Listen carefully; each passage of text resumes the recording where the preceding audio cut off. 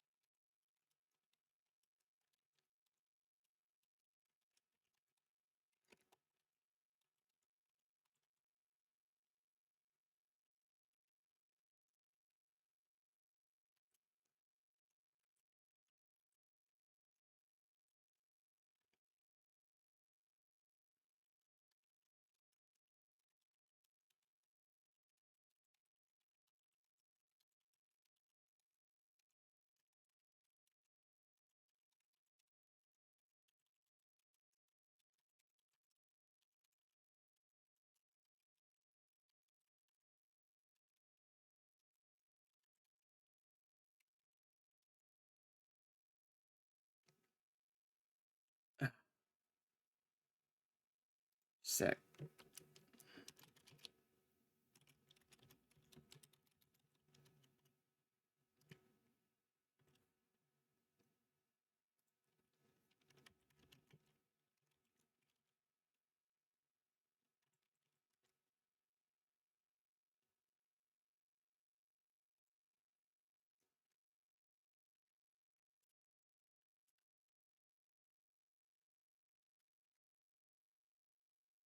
Good enough.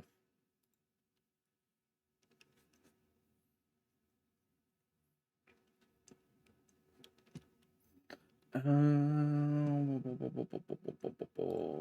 close that. I need to change this. Keep forgetting about that.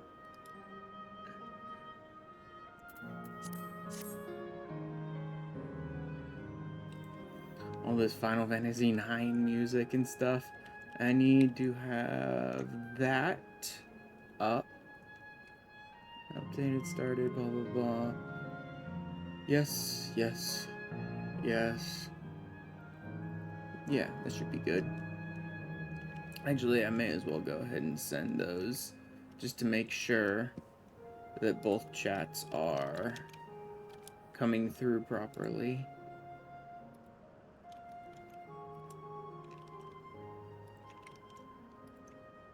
Yep, they're both coming through properly. Good. We are good. Let's go ahead and finish up this friggin' story already, especially with 7.1 right around the corner. And a bunch of other stuff that I still haven't even touched. Oh, man. There's like so much stuff available in Dawntrail that I haven't even bothered to look at yet. That my friends are always doing like every week, and that 7.1 is coming now. It's like, let's get this done already, shall we? Asile Volcane.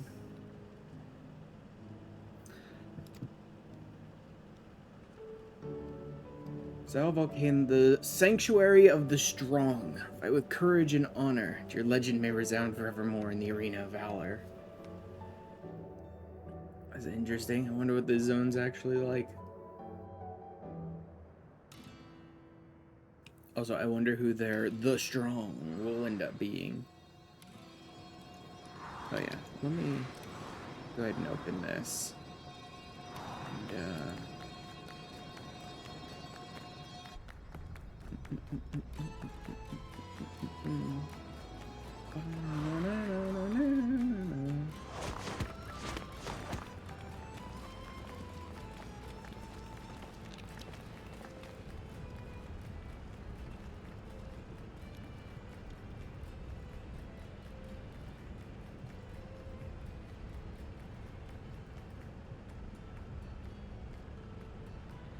Alright.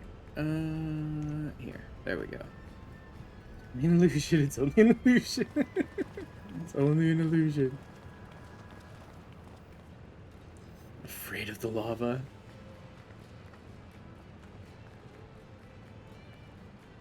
I mean, it's real enough. I had to swim through the water in the stupid canal area. my word for it. Jump in and see for yourself. Nope.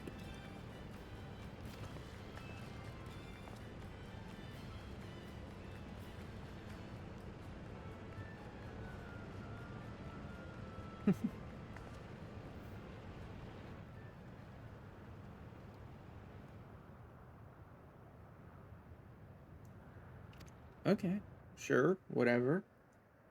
The caverns that run through the volcano. Okay, so we have to pass through the volcano.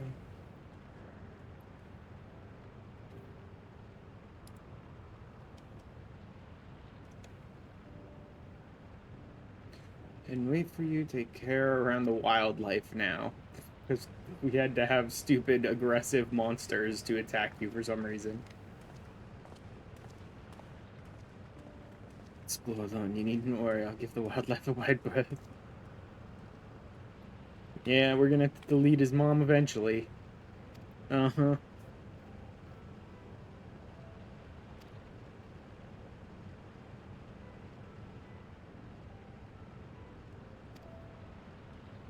Let's get going.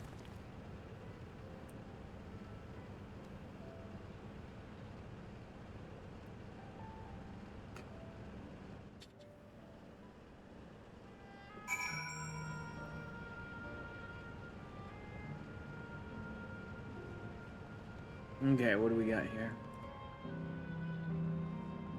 I love the friggin' theme park trash bins next to the giant volcano. Shall we go and have a soak? Uh, cool, great, sure. Just go take a dip in the lava.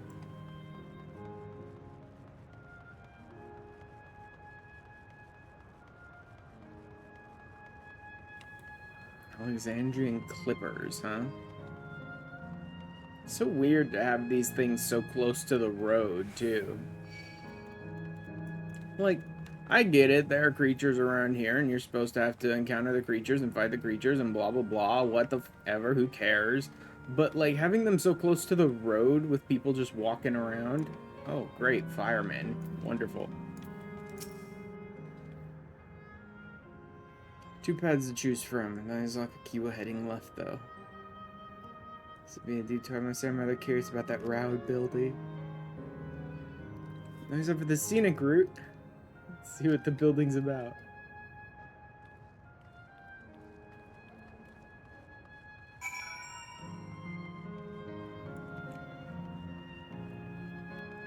Oh yeah. I can speed up a bit because I actually have the freaking writing map. Yeah, no one cares. Just get leashed.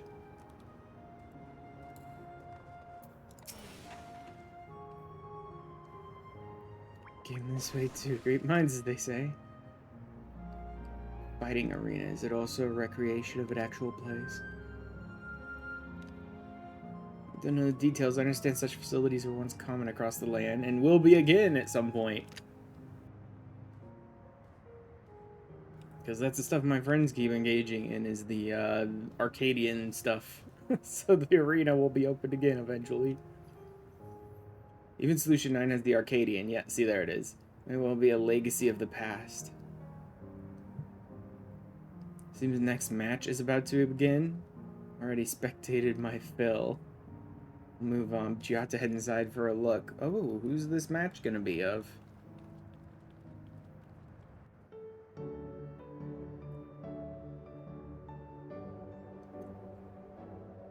I know there's some big fiery brute dude in Arcadian, but then he wouldn't be here as one of the Eternals, so I wonder who this will be.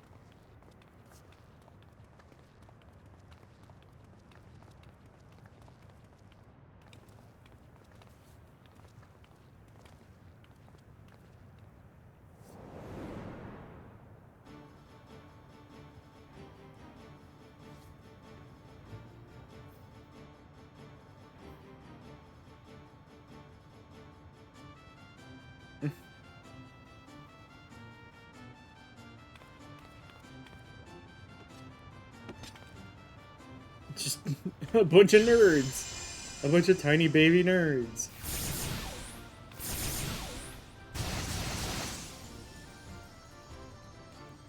who are perfectly matched. Wonderful.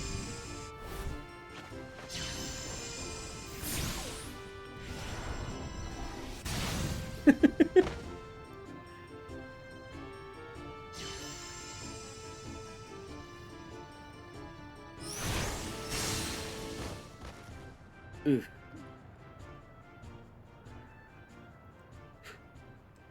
That rather resembles Arcanima, wouldn't you agree? Uh-huh. Indeed. While similar arts could have developed independently across reflections, this verges on being identical.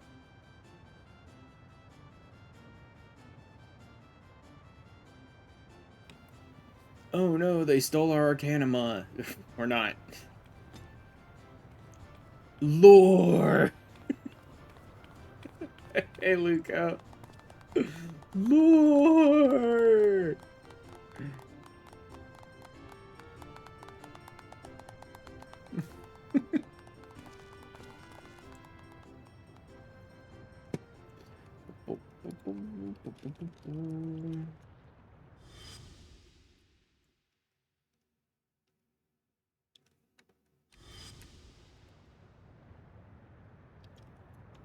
Is something wrong? Wait. Dang it, can't do it very well from here.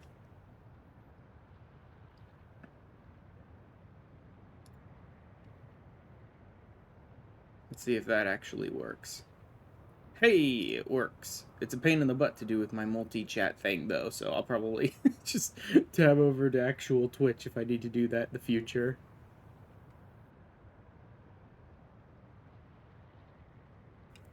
Welcome in, Lugo. We are totally, actually, really finishing up Dawntrail today. Note, What? never believe Ash's lies. He's a moron, and he doesn't have any idea what he's saying. It's like... the tiny fine print. Never believe Ash. He's an idiot. He doesn't know what he's saying. But I think we're totally, actually finishing up Dawntrail today. You won't make it.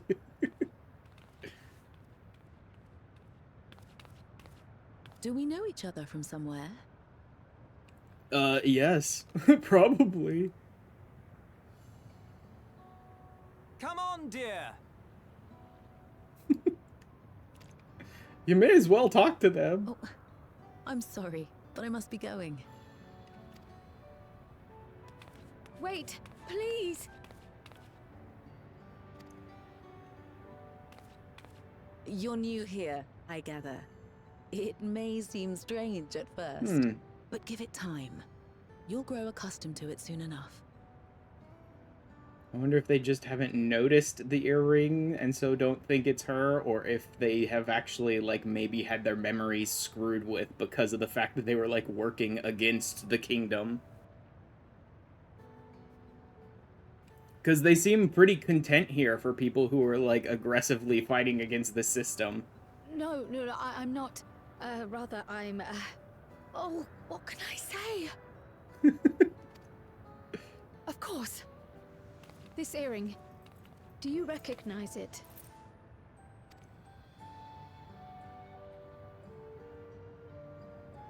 Impossible. Okay, My so they name do is recognize it. Cryle.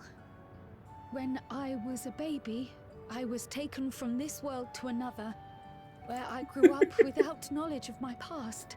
Well then.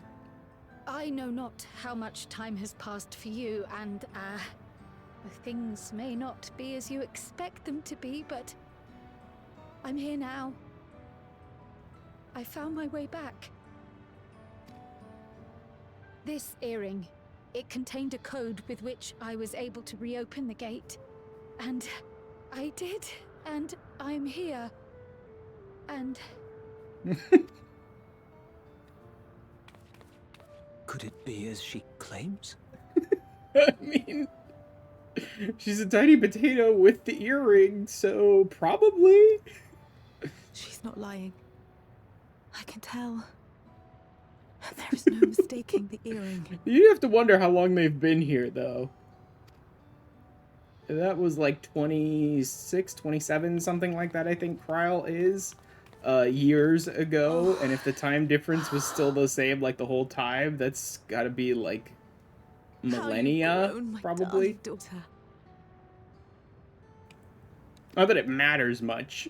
Considering the Eternal exists, people talk about like hundreds and thousands of years going by in this world just as easily as anything, because it's like, why? Who cares? It just happens. It has been 20 years.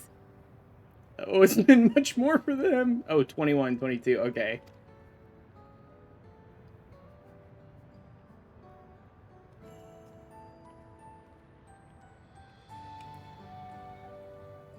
It's so freaking impossible to tell with potatoes. I always keep thinking Cryo's older, and then she looks like a tiny baby. It's yes, like, I don't Ned. know. I'm Robor, and this is Alila, your mother. Not awkward at all. Doubtless, we have a mountain of questions for each other, but perhaps we can take this somewhere quieter? The heat wells, for instance. There's a spot there where we can relax and chat. It's like, congratulations, Cryo. Now you're gonna have to delete your parents too. She just say it's been, yeah, she did say that after I assumed though. So it's like, hooray! She finally met her parents, and now we're gonna delete them as well.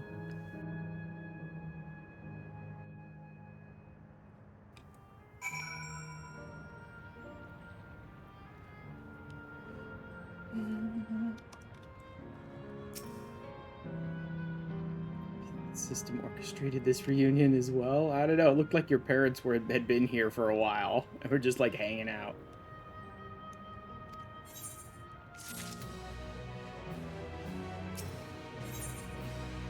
The taste of family.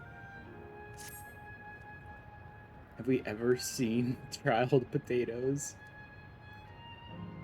Yes, and they are certainly smaller. I would just say they all look like tiny, tiny children, because they do. They look like tiny, tiny children. But it is true that child potatoes are smaller than that. Like, we saw baby Cryo. That's not quite what I think you're thinking of, though. But I think we have seen a couple of child potatoes before.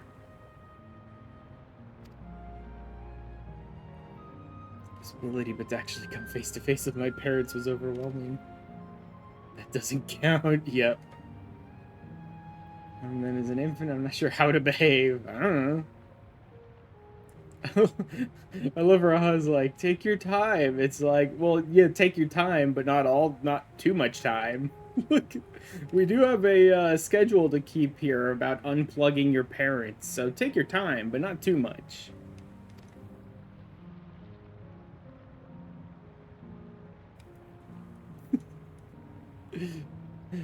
Take your time, but be quick about that.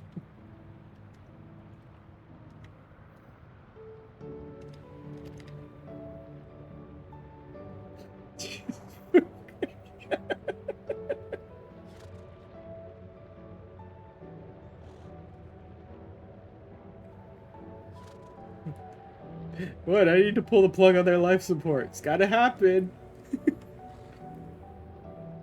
Need to be cherished. Do what comes naturally. And make the most of her time together. Shit, compliment.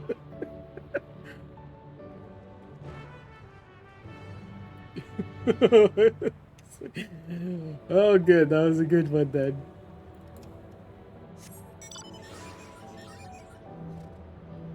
I love that I'm in this fake theme park world. I'm dressed like a viper, so sort of fantasy medieval stuff. I'm riding a future tech motorcycle. Like, this is perfect. What my character looks like right now is perfect for this zone. With this fake ass, like, fantasy medieval land with all these people walking around and, like, half of the people walking around in tech wear, and the other half, like, dressed up in cosplay to go to Disney World.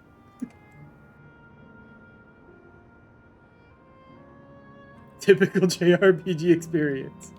Like, even more than that, it fits the zone, right? Where, like, half the people here are wearing the tech wear, and the other half of the people are wearing, like, old Alexandrian clothes, like they're dressed up for Disney World. Hey, Mugen.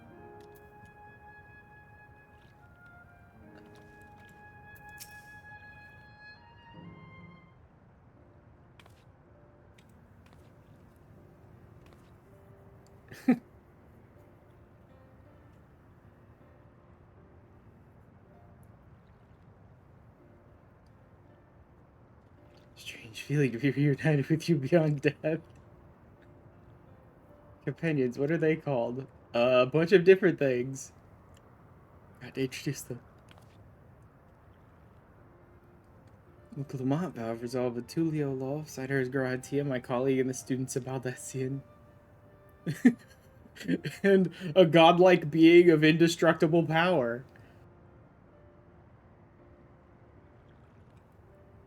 I don't know that the game specifically talks about it this way, but I always end up talking about the Warrior of Light, like, in the same vein as people like Zetos or Meteon. Like, here's a godlike being of indestructible power just walking around. And the game certainly acknowledges that, like, no one stands a chance against the Warrior of Light. The game does acknowledge that at multiple points through Dawntrail, where it's like, none of the threats are actual threats to the Warrior of Light. No one stands a fucking chance. But, like, it's this person's gone to the edge of the universe and killed gods and demons and monsters and stuff. An adventurer, though that hardly does him justice. You like that. An adventurer, although that hardly does him justice. We have a great deal of things to give, don't we, dear? Yes, me too. That's fine. She's cute and adorable, and she's trying to pretend to be an actual class that can fight now. I mean, I guess she is a class that can fight now, but...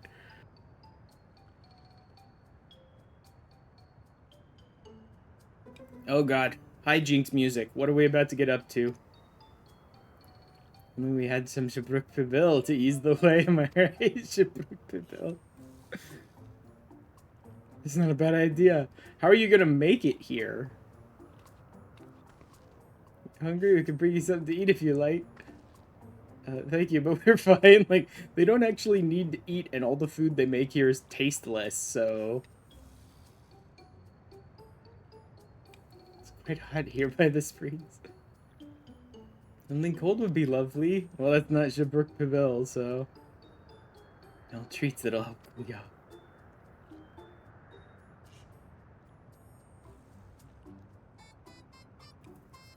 Want to be a bother? Eh. I got basically nothing to say to your parents anyway, so... This is what friends are for. They gotta have ice cream around here somewhere. Or popsicles or something. Like, this is the kind of place for it.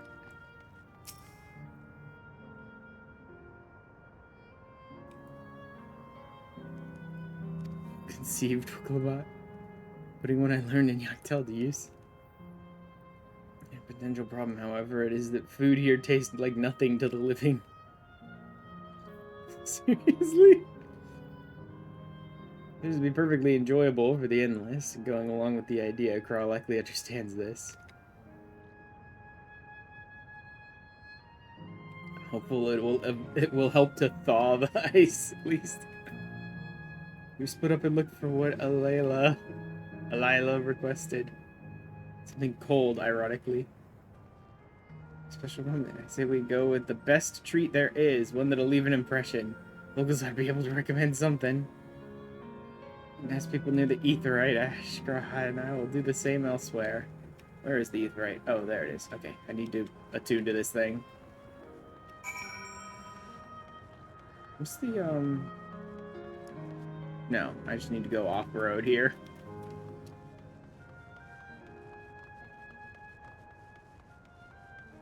Faster to go cross-country. Let's attune to this thing so I don't have to worry about it later. It is interesting how they spread out the Aetherites at this zone. Like, the first two zones have nothing, and then the second two get them. I mean... it somewhat makes sense, because you don't want 5 Aetherites in a single zone. That's a little too much. I could use with them cramming 1 or 2 more in, like, Kurthis West. But, like, 5 in one zone's a bit much. Give an impression? That's a difficult one. Zell Volcane is home to fighters. The food here is mostly the hearty and filling kind. Popular stall to the southwest that might just have what you're after. Okay, stall to the southwest. Snack to have today. Something tasty and cold. This doesn't have this sort of thing, I'm afraid. I could use an iced drink with my snack. I think I'll get a coffee. A tea might be better. A white beer. White beer.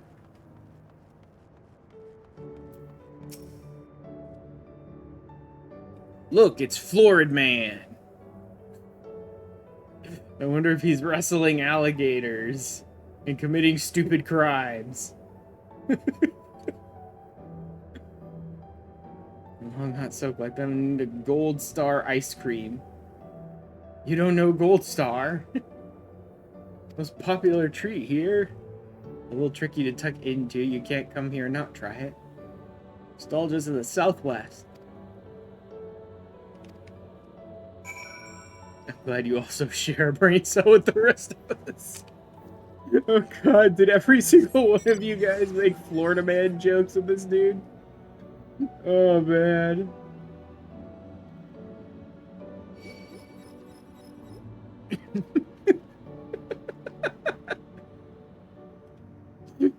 Every single one of my friends ended up making Florida Man jokes.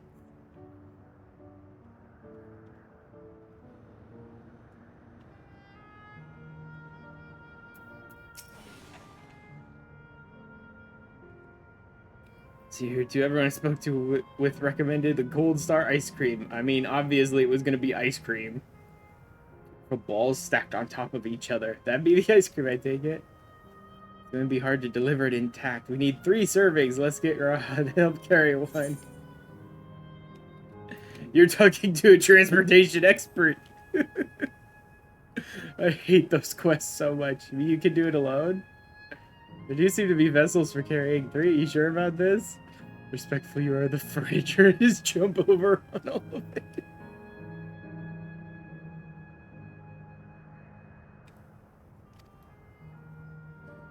Tell her how everything's taken care of. See you back at the springs. Transportation expert. Of course, there are monsters around here that actually want to fight me, and I usually am way over leveled in the transportation zones.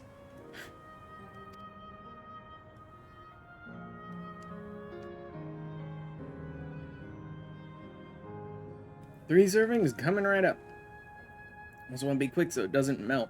Also careful so it doesn't collapse. Good luck and enjoy. 2 minutes, 5 seconds. It's very specific. If you fail, return the starting location to begin anew. I think up and over is the way to go. While desperately trying to avoid any enemies. This is very easy for 2 minutes and 5... Like, 2 minutes and 5 seconds was a very specific amount of time, so I thought maybe there was some actual challenge to this, but it took me, like, 20 seconds to get back here. That was super easy. Thank you so much.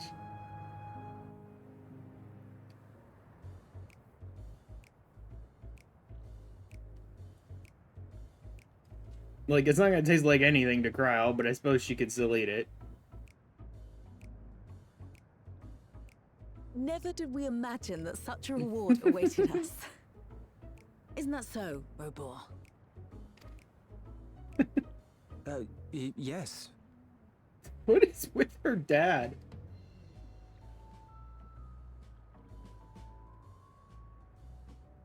Oh, don't mind your father. Like me, he's still getting used to seeing you all grown up. Something does seem off. Or maybe it's just as simple as, like, he knows they're gonna have to turn them off now that they're here or whatever, right? And that's why it's so awkward. But something seems weird with her parents, too. Excruciating.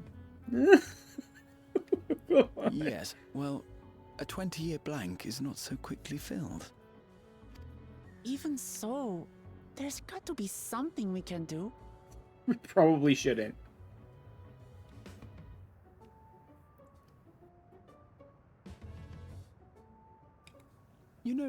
I think I might have an idea.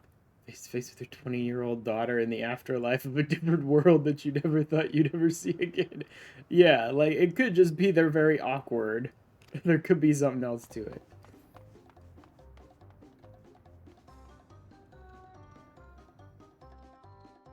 God, what are we doing now?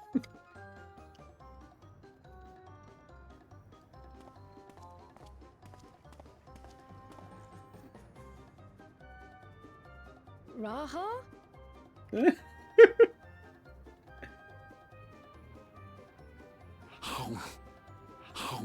Give himself brain freeze. I wonder if he can even taste the cold. What is he doing? Cringe time.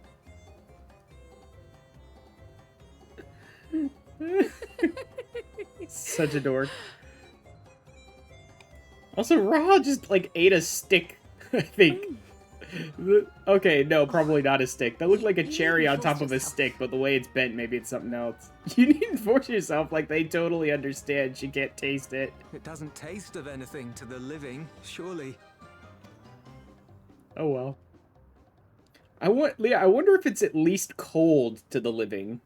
Or if we really just taste nothing. No, it's delicious. I mean it. I've never tasted anything so good.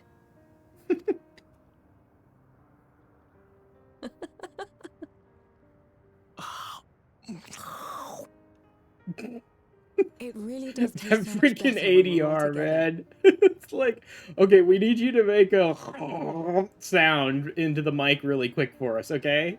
It's not awkward at all in the freaking studio. I hate the mouth noises. I just, like, I can only laugh because I can only imagine in the studio where they're like, okay, voice actors, now please sound like you're trying to deep throat the mic for a second. We need some food sounds.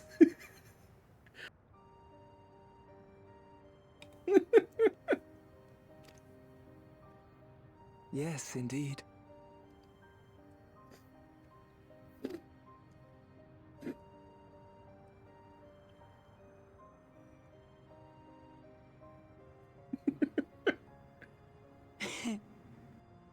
I'm suddenly craving dessert. How about you? We'll just play it like the friggin' Robin Williams movie Hook, right? We'll just pretend we can taste the ice cream and then we'll totally be able to taste it. Truly, we've never felt so happy in all our lives. We don't know how to thank you.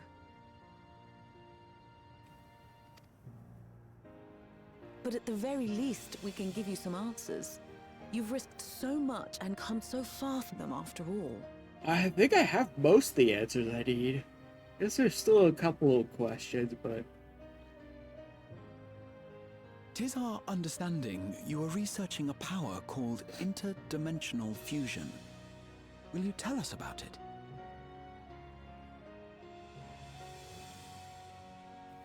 No, you don't. To begin at the very beginning, there is a legend passed down by our people, the Milala. In the distant past, we abided in a different world. Our homeland was a paradise of eternal summer. The flowers were always in bloom. Hold a tick. Did the Aloe Lala somehow end up in a different dimension? Because that's what that sounds like. That sounds like these are the ones from the Aloe Islands. Until, that is, the great calamity turned the very seas to ice. Or did they just have an Aloe As those Island of around their them own here? froze to death. Our ancestors looked to a mighty relic for salvation. By its power, they opened a portal and used it to flee to another reality. Yeah, that sounds like it's them. During the calamity of ice, I guess? Which calamity was that? Because Alig was earth. Mach and Amdapor was water. I do believe there was a calamity of ice, though, because I do remember talk of, like, an ice age in this world. So that must have been one of the very early ones, I guess.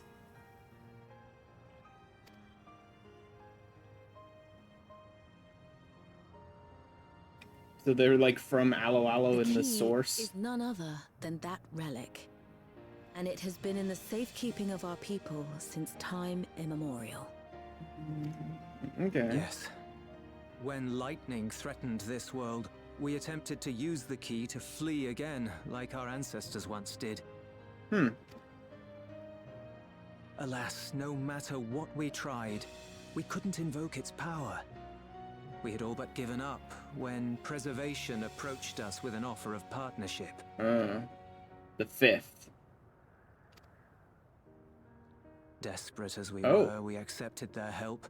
That's only much to later later than I would have discover their expected. ulterior motive to plunder other worlds of ether.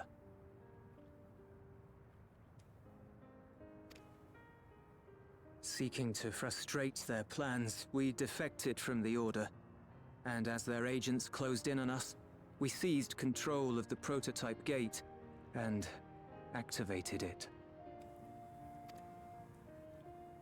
What followed you already know. We sent our daughter and the key through the portal, entrusting them to the men we encountered. Well, that explains why they have Arcanima, then. They just brought it with them from Alo Alo. Although certainly not all of them, then, because there's absolutely, like, tribes or groups still on the source who can, like, trace their lineage back to Alo Alo. So some of them must have just, like, migrated to other continents during the Ice Age, and some went, fuck it, let's go to another world.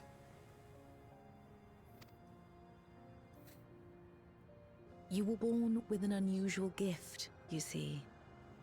Upon learning of it, Preservation sought to subject you to experiments. What gift? An unusual gift. The Echo, I dare say. She was born with the Echo?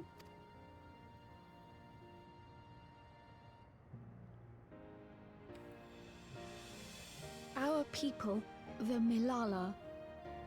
Are there any ways I might learn more about them? The thermal calamity or calamity of ice is shrouded in mystery, much like the preceding 4th astral era. It began the age of endless frost, a seemingly never-ending winter that brought raging snowstorms and giant rivers of ice. Much of the blood-brine sea located north of Eorzea was frozen solid, and massive icebergs appeared even as far south as the Sea of Jade east of Girabania. Mikote tribes once exiled to Ilsabard by the Allegan Empire nearly 2 millennia prior. Migrated en masse across the frozen sea, circumventing the peaks of Girabania that previously prevented their return.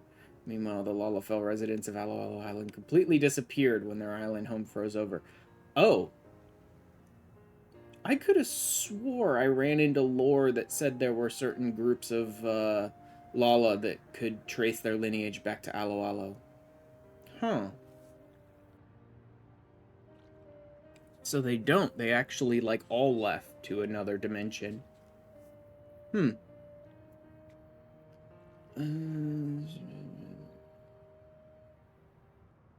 Exiled to Ilsabard by the Allegan Empire. Yeah, I do remember reading about that.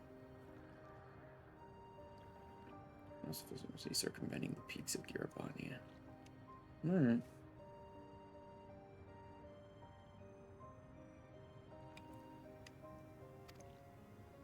There are, such as visiting the cavern. Yeah, I thought for inside the sure I volcano. remembered some lore Our about ancient homeland has Alo Alo been tribes recreated of there. Lala that just sort of migrated to other parts of the world.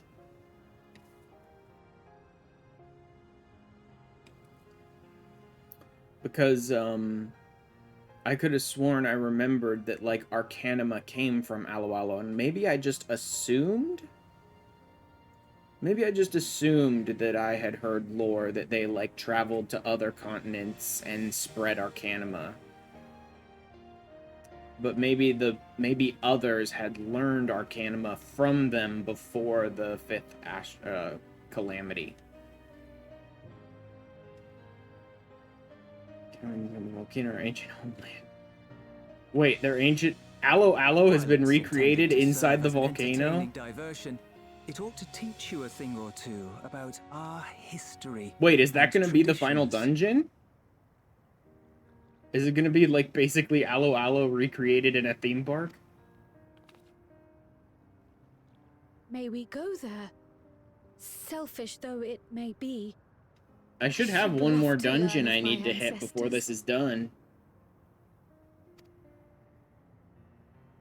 Of them.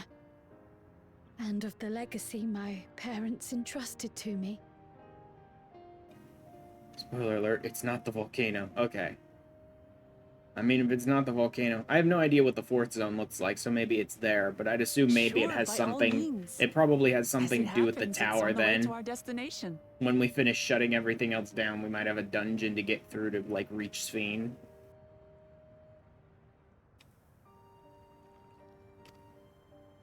Also, it would have been a little odd for them to make the final dungeon in this zone basically just be like theme park Aloe Aloe, because we already have an entire zone that is the actual VC dungeon for Aloe Aloe, so it would have been like retreading ground that they don't really need to retread. That's part of the reason I was like surprised when it sounded like that might be the dungeon. Because, like, we don't need another Aloe Aloe.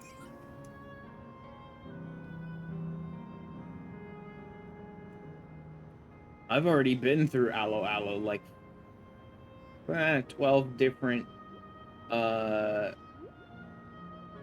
different, paths, so probably close to, like, 13 or 14 times?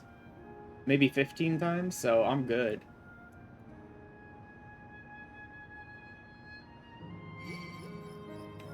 Should do the other V and C dungeons at some point.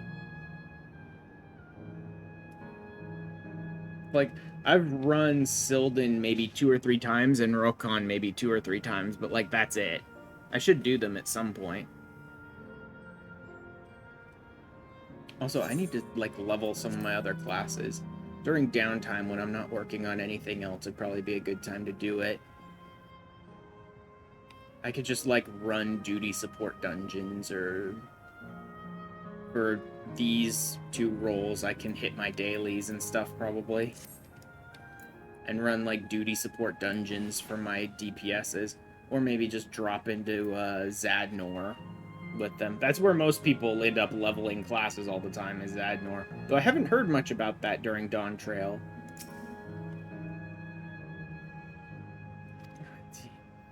Able to not only bond with my parents, but know the joy of sharing a meal with them besides. You leveled 6 classes during MSQ?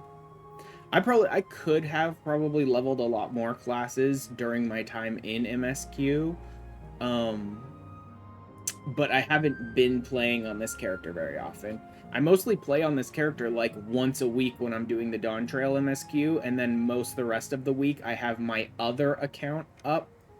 It doesn't take a lot to switch between these accounts. I literally just have to check or uncheck 2 boxes in the launcher and change the username and password, and that's it. And I can bring up the different clients that way. It's like, it's pretty easy, but I've been so focused on doing stuff for my free trial videos that even when I'm in downtime, I'm generally working on stuff there. Like, just gathering a bunch of stuff, or spirit bonding a bunch of stuff, or just working on leveling extra classes for him. Also, this upcoming week, I'm probably going to go ahead and pick up every single other combat class that's available. Obviously, I can't unlock their jobs, but I might want to try to level almost all of them up to 30 so that I'm ready to, like, do their whole stories and get them as jobs at some point whenever I'm ready. He's got a bigger mission at this point. Yes, he does. Speaking of, he has a very much bigger mission, which I need to focus on. I think in maybe a week or 2, he'll probably be ready for the Bahamut raids. Though it's going to be interesting because I'm going to have to use gear that I pull out of the Bahamut raids to kind of meet the eye level. Although it won't matter too much, because if I can get you guys to go with me again, we can offset it with, like, group eye level, so it won't matter as much. But Still paying for your class unlocks. Yes, I am. Yeah, I just unlocked Warrior recently. After finishing Crystal Tower, I unlocked Warrior. After I finish Bahamut, I'm thinking I might go straight for Red Mage. Maybe. I've got a healer, and I've got a tank now, so I'm not in a big rush to do them. I know I want Machinist eventually, but I can't unlock Machinist till Heaven's Word. I had Baron check for me if you could sort of like slip into Heaven's Word, like do the very first cutscene and get into Heaven's Word and unlock Machinist right away, which you can. You can totally do all of that. You can unlock Machinist like right when you get into Heaven's Word, but you can't go back and re-watch the intro Heaven's Word cutscene through the Unending Journey journal until you get deeper into Heaven's Word. And I wouldn't want to do it that way. So I legitimately have to wait until I start the Heaven's Word MSQ to pick up Machinist. Like, I could slip in, I could grab Machinist, but I'd have to progress further in the story before I could actually rewatch the intro. If I could slip in, grab Machinist, and then when I get around to the MSQ, just, like, rewatch the intro from the book, and then go on with the MSQ, I would probably do that. But I don't want to go, like, multiple quests into Heaven's Word before I get there. So I'm thinking the first DPS I might unlock might actually end up being Red Mage. Because then I'll have something that's really well suited to start working on deep dungeons. Like, Red Mage and Machinist are some of the best in deep dungeons. And while I may one day want to challenge myself in the deep dungeons by doing really weird shit that other people have done, where like they run it on class instead of job, or they run it with like all the different jobs and have proven they can beat it, that's fine and all, but like Red Mage and Machinist are the best at running it, and right now I've never run deep dungeons solo. Like, the whole thing. I've run a couple of floors here, a couple floors there. I've never tried to do, like, high-level deep dungeons solo at all, so I just want, like, the best classes for it at the moment. Full Warrior solo. I mean, it can be done. It can totally be done. Plenty of people have cleared it on Warrior. In fact, Warrior is one of the better classes for deep dungeon solo, because of its pure, like, sustain. Warrior is one of the better ones for it. It's just mind-numbing, yeah. Like, I don't want any yellows. They're not bad by any stretch of the imagination, but, like, I don't want any yellows. I'm good. I might find a use for a purple materia. Probably not, but maybe. Like, it's not never, but it's so rare to find use for, like, purple or yellow materia that I'm amazed sometimes by how much they can occasionally go for. Almost all materia that people end up melding is, like, red for combat. Piety and Tenacity are fairly useless. I think there might be some best-in-slot melds occasionally that use some Tenacity. I think almost no best-in-slot melds use Piety. Occasionally, I've seen best-in-slot melds where they're like, meld Piety for comfort. Like, here's our best-in-slot melds, and then any additional you have just, like, meld Piety for comfort or whatever, but no one ever prioritizes Piety, because it's like, there are other ways to maintain your MP. You really shouldn't need to meld for Piety as a healer, and if you do, you're probably healing the high-end content wrong if you're that low on MP all the time.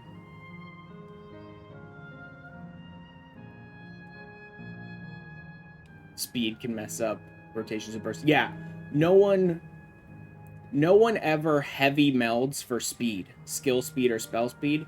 People will meld for skill or spell speed to a certain GCD. That's how they determine speed melds in best in slot gear. Is they meld until like a certain GCD, right? Like the literally call the best in slot like loadouts, like 2.4 or 2.5 or 2.6 or things like that, right? And that basically tells you, like, to what GCD speed you're melding for. And then beyond that, pretty much all the best in slot materia melds only meld purple to a certain GCD and then red across the board for everything else. Just more damage. More damage. Which is weird for a healer. It's weird for a healer. In the fact that, direct hit is not worthless for a healer, but it's basically the worst of the three options. Because that's pretty much how everyone else in the entire world melds. They meld crit as much as they can, then direct hit as much as they can, then determination as much as they can. But for a healer, you generally will go crit, determination, direct hit. Because direct hit works on healer attacks, but direct hit can't affect heals at all. Like, direct hit affects attacks, but not heals. And so determination is actually better for a healer.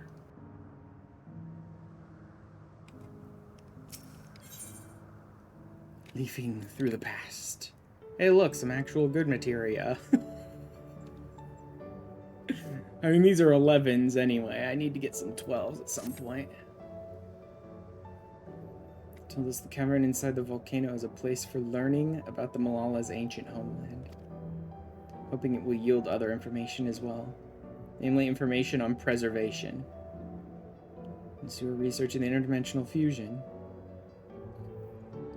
Prior to that, created the Endless. Living memory is likely also their creation. Expect they would carefully curate any details concerning themselves. Yeah, we wish to keep an eye out nonetheless. Like, this whole place is a theme park. I expect everything to be highly curated and not really reveal any deep secrets, but we can always try and find stuff. Since the key once belonged to the Malala, it couldn't hurt to learn about them. That's so weird to me, that little hourglass relic key thing, like, came from Alo Alo. Let's head inside. Although that means there's even less diversity in this world. That means that before the 5th calamity, this world only had humans and elves in it.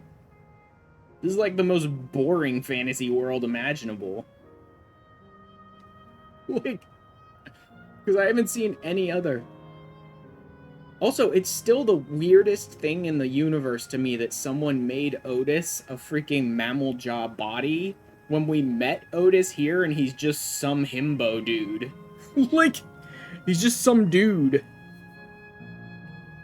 Right? Some boring-ass Highlander-looking human guy.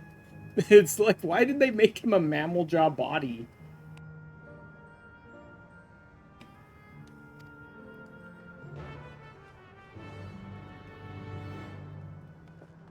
In fact, let's just burn rubber, do a donut, and then peel off inside here in my motorcycle.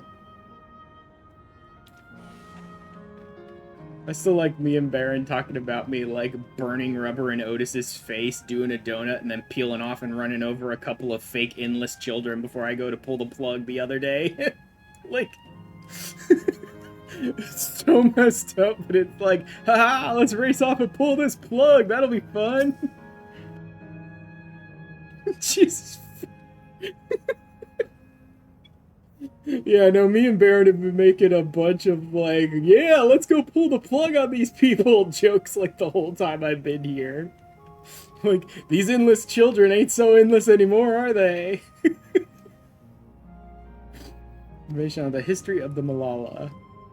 I did peace upon isles of eternal summer. The winter never visited that bountiful land, and the flowers ever bloomed in all the colors of the rainbow. Idyllic days did not last. It seemed the westerly wind had turned cold. The sea suddenly froze over. The fish in the water, the birds in the sky, all of the animals soon perished.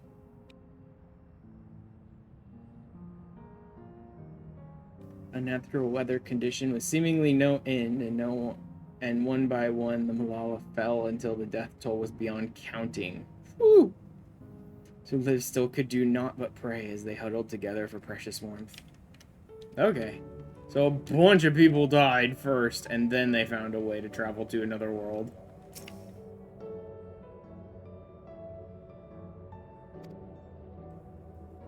Keepers of a mighty relic passed down through the ages, as the appearance of a crystal by whose hand it was wrought is unknown. Great calamity froze their isles. The speaker, their spiritual leader.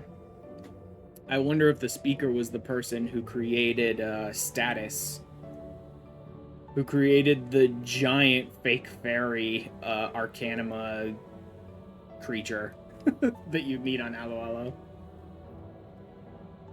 Fervently prayed to the relic for salvation. As their prayers, the relic opened for them a golden path that shone like the light of dawn, and through it they fled unto a new land.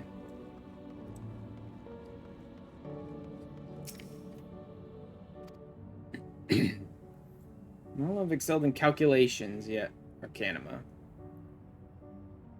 Using formula and figures to represent all natural phenomena, they had succeeded in devising a unique system of magic.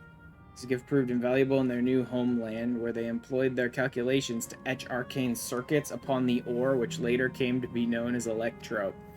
Oh. Oh.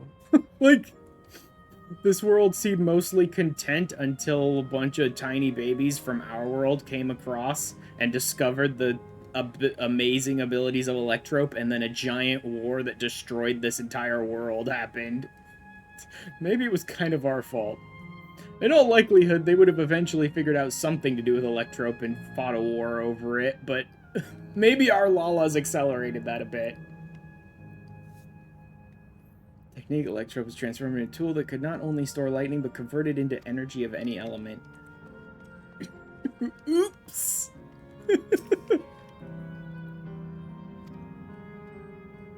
Esteemed for their excellence in the study of Electrope, the Malala were favored by the rulers of many a nation. Sounds kind of familiar, almost orchestrated. Yeah. Yeah. I don't think the Asians could have given them the relic, though. It sounds like the relic had been passed down for many generations in their land beforehand. I suppose the Asians could have maybe opened a gateway to another world, but it seems legitimately like the relic has the power to do that on its own.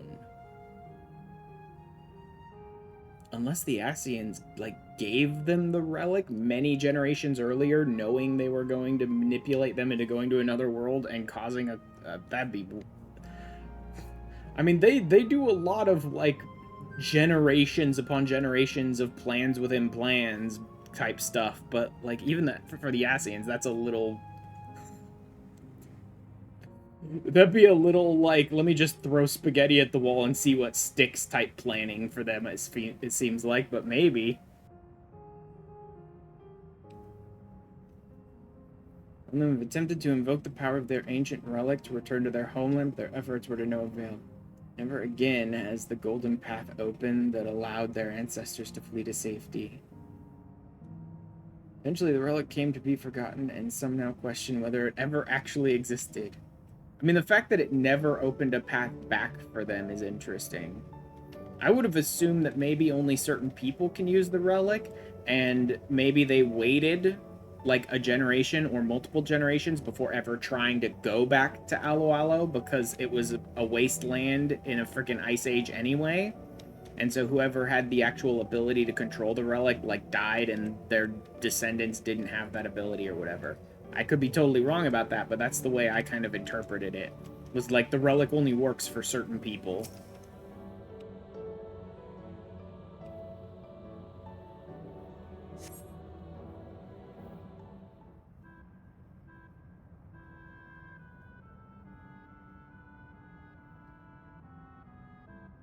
Mystical atmosphere here.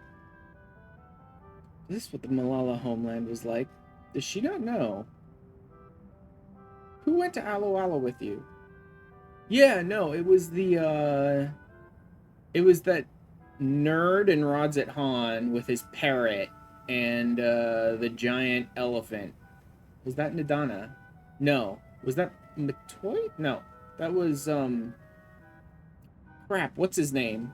The fisherman Arcasadara dude. I think he was the one who went with you to Alo Alo. Yeah, the fisherman. I can't remember his name. I think it started with an M.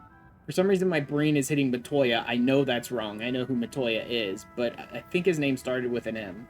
And then there was some, like, total nerd geek with glasses lizard dude from Rods at Han who was in the Alo Alo storyline as well. And then there was that talking, like, parrot that, I always forget this word. I constantly forget this word. It's not endless. It's, auspice. That's it. Auspice. That auspice parrot. I constantly forget auspice. I talk about them enough, but I constantly forget the term for them when I'm trying to talk about them. Matya, yeah. Matya, that's him. You can see why my brain kept going to Matoya. Literally one letter difference. But yeah, Matya. I don't even remember the lizard dude's name. But yeah, there was the auspice parrot and that Rods at Han guy as well. In Alo Alo. So yeah, Cryo had nothing to do with Alo Alo, which is a little interesting. Now that she knows this fact, maybe she'd like to go visit it with me at some point in the future.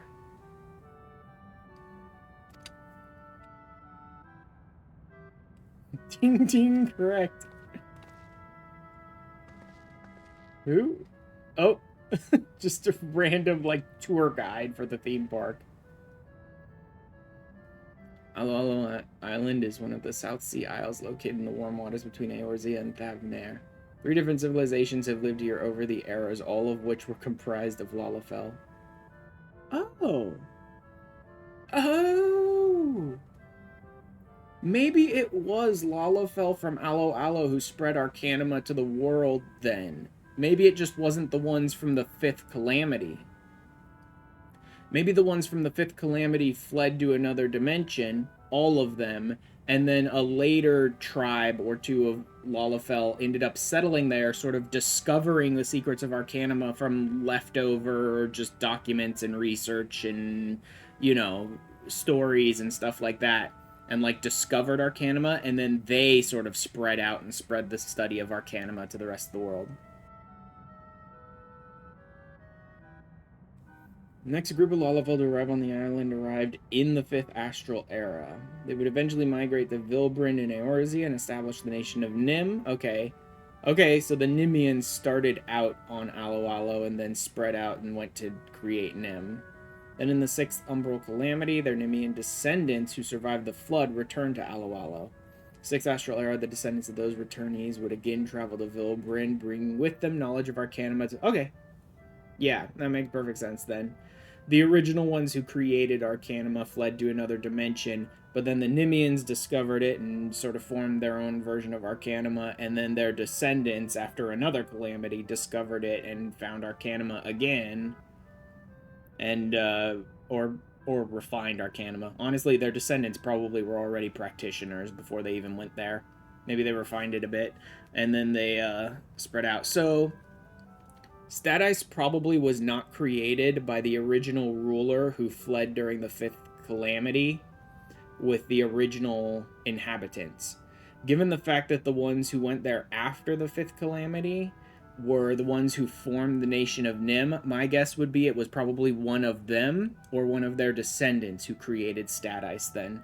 Because of the fact that, like, fairies are a very Nimian thing. So it was probably someone from the 2nd or the 3rd tribe that created Statice.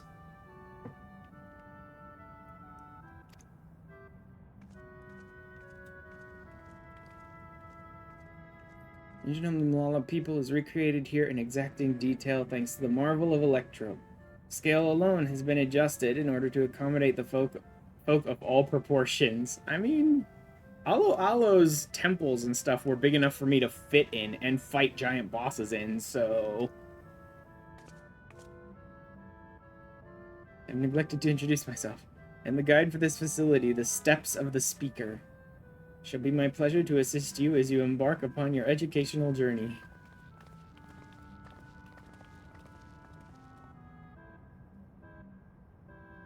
There's even a guide. How considerate. Of course there is. Like I've said multiple times, this place is a friggin' theme park afterlife. That'd be like a nightmare for me. If the afterlife was really a theme park, that'd be entertaining for me for about 5 minutes, and then I'd be like, you know what, I'm just gonna rest and try to ignore the rest of this flashy nonsense. I'd probably spend most of my time here in the lava area, just like resting in the thermal pools and stuff. Just trying to relax. Canal Town was nice, at least. Oh, I hate Canal Town. It looked good. Yeah, Canal Town looked good. It might be entertaining enough to just hang out in this, like, fake Venice theme park-ish area for a while. But I hated Canal Town because of how separated everything was, and I kept having to swim through the water to get from place to place. Once I have flight, Canal Town will be fine.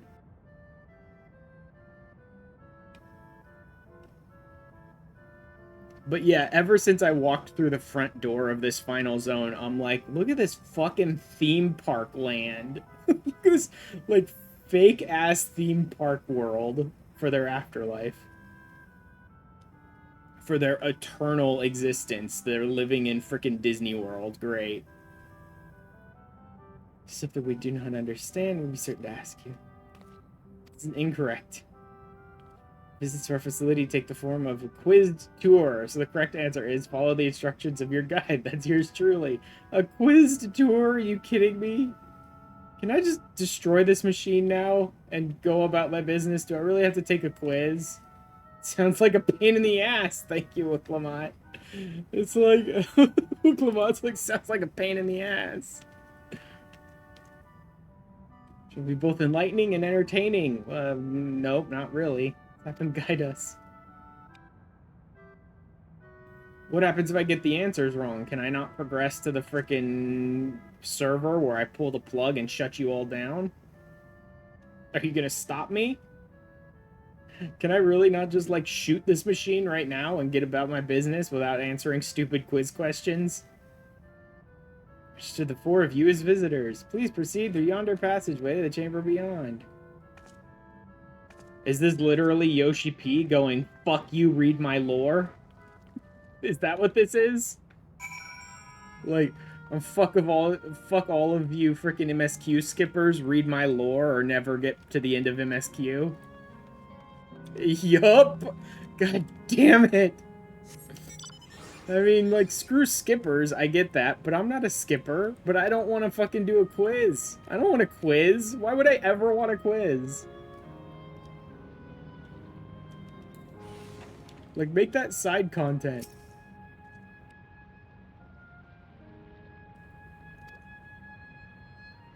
In a shrine of the Malala, a migrant people who roamed until they found new lands to call their own. In folklore, they originally hailed from a paradise of eternal summer. I mean, their island was. Not their world, though. As they had no choice but to abandon it when a great calamity froze the very seas. Speaker, their spiritual leader, guided them to safety, and she is enshrined here with the sacred relic she wielded. In this place, they performed rituals dedicated to the dream that one day they might return to their ancestral home. So how exactly is the speaker enshrined here with the relic? First of all, the relic is not, because Sphene had the relic last we checked, so it's not here anymore. And the speaker should just, like, be an endless, shouldn't she? So there shouldn't be a corpse to enshrine here. Maybe she's just talking about the speaker is enshrined in, like, the server or something. Used to initiate interdimensional fusion. Dimensional fusion. If such a wondrous power existed, I can only imagine what great feats it could be used to achieve. It's recreations. Okay, so holograms. We got Speaker Tupac over here to give us a history lesson. It's time for a history quiz. Ugh. Me and Wicklamat are in the same brain cell here. We're like, ugh, history quiz. Go fuck yourself. This room, each of which is accompanied by a panel bearing a statement. If you believe a statement is true, then you must light its brazier by operating the panel. Simple, yes, no. Boring. Boring as shit. Nominate a representative and begin. Raha. I nominate Raha. No! Damn you, you stupid cat boy. No head pets for you from now on, Raha. Ugh. Why would you nominate me?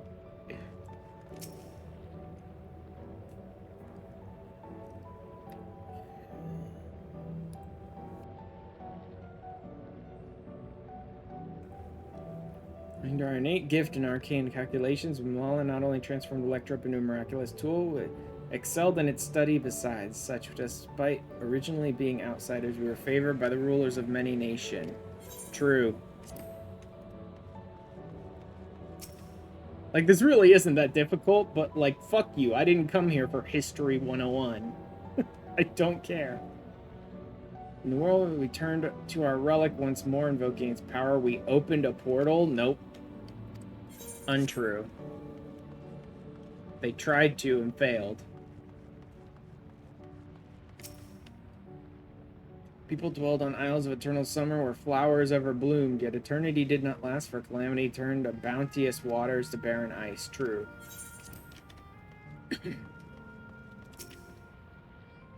Praying fervently upon the sacred relic, the speaker opened a portal through which our people fled. However, she alone had to remain behind. Untrue. The speaker came here, I believe. I don't know if they ever specifically stated it, but they did say the speaker's enshrined here, so I'm guessing the speaker made it here too. Things you believe are true. Yep. Undergo judging.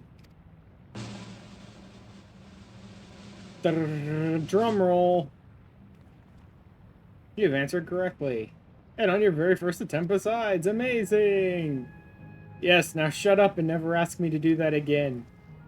I'm literally standing here with two of the biggest nerds in the world that I know, and they sent me off to do the history quiz. Why the fuck? In fact, we have one nerd who has a direct, like, interest in this storyline because of her parents and her people. And yet they sent me off to do the history quiz. Information here would suggest the Malala had simply migrated from a distant land, but we know better. Aware of the existence of shard worlds, umbral calamities, and interdimensional fusion. It froze the seas, the fifth umbral calamity comes to mind. Okay, so they do actually mention which one it was right here in the game, which ushered in the Age of Endless Frost. Legends hold that during that age, the entire population of the South Sea Isles vanished overnight. Hey, she actually says it too.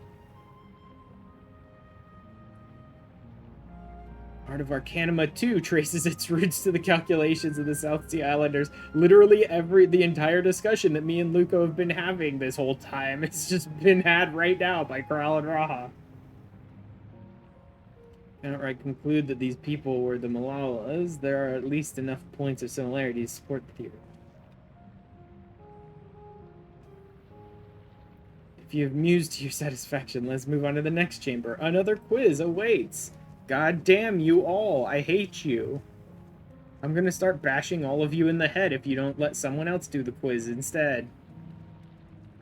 Like, don't you dare make me take another quiz. Make Raha or Kryl do it. Or even funnier, make Wuklamot do it and fail miserably. Because like, she's not even paying attention.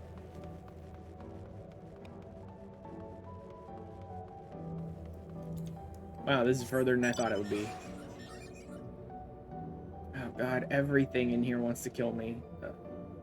There, I avoided them. Good.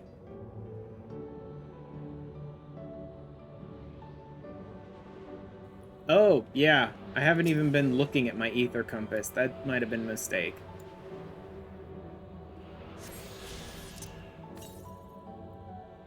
.223 to the southwest. So it's probably through this path here. Okay. It's probably further into the MSQ.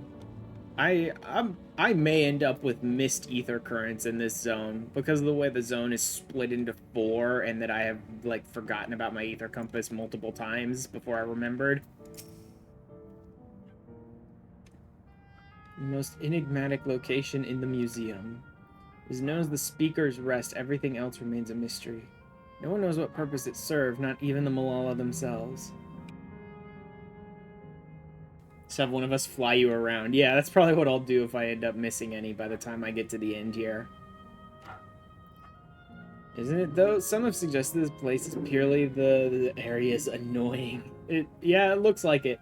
There's a lot of, like, in here, now go into this basement, now travel through these caves, now... It's not just, like, an open world area. Suggests this place purely the creation of the facility's designer, that it didn't actually exist in the Malala homeland. Jordan believed, however, that the adornments upon the wall are masks that represent the emotions of men. That brings us to the final quiz. How many types of masks are there? Holy crap. Those are the same. That's 1. That's 2.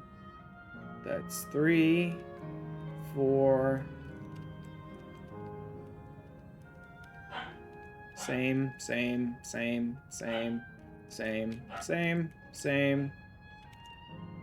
Wait, no. Double check.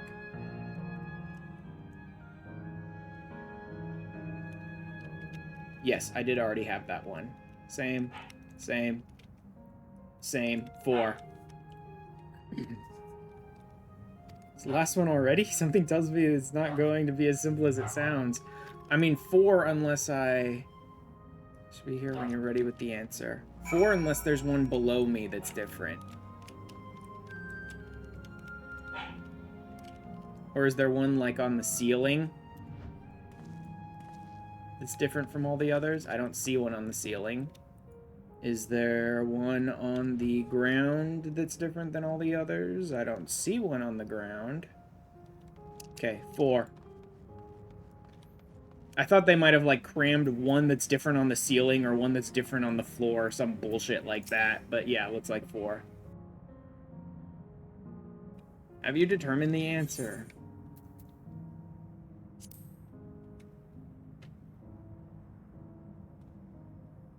How about everyone else? Seriously? I thought it was 6. I also believe it's 4, as do I. Yep. Wukelmot somehow forgot one she'd already seen.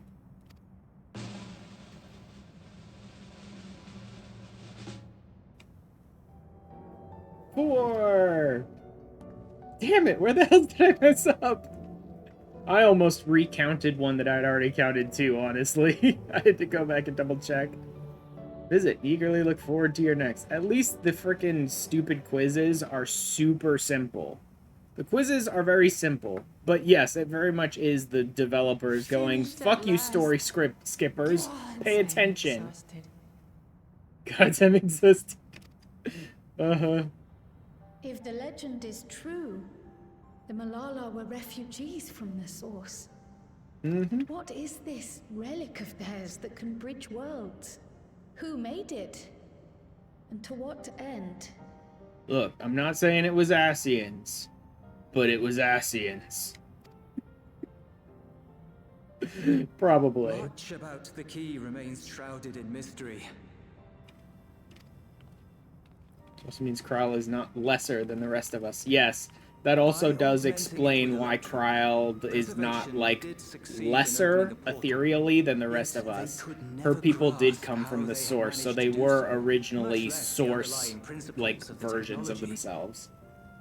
And she was born as, like, a source being. Which means that every rejoining has been rejoining them into her, rather than into someone else. And that there wouldn't have been a different Krile in our world, either. Because she is supposed to be the Krile of our world, all along. Just, she was born in another dimension. Though technically they left during the 5th. I don't think that would change anything. Something tells me that wouldn't change anything. Something tells me that the ones that left during the 5th were source beings, so all of their children, all of their descendants were also source beings, even though they were born in a different dimension. Like, they were meant to be on the source, so they were always, like, the original. Not the original. Original's not the right word. But, like, the source being of all their reflections. Right? Like, realistically, I think there would probably be another Robor or another Kryl, like, here in this dimension. They wouldn't be Malala, because apparently before they came here, no Malala existed in this world. They're now missing 6th and 7th. I don't think so. Because I don't think rejoinings care that much. I could be wrong about this, but I'm just assuming that the rejoinings don't give a shit what dimension you're currently living in. If you are the source being, you get rejoined into then. I don't think the rejoinings give a shit what dimension you're currently inhabiting. Like, they're trying to rejoin different dimensions into the source, and when that happens, I just assume the other versions of Kryl get rejoined into Kryl, even if she's in the wrong dimension, or the other versions of, like, Robor or whatever would just get rejoined into Robor, no matter if he was living on the source or this dimension. I just, rather than, like, this world is getting fused into this world, I just see it as like this world is sort of getting erased and everything in it is rejoining to its original form. Period, across the board. I know that rejoinings are often visually depicted as like one of the reflections fusing into the source. But I guess I just assume that, like, when that happens, everything from that reflection goes to its own individual source existence, no matter where that source existence happens to be at the time.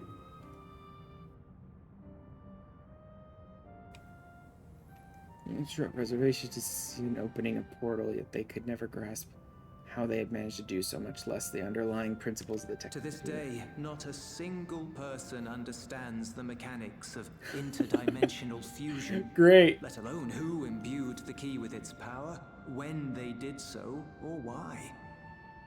It was Asians. Like, that one line of dialogue right there is like, it was fucking Asians then. This. Up to their fucking shenanigans. The key is a tool, and like all tools, in and of itself, it is a force for neither good nor evil. Yeah. It's people who decide to thunk down a fucking dome of their world on top of some other dimension. Not the key. Once taken in hand, however, its capacity for both is made plain. In delivering one man, it may doom another. Making a lie of its bearer's every good intention. My headcanon is Asians. Yeah. Like, this key that they're like, no one knows who created it, or why it exists, or why it only functions at certain times, or why it seems to have caused so much suffering ever since it's come around. Yeah, it saved the Lalafell from the 5th calamity, but it seems to have only kind of spread suffering, and that's mostly through the abuse of other people who've had the ability to use it. But, like, this feels like something that was made by the Asians then, to try and stir up shit in multiple dimensions and maybe get around to causing another calamity with it at some point. Like, dumping the Malala into this world where they could discover the wonders of Electrope and perhaps even advance the giant world war for Electrope that destroyed this reflection, pretty much, seems like something an Asian would have planned. It seems a little roundabout for an Asian, but it seems like the kind of thing an Asian might have actually planned. So, like, here's the relic, but it seems weird that they'd give the relic and then wait multiple generations. And then, like, here's a way to save yourselves by going to another reflection. That seems like something an Asian might have planned. And then, like, the Malala come here and just create a bunch of shit in this world that ends up destroying this world ethereally. Ascians introduced the idea of Electrope to the Malala, which then kickstarted the imbalance of Levin in the 9th. Yeah. At the very least, it was probably an Ascian who sort of taught them how to etch Arcanima into Electrope. Or at least, like, you know, introduce, yeah, that idea of, like, maybe if we mark Arcanima on this material, it'll be blah, blah, blah. I'm not crying, you're crying. Hey, newbie. Managed to circumvent a rejoining and ended up more like the first. Yeah. Yeah. Really, rather than circumventing a rejoining, I kind of got the feeling that, wield the key in the name of those she loves. I kind of got the feeling that we just never got around to a calamity for this world. Maybe they really did circumvent the rejoining. But it just sort of felt like the Ascians hadn't planned a calamity to rejoin this world yet, or whatever. Although, interestingly enough, Luco, if what we're talking about is true, the idea that when a rejoining happens, everything goes back to its source existence, whether it's on the source or not, that would raise a weird question in my mind, which is, what would happen if a rejoining happened here to the 9th while source beings like the Malala were on it? What happens to a source entity who's in a reflection when that reflection rejoins? Like, I can't even begin to fathom. Do they just get destroyed because the world gets destroyed and we assume maybe they died in the chaos of the world getting destroyed? Possibly? Do they somehow merge back to the source? Maybe, but I feel like that would be unlikely. This one did not make me cry as bad as the look in the robot. Yeah. I'd assume they'd be dead and reborn. Yeah. Probably. Probably the chaos of a rejoining would just kill any source being that happened to be on that reflection. Like, the world basically being destroyed would probably just straight up kill anyone on that reflection, whether they were a source being or not. But maybe their essence, their ether, would go back into the life stream of the source.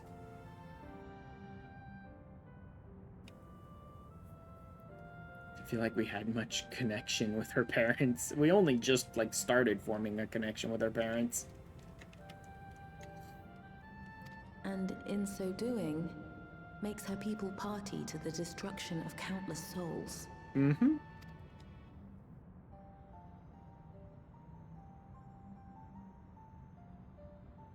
We have told you all we can.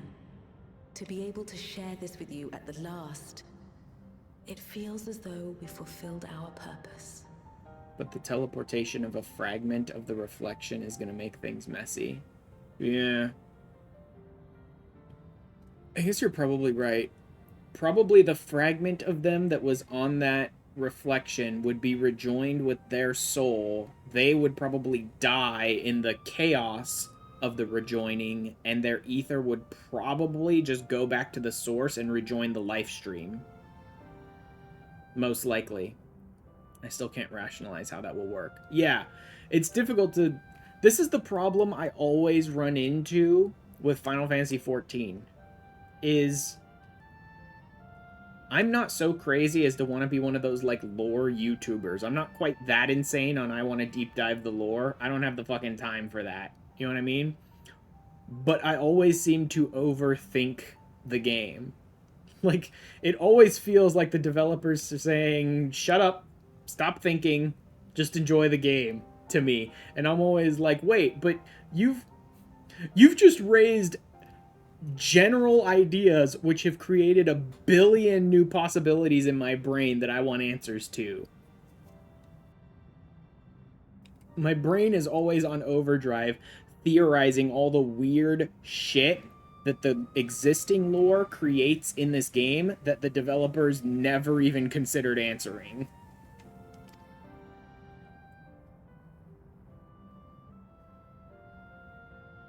You've come to shut down the terminal. Yep, time to pull your plug. I mean, you knew it was gonna have to happen. Like, they're not even Yes. surprised. They knew it was gonna We happen. have. In fact, her parents, I'm sure, want it to happen. They may not want to die, But like be perhaps there's gone another forever, way, but one like that doesn't they know require it the needs to terminal's happen. Deactivation. Nope. No such luck.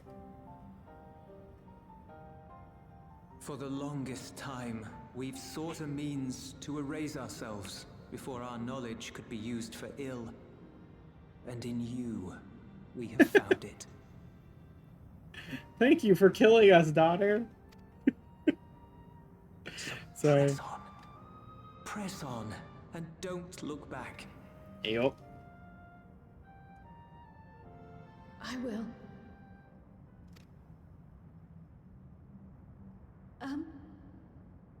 May I ask you one last question? I wonder if at any point her parents are like, why is our daughter wearing a weird cat girl hoodie and carrying around a paintbrush? Like, what sort of weird shit are you into, kid? Of course, my dear.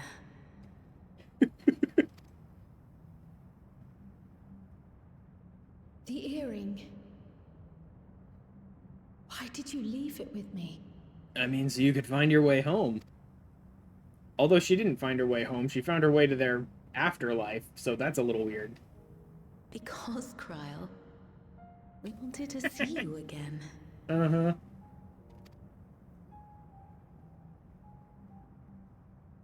This may seem self-serving, but we wanted to leave a trace of ourselves with you. A hint to guide you to us, so that we could live in hope. Water. Need water.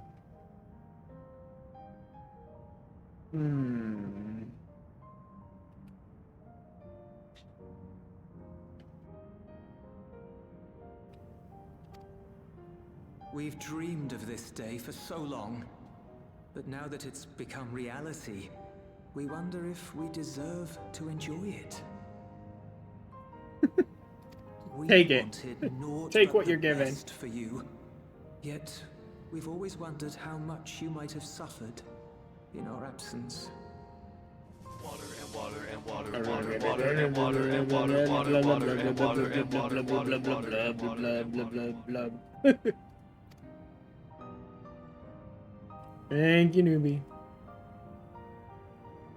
Do not torment yourselves so. As fate would have it, you entrusted me to a good man. His name is Galuf, and he raised me as his own. And then he died. No, actually, I don't know that he died. I assume that he died, but even I could never be asked to finish Eureka. What's more, I've been blessed with the finest comrades anyone could have. It's thanks to you that I am here now, hale and happy. So please, be at peace. I mean, thank Be at God we didn't peace. just put her into the arms of a horrible monster who abused her or anything. I mean, that's some serious luck that we ran into to just hand her over to the first person we saw in this world. He happened to be a really good guy.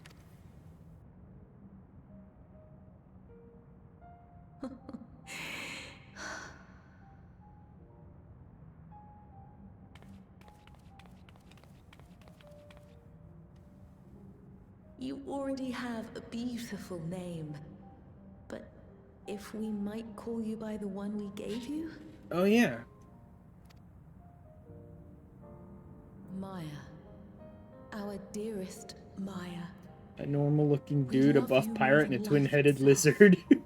Just happened to have someone standing right at the gate at the exact time you come through, yep. Oh, God. Maya, huh? Maya. My name is Maya.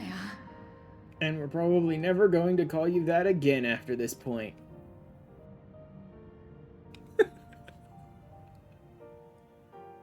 Dude, I'm still struggling to remember to use Lamati instead of Wuklamot.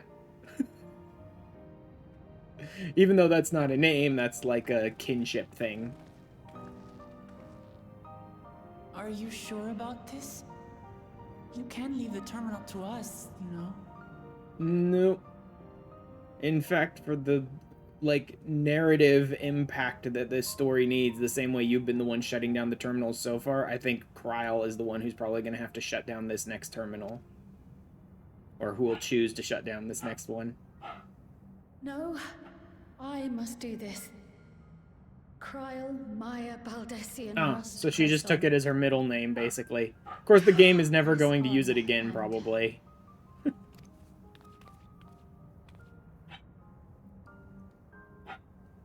I wonder what, if anything, we're really going to get from Kryl in the future. Like, this was supposed to be her big step up in that she gets a class and she's usable in dungeons and she's a really interesting character and all that.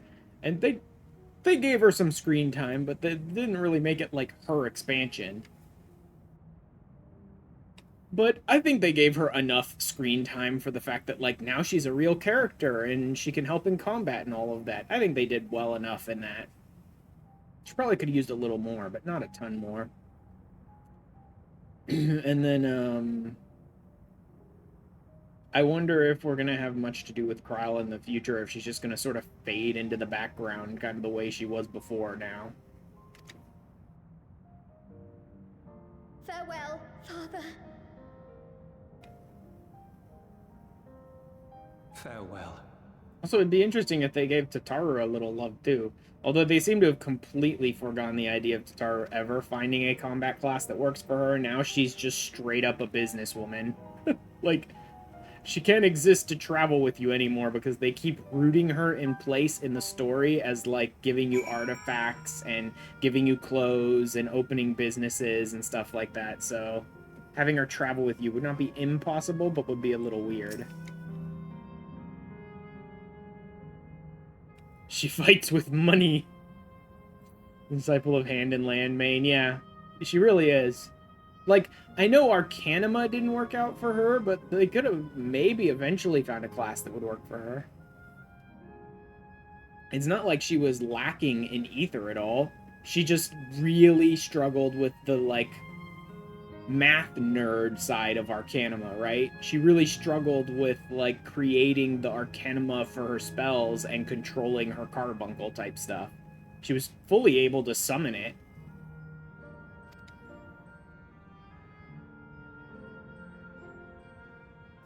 Make her a machinist.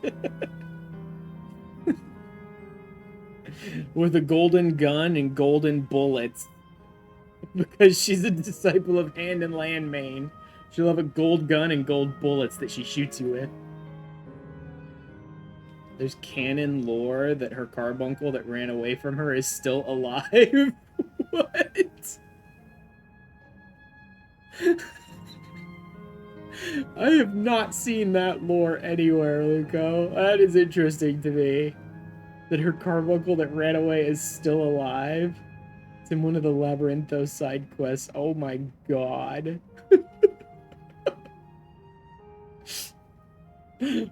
Dude, that's messed up. When I discovered perhaps I'd learned nothing, or worse, my parents didn't love me. Now I know the truth that I couldn't be happier. Let's go turn them off. Glad I took a pictomancy. Glad I must have the courage to say that I wanted to join you. Still life. Trusting me with your life and walking with me all this way.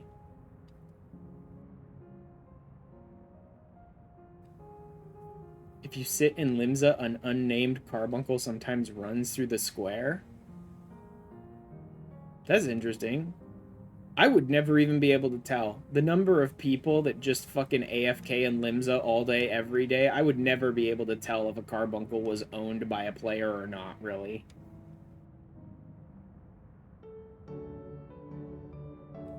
Also, I tend to have most people's titles turned off. So, like, I wouldn't be able to tell. If I saw an unnamed carbuncle run through the square, I guess I'd probably just assume it belonged to some other player, because I have most, like, randos, names and titles and stuff turned off, so they're not cluttering up my screen all the time. She's ultra powerful for it to be able to sustain itself while separated from her. I mean, yeah. Yeah. She must have an insane capability for ether, for her carbuncle that ran away from her that long ago to just be, like, wandering the world still.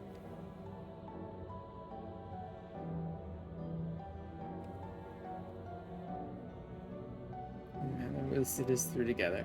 Please for keeping you. Come on, let's catch up to the others.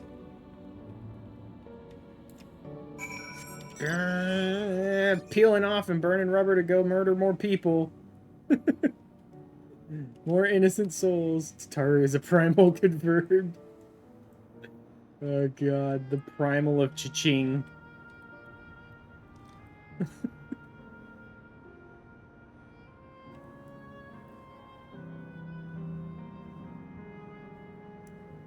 The primal of Gil.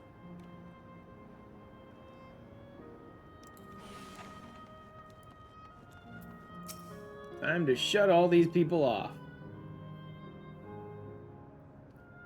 Yeah, I'm glad Crow could bid her parents a proper farewell.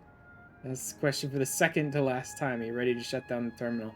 I really don't feel like I explored much of this island. That's interesting. Before, I've always been like, yeah, sure, let's shut down the terminal. I really feel like there are whole chunks of this place I haven't seen yet. That's not going to stop me. I'm still going to do it because I want to work on the story. I don't care that this place is going to look like crap. It is still very interesting to me. The idea that they give you this place that I always joke about, like, how annoying it is to me because this place is very theme parky. There's this fucking veneer of Disney World over the top of this whole place, which kind of annoys me. But visually, this place is still a very vibrant place, and that the developers would give you this very vibrant and beautiful place, and then through the course of the storyline tell you to turn it into this dull gray, like, shitscape, and that's the one they're gonna leave you with, like, forever. Like, this is the one you're stuck with now.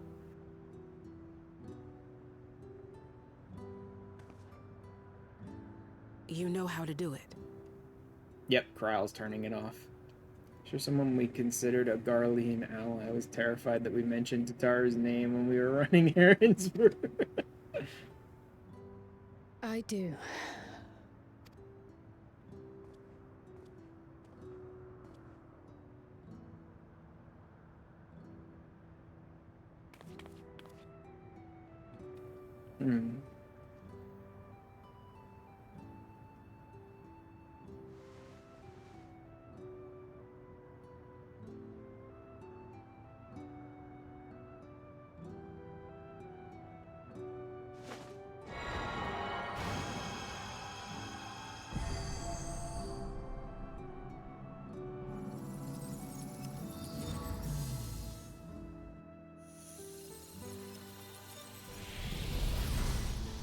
It's surprising how easy it is for someone to just, like, walk up and turn these things off.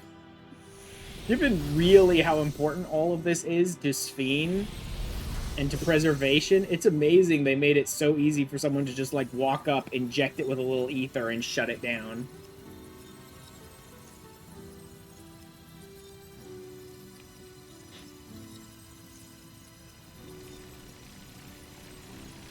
Bye-bye.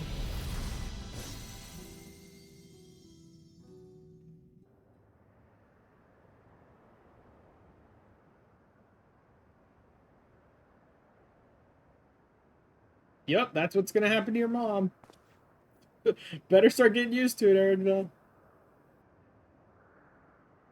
Pretty sure you need admin privileges. I don't think the earring would do it, so I'm guessing Kakiwa. You think Kakiwa's maybe registering us as admins before we do it? Because she seems to be able to mess with, like, all the electronics here? Possibly. I don't think they ever mentioned that, but that could be possible.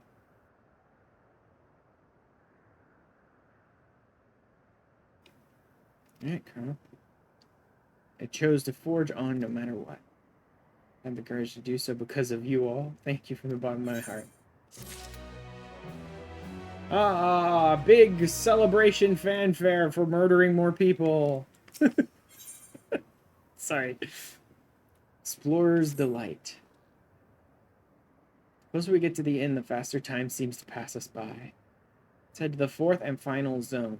By now you know how to get there, yes? Yep. Yay for unplugging the virtual life support! Hey, Baron. They do not require life, it's fine. Hi, Baron. We're killing more fake people, Baron. Hundreds or thousands at a time. By pulling one cable. Quickly check on the Mezzo terminal, so I'll meet you at the Gate of Remembrance. They already lived their lives. And Krell's parents, good job. I murdered Krell's parents, good job.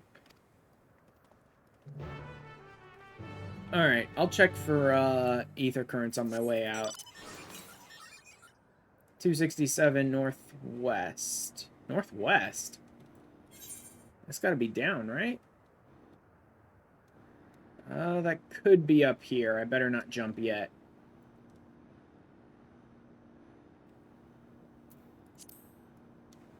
She needed more depression. Jesus.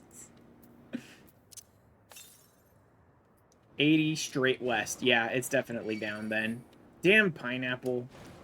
Of course he had to see me at the last moment just as I was about to jump. Leave. She was too perky to be a member of the Warrior Blades party. We had to traumatize her a little bit. Huh? Huh? Oh, come on, game. That's stupid. That you can't jump here? That's dumb.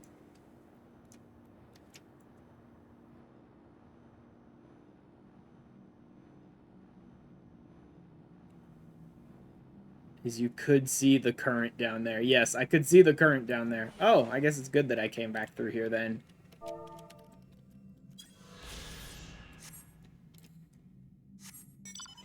Want to lift.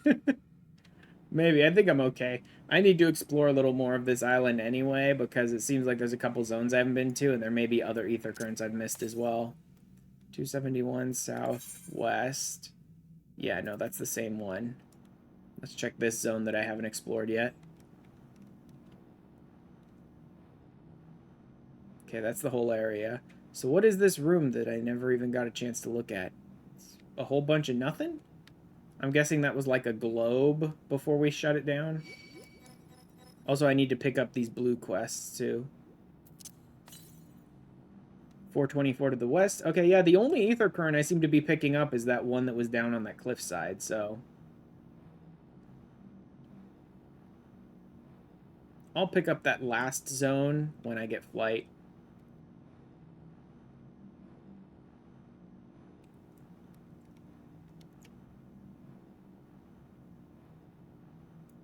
Let's go ahead and snag these ether current quests on our way out. So that I can definitely get flight like the moment I'm done with this zone. Actually, I think these might be the last ones.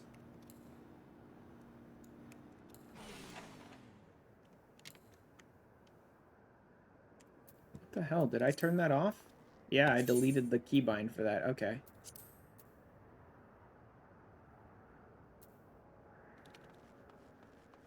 Wait. No, that's Shared Fate. That was the wrong one anyway. Ether currents. Yeah, these should be the last two. Okay, because the last one I assume will be MSQ.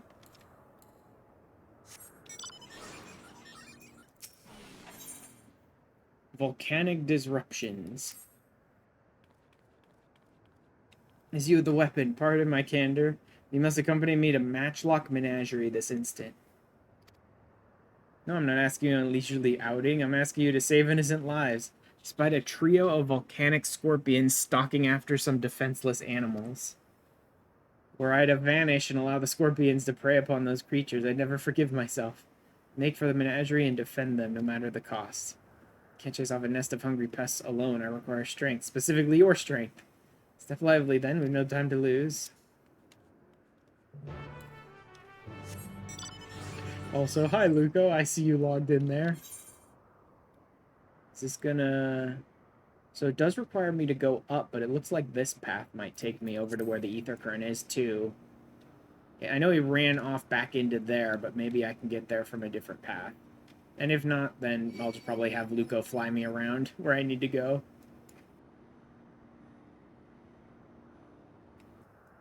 Leave. Blueprint Protocol. One was relaxing reprieve in Opal Springs. I never thought it would come to this. Is on the same path as the quest. Okay, good. Display something precious to me, see? Set of blueprints. Expected I'd drop them on my way to the springs, but the terminal suddenly shut down as I was retracing my steps. It's interesting to see that these ones are straight up acknowledging the fact that the terminal shut down. The last, I think, 2 ether current quests I did seemed somewhat ambiguous as to whether the being I was helping could understand that the terminal had shut down. Like, it seemed like they understood that something was different, or that, like, all of my friends suddenly vanished, but they didn't, like, acknowledge so much that the terminal was turned off, and they knew no one was coming back. These ones are just straight up saying, yeah, now that the terminal's shut down, or, like, I couldn't bear to disappear before I saved these creatures, like, acknowledging the fact that the terminal's off and they're gonna vanish soon. Search, I couldn't even vanish with the others. Give me my boldness, but you seem a generous sort. Sorely in need of help. Find what I'm after, and I'll make it worth your while before I disappear forever. For my soak, I paid a visit to the Arena of Valor, so I'll leave that area to you. For my part, I plan to scour the springs one more time.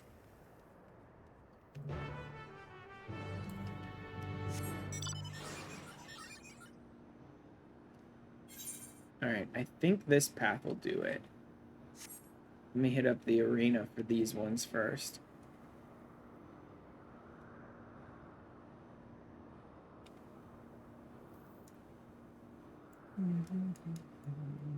Arena advertisements. Fighting familiars. Wood versus solid gold.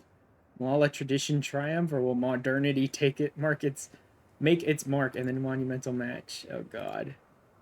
List of matches. Freaking Malala Wood versus modern gold. Kral's descendants were from the source. That means there was a supply of at least 5 rejoining souls in Alexandria's reflection. Mm-hmm. And that would probably make Kral about 6 if she joined with her own soul already there. Maybe. Yeah, me and Luco had been debating how exactly reflections and rejoinings will work given having source beings existing in another world.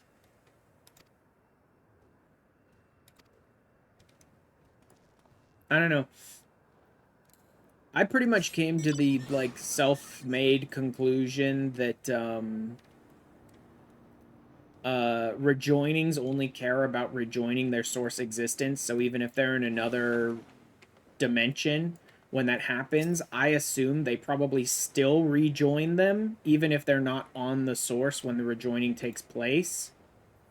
And, that if a rejoining happened where source beings existed, they probably still would have that part of their soul rejoined to them, but would most likely die in, like, the chaos of the rejoining itself. And so they'd probably just, like, return to the source and return to the life stream. Also, was that Luco I just drove away from?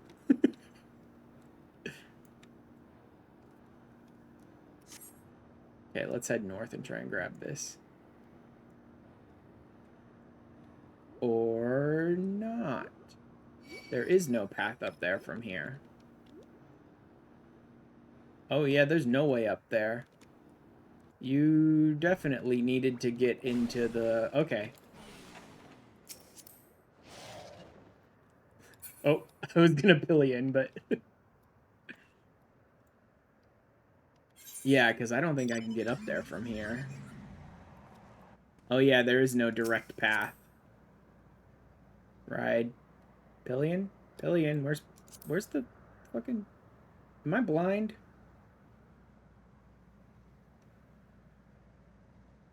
Or do we... Oh, we probably have to be in the party first. There's Pillion. Okay, have to be in the party first. Yeah, it looks like the path was through the main frickin' building, and I don't really want to go back through there.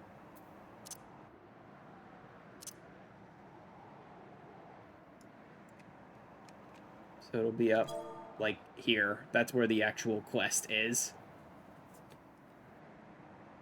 And then I can probably find my way to the... Oh, there's the ether current right there.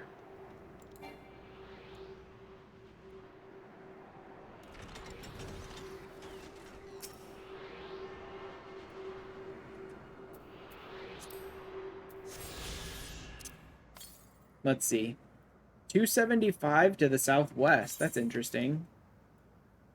Is there one inside the... I think there's one inside the arena that I probably missed then, too. Okay.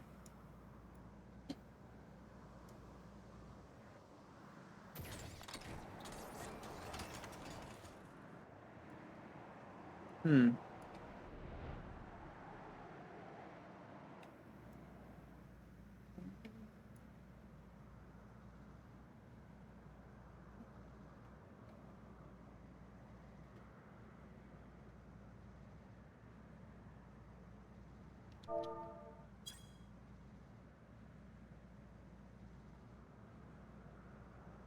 Oh. Oh. Can you not see the flags that I place?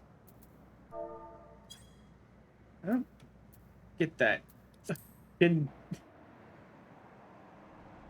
never remember whether parties can actually, like, see the flags or whether you have to actually print the flags for them. Alright, what do you want? Scorpions! They're closing in on 2 tiny critters as we speak. These volcanic monstrosities terrify me, but what terrifies me more is knowing that they'll do to their quarry if we don't act swiftly. Worry not, little ones, I'm on my way! Goofy little Malala, man. Alright, where are these scorpions that I need to kill? It's not just generic ones. This is Find the Restless Malala. It's believe you can only see pins you click on. Okay. Oh, there they are.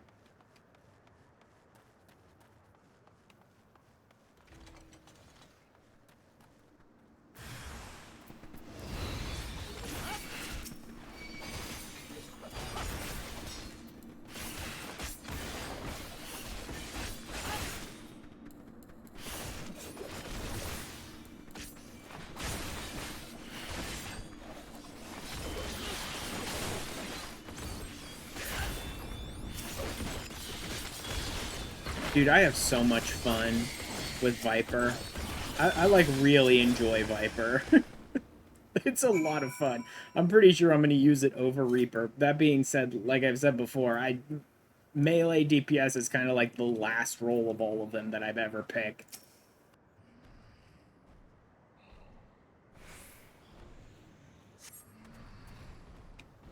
It's the end of me. Took every drop of courage I could muster.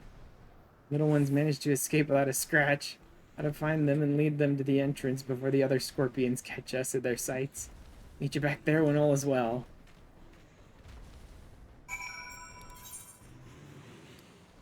Where'd he... Okay, he went straight back to the... Bluko over here doing a collection fate.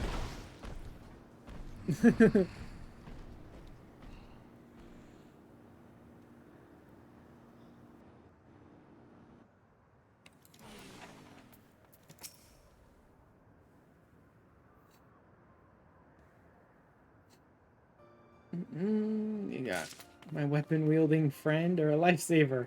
This is all escalated rather quickly, but you perform admirably under pressure. I mean, yeah, I'm very good with these blades. A bit of a history with those scorpions. In my previous life, I was tasked with introducing new and exciting creatures into Matchlock Menagerie, that our guests might know the wonders of the animal kingdom. I expect the prospect of scorpions posed a great risk. They often argued with the upper management as to whether keeping them would be worth the cost. In the end, however, the menagerie's curator ordered us to take them in, and then they murdered me. No, maybe. Scorpion-based vodka was a popular delicacy in Alexandria before the war. Higher-ups sought to recreate those drinks and share them with the masses by way of a new exhibit. Oh, God. Last night, I finally returned as an endless, only to discover the menagerie in shambles. Thrice damned scorpions have the run of the place now. Should have argued against the curator's plans when I had the chance. Should never have agreed to that terrible exhibit. No matter how hard I tried to let things go, those pangs of regret never abated. So I spotted those innocent creatures wandering into the menagerie. I felt obligated to return to save what little I could. Thanks to you, my conscience is clearer. Our fuzzy new friends are none the worse for wear. But what, are they just going to wander back into the menagerie once you're done? Oh my god! Tiny capybaras!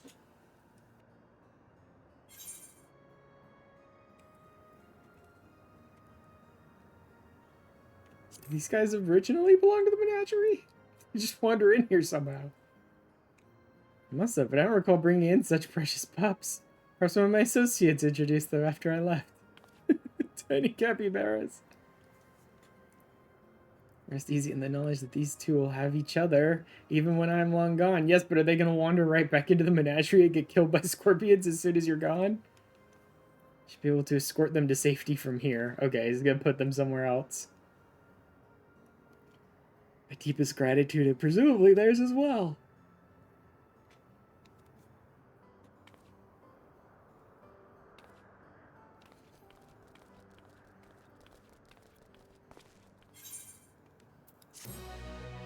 Ether current done.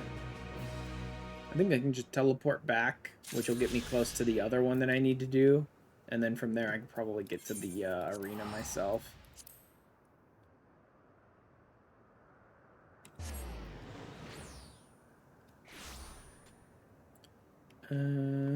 Make doubly sure that 480 to the west. Yeah, so I think the one in the arena is probably going to be the last one that I have left to get.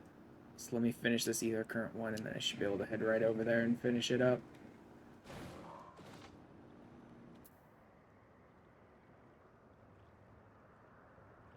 Shit, what was it again? Shift C? Yeah, Shift C.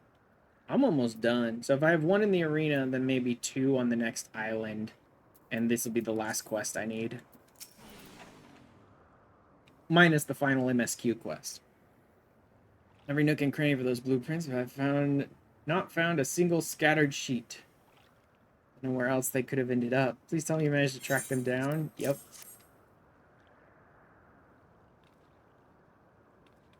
Blueprints. My dear sweet blueprints, how I've missed you.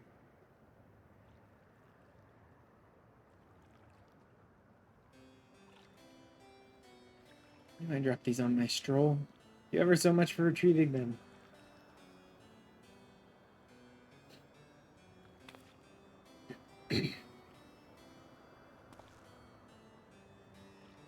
First began development on the Mezzo terminal. I drafted these blueprints for its design. If you can believe it, the finished product is the work of yours truly. Great. Now I'm going to go shut it down. To be fair, the concept wasn't entirely my own making. I have Malala folklore to thank for its creation.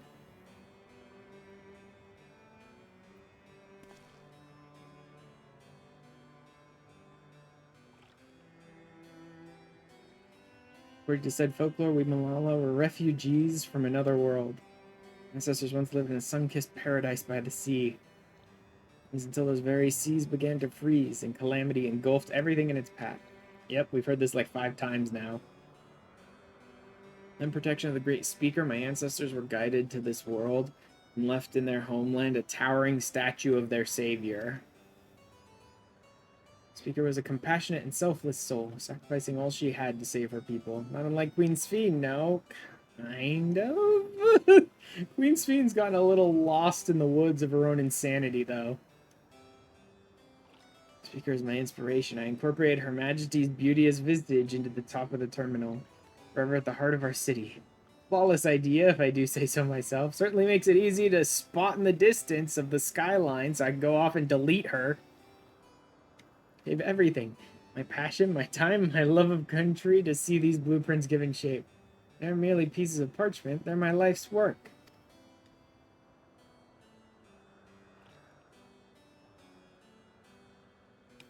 Nearly left them to rot in the arena of valor. I'd be laughing this off if I weren't so furious with myself. What's important is that you brought them back, and I owe you a great debt. At this rate, I may never meet Her Majesty face to face. All I can do now, all I wish to do now, is gaze upon her glorious image before I fade away. Have my thanks, stranger. May fortune favor you always.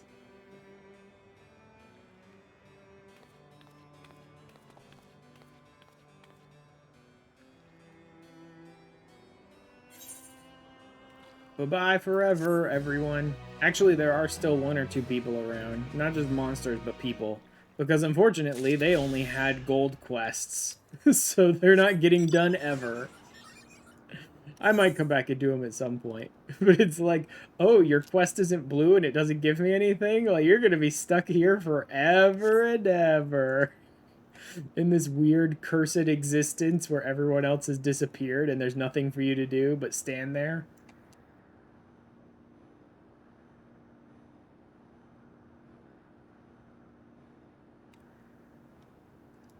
Alright. 165 to the west. I assume it's on the other side then. Or maybe even a little further out. Out the other door, possibly. 96 northwest. Yeah. So it's going to be out here on a ledge or something. Oh, god damn it. Of course some dude was standing right in front of it. Oh, and there's nowhere to go. They literally put a blazing soul on top of the ether current, and there's no path around or past him or any of that shit. Fine, let's just kill him.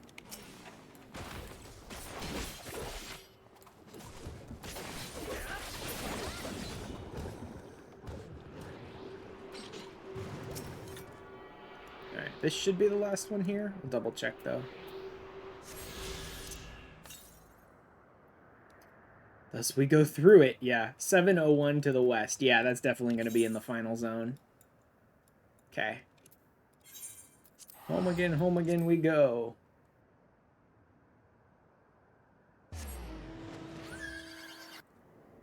And into the last zone. I wonder what this one even looks like.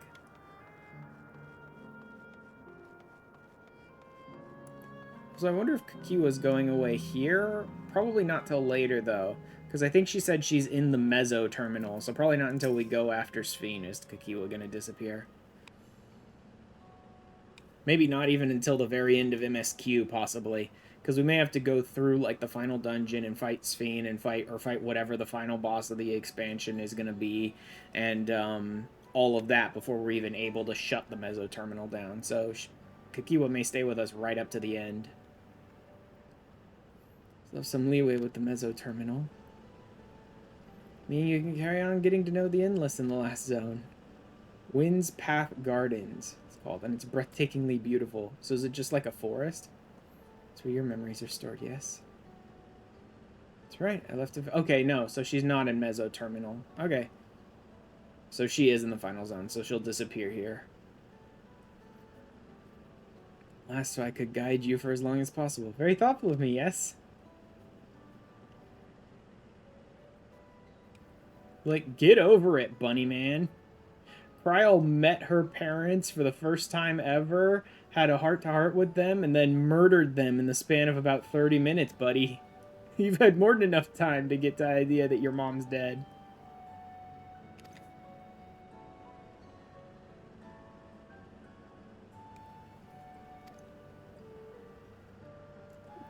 Kryl had no bond with her parents. Yeah.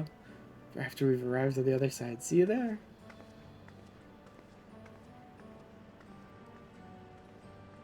It is kind of surprising that we don't seem to be encountering greater resistance the more of these we shut down.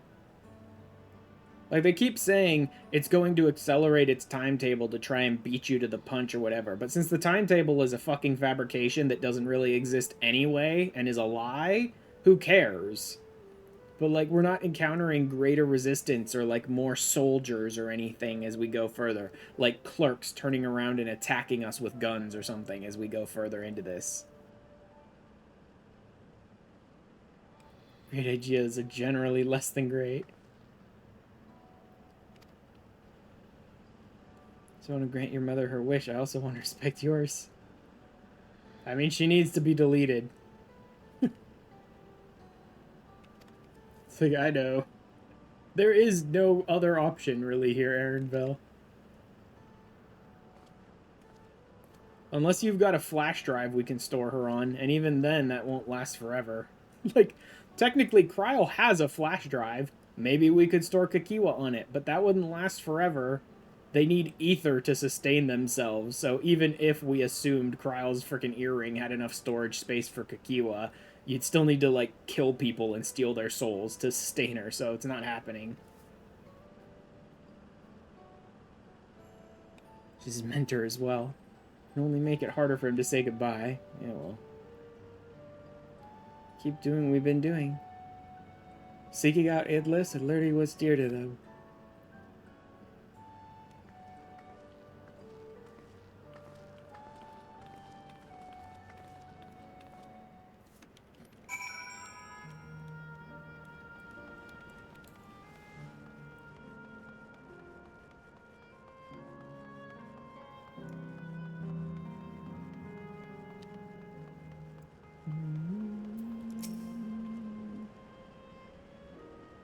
Our verification system. Yep. Welcome to Windspath Gardens.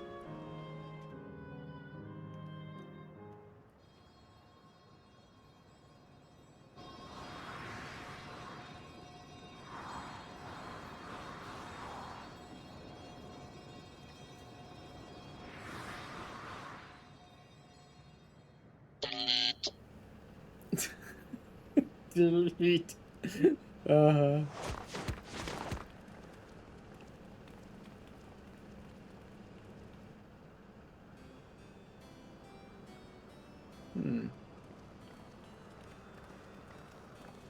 I wonder if there even are very many endless here. If I could have everyone's attention, I know we have pressing business, but I'd like to say a few words.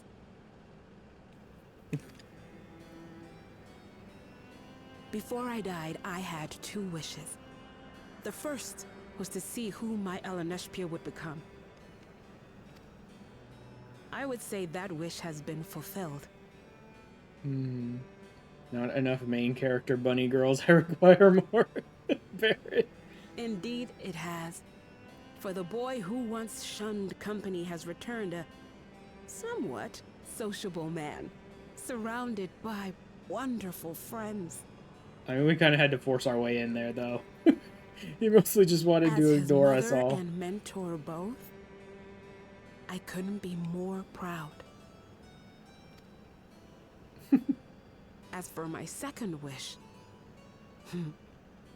that was to see all manner of nature that I had never seen before. Soonbun. Oh, man.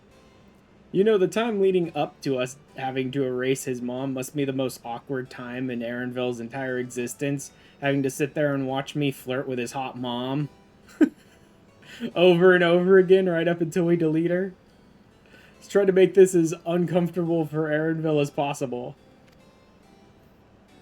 I hoped to explore every corner of the world and there find thriving life. I mean, that's pretty much what Aaronville does, too.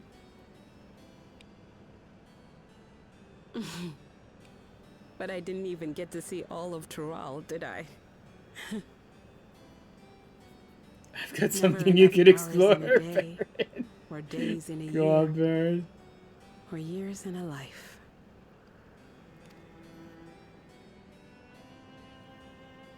Kakiwa.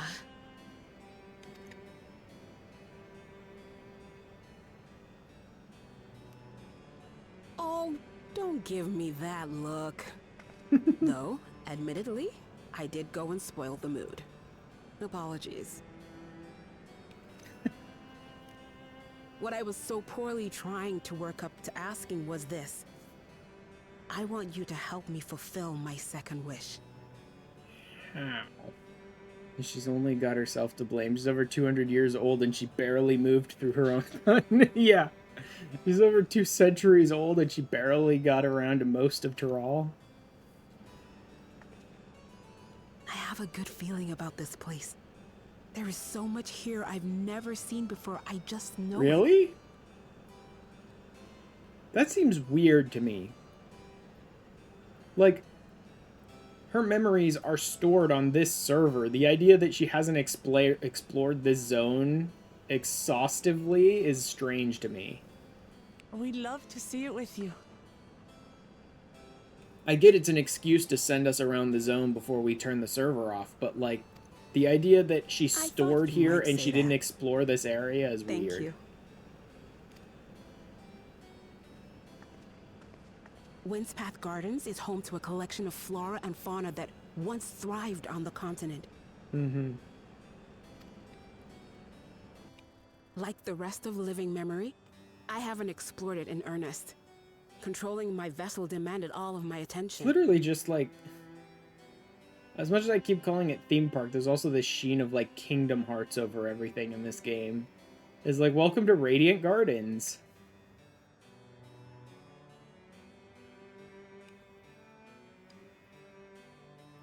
I want to know what specific number this one is. I want to know what reflection Alexandria is in or from. Yeah. It seems like most people just assume it's the 9th. I know I assumed it was 9th, but that's because of Solution 9, which isn't actually, like, the number of the reflection guaranteed. That's just Solution 9. That's just a city, the 9th city in that tower. But, I know that Luco was also calling this the 9th. I think most people are just assuming that this is the 9th reflection. I think it mostly harkens back to Solution 9, unless someone knows there's something in the lore that directly says this is the 9th reflection, that most people are just assuming this is 9. It's assumed as the 9th. Yeah, that's what I figured. I mean, I haven't explored everything Dawntrail has to offer yet, so I wasn't sure if it's ever explicitly stated. But, like, yeah, because Solution 9 is such a big deal, because it's based on Final Fantasy 9, yeah, I guess most people are just assuming it's the 9th, and that's what I'm assuming as well.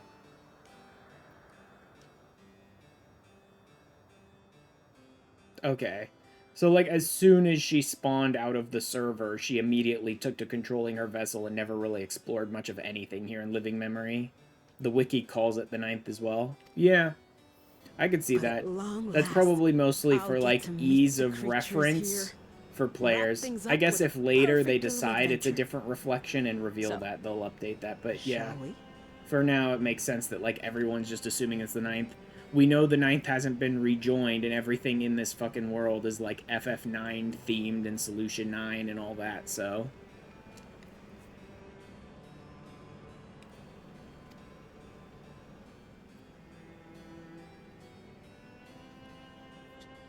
It makes sense to, until otherwise told by Yoshi P, just assume this is the 9th.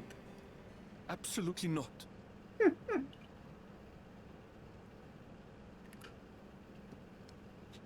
He's gonna be a rebellious little bun now. We're to grant you your wish, and then what? You leave? Yep. And your options are either to spend time with your mother or ignore her out of petulance and lose the last moments you could possibly have with her. Like, there's no version of this where we don't shut the server down, buddy. You cannot ask that of me. Oh, Ellen Neshpir. Please understand. I just wanted to end on a happy note. Not only for myself, but for all of us. Better that than a sad goodbye, surely.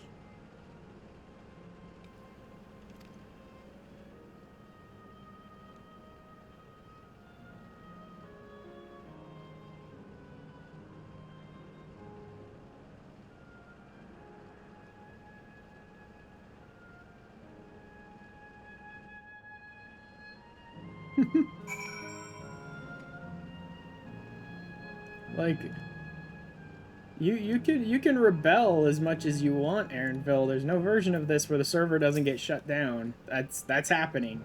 What you do with the last few, like, last hour or so you may ever have with your mother, that's for you to decide. Let's begin our adventure. We go about this, feel free to continue befriending Endless. Wiki does call it the 9th, and it gives a source. Oh, it does? Be sure to absorb the delightful scenery. What's the source? Because I never thought it was explicitly stated it was the 9th. Yoshi P just casually dropped "It's the 9th reflection" mid-interview on The Gamer. Okay, then.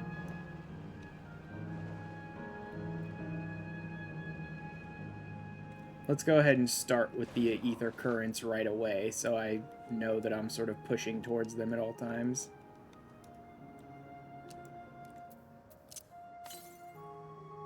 .241 Northwest seems a little... Okay, so these are trees, Everlasting Yew. So I guess that's where you get yew wood from? No, yew wood you got much earlier on. I think that's even an ARR. I don't know what you get from these guys.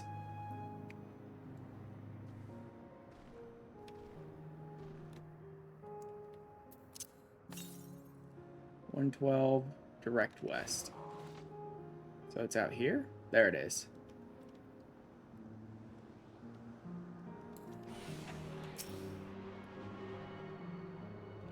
Alright, one more ether current to grab in the world. Yep, one more ether current and then the MSQ. 465 straight north.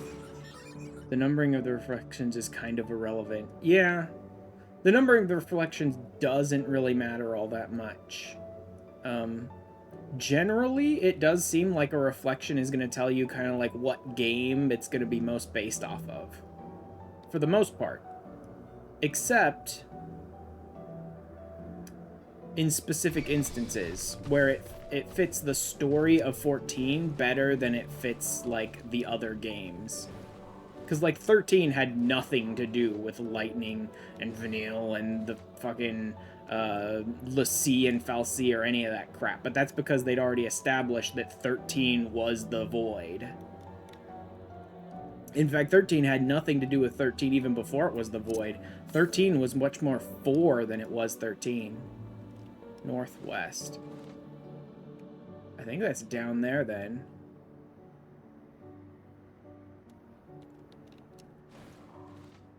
Oh, come on. Another thing I can't jump off of? Okay.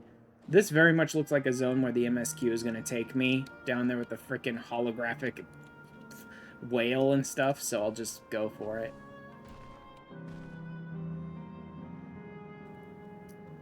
But usually it seems like if they haven't pre-established the reflection as something that they need for, like, the story of 14, that they'll sort of base that reflection off of, like, that Final Fantasy game a lot.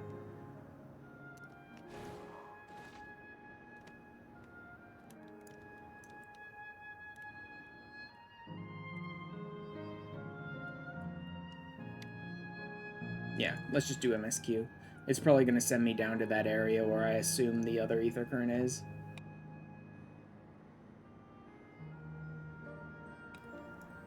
Fifth, 12th, 2nd, 4th, 6th, 10th, and 7th have all been rejoined so far. In that order. Yeah. It's a little unfortunate. Did we say that there already has been a rejoining of lightning? Did we discover that the other day, Baron, when we were talking about this game, or did we discover there has not? Okay. Part of me assumes the rejoining of lightning might be the 7th, and like the 7th reflection probably was very like FF7-esque, and so maybe that was the rejoining of lightning. Because like Shinra and power companies and stuff like that, you know what I mean? But I could be totally wrong on that. Second was lightning, and it was the 12th. Dude, that would make, like, no sense. I don't know what I would expect, like, FF12's rejoining to be, but I wouldn't put my finger on lightning to begin with. I don't know.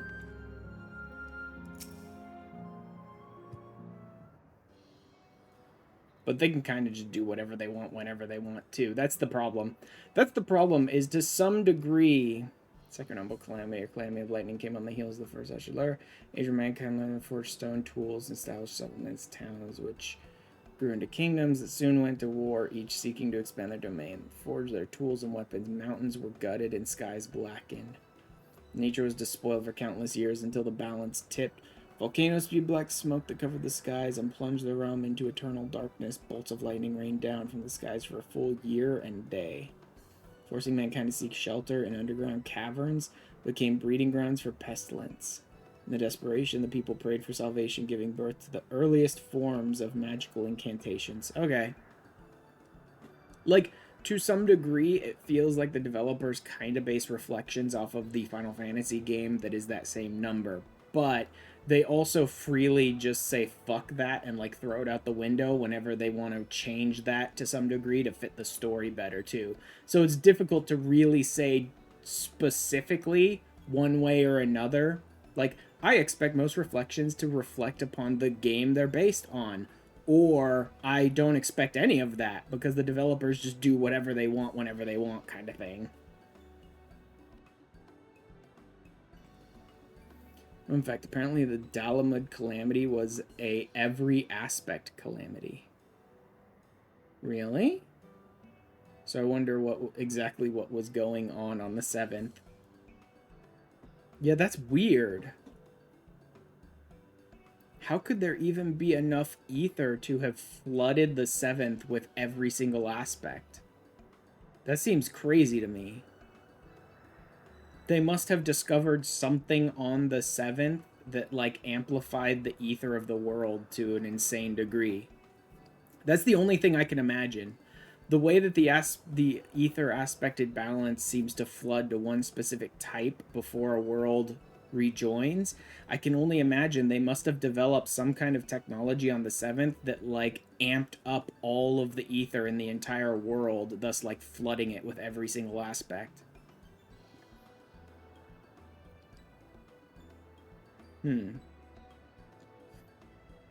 Or the 7th was 7, and the battle between Meteor and Ultima basically just drenched that entire world in tons of ether of all sorts of kinds. Like, if we go on that assumption that, like, they're kind of like the games that they came from, if 7 was 7, then the collision of, like, Meteor meeting Ultima may have just flooded the land completely with all sorts of ether. Just completely overwhelmed it.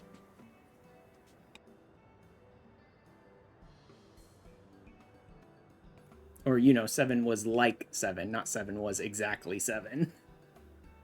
But if something similar to that, to Meteor crashing down and Ultima Rise, or no, that wasn't Ultima. That was Holy. I mean, Ultima and Holy are kind of used interchangeably here and there, though. But yeah, I think technically that spell in 7 was supposed to be Holy, not Ultima. I think you actually got Ultima as a spell you could cast in 7. Which was just, like, unaspected damage. Like, AoE unaspected damage, I think, was the Ultima Materia. But no, if something similar to that... Yeah, if something similar to that happened on the 7th Reflection, a massive black magic spell colliding with the world while a massive white magic spell rose up to meet it, it could have just flooded the world with basically every single aspect of ether all at once. And just completely overwhelm that reflection. It also would have been a very fitting rejoining. Because if what happens at the end of 7 is what happened in that world to just, like, really amp up all of its ether and throw it completely out of balance of any sort whatsoever, then it makes a lot of sense that the calamity that caused it was Dalamud falling. It would actually be very, like, poetic in nature if we had, like, Meteor meets Holy on the 7th at the same time Dalamud is falling on the source.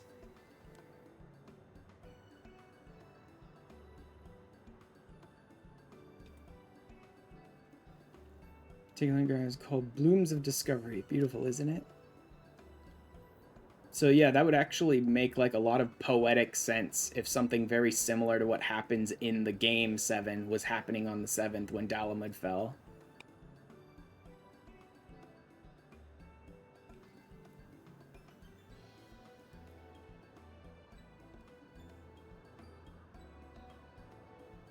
Stunning. They're all actual plants. Indeed, these specimens were brought here hundreds of years ago for conservation. This calamity had pushed them to the brink of extinction. The zone is like a great conservatory. So here you'll find flora and fauna the likes of which no longer exist elsewhere. And the thought just set your heart aflutter. He's like, ugh. He's just, yeah, he's very, very tsundere bunny boy right now.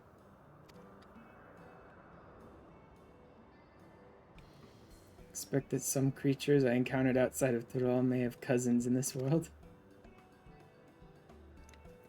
No expert on life and the reflections, it would make for an interesting study to compare them. He can't help himself. He's falling into habits. There's an idea. Leave it to my people to think up such. And even when we delete all the people, there should still be creatures around here, so that'd be an interesting thing for him to explore. Huh, I see my walk-on now. There you go. But it's showing as disabled? I don't know what's going on with that stuff, man. Not only a world-traversing adventurer and a veteran gleaner, but a pair of Charlian's finest scholars besides. Veritable gathering of inquisitiveness, and I'm thrilled to be part of it. Again, I don't care about the yellows. Give me a purple. I might find a use for a purple, whereas I'm almost guaranteed never to find a use for a yellow. In search of discovery. Try for so long to be mature and follow his mother mentor's wish for him, but really he's still the same immature little bun. Yup. Mama's boy. Oh yeah, very much so. Scout out the vicinity and report back with any points of note. Good opportunity to speak with the locals. They're bound to be familiar with the area after all. Ellen HPS suggested it would be interesting to compare the creatures here with those native to the source. You've told your friend that you're doing MSQ until you hit a trial or a dungeon. That would seem fine to me. Since that's the kind of stuff you really tend to partner up for story-wise, I think it'd be fine for me if, like, someone was running MSQ for me. First of all, I would probably just tell them to go play whatever they want in the MSQ and not to sit around waiting on me, because they can come back and help me in whatever, whenever they want. That's not something that really gets in the way. But, also to just be like, yeah, just go forward until you hit the next thing that we'd, like, partner up for. I've ventured outside of Tyrell, so I look forward to your insights. Leave it to us. I've only ever been to Charlian myself. I like to think I know interesting when I see it.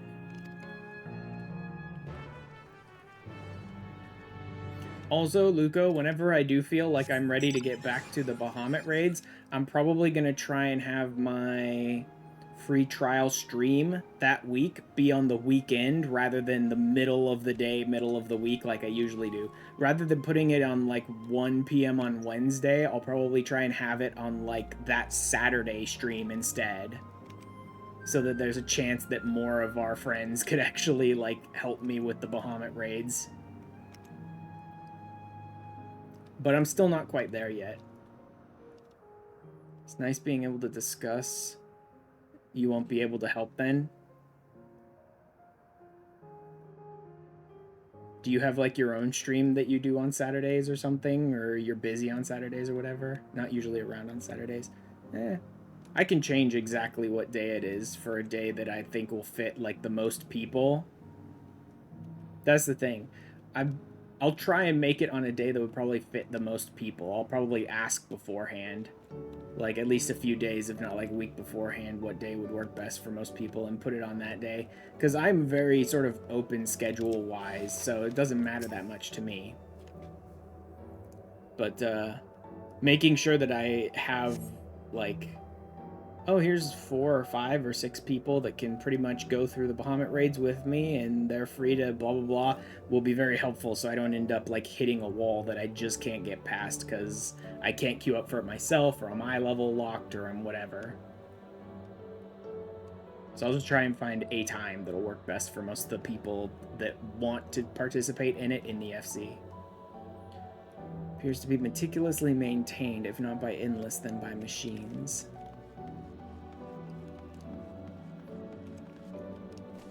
Oh, is that really all the way up there? I see it. Okay. Did you know that even the water here is created using electrope? Initial product is too pure, though, and adjustments have to be made so the composition resembles what's found in the natural environment. So I've been swimming around in liquid electrope earlier. The many things they do to create the ideal conditions for these plants to thrive. Don't know what's become of the world outside the barrier, but I should like to visit a lovely spot such as this in real life. So if you've been to the top of the lookout here, it's a great vantage point. There's even a food stall in case you're hungry. Yes, I should go up there. There's also an etherite up there. And there's also a person up there.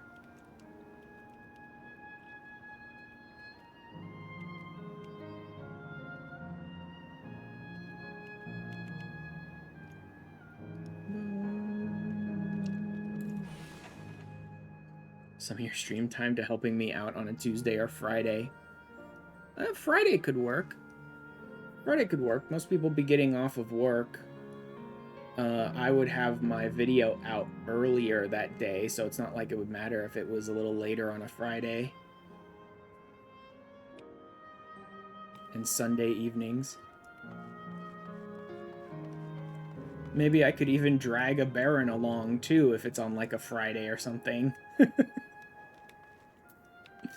Usually our timings are so different that Baron will, like, pop into my streams here and there, but it can't really play too often with me because, like, I'm starting to stream and Baron's starting to go to bed, kind of stuff.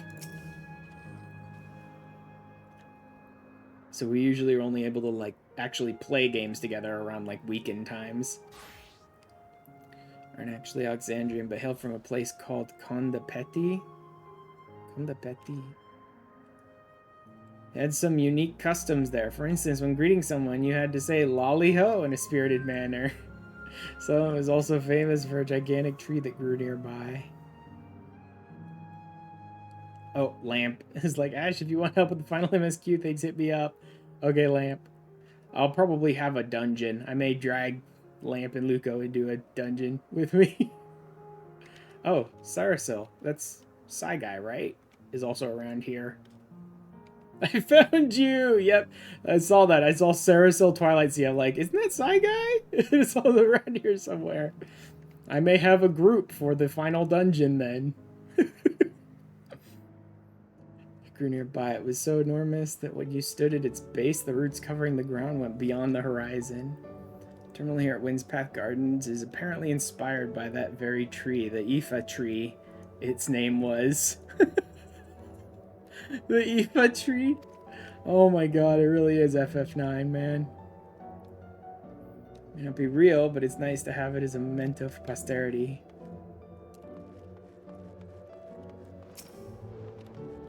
Why, hello there.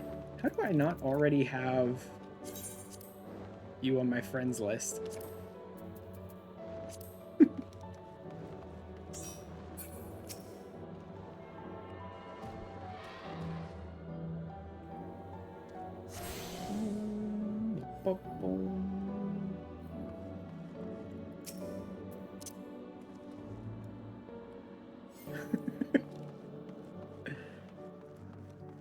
Alright, let me hit these last bits up. I'm getting real close. Like, very close. I basically hit up all of the ether currents. I've only got MSQ left. I've got a dungeon, I assume, left. I think a trial left as well. It's usually a dungeon and a trial at the very end of the game. And I'm pretty much done, I think, with this. I've got a bunch of, like, you know, post-game credits and storyline and stuff, I'm sure, but sleeping patterns are all over the place. I figured I'd check in. Sunday and Monday are pretty much the only days you can't stay up very late. For the most part, you're awake till about 3 a.m. your time. Yeah, just in time for 7.1. Yep, exactly. That resembles the treants native to the 12's wood. Yep. Sleep, what's that? I'm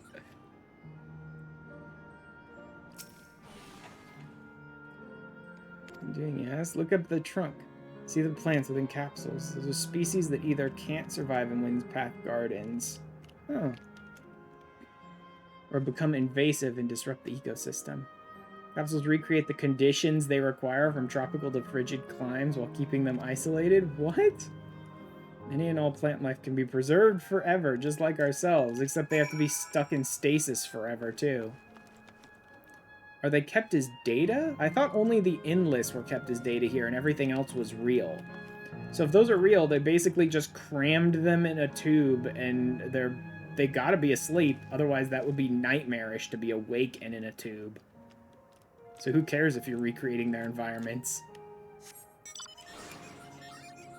Baron is 5 or 6 hours ahead of you. Well, Baron is British time. I don't know if, is Britain large enough that it has multiple time zones? Or is it small enough that it's pretty much all in one time zone, Baron? I don't for the life of me know.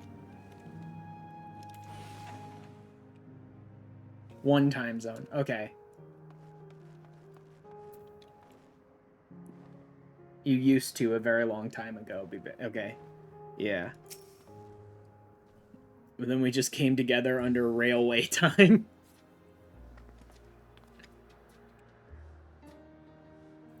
Back. Krile has just delivered to me a most fascinating report.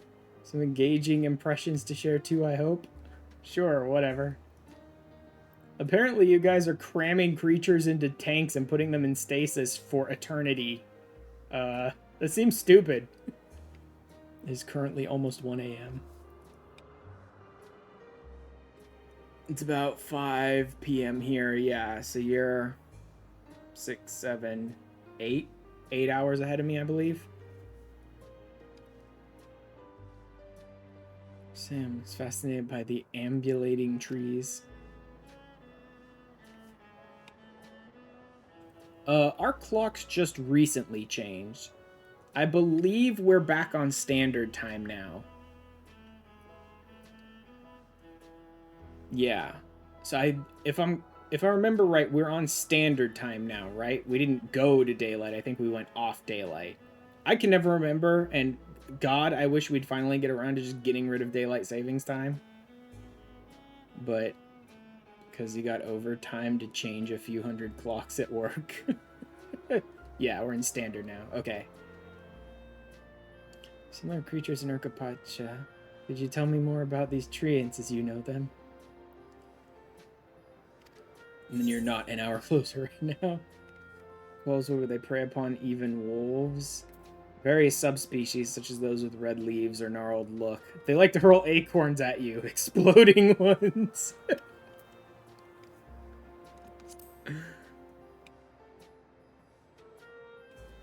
It's like they like to throw explodey acorns at me. Makes sense they would adapt to their environment in that fashion. I imagine they need careful management to flourish, such as having specific varieties of trees around them. Management of ecosystems. That calls to mind Labyrinthos, is it not? Yeah. It's basically a deranged Labyrinthos. But it does. Labyrinthos is a storage facility deep beneath Charlian that contains a recreation of a temperate climate zone. Such a place exists? Amazing. By the by, did anyone also catch sight of a large scalekin? There's scalekin, you say? What does it look like? Nothing I've seen before, but it has a rodent-like form and walks on all fours. Looks like a rodent. Wouldn't that make it a beastkin? No, it's covered in scales. Ones that appear to mimic succulent plants.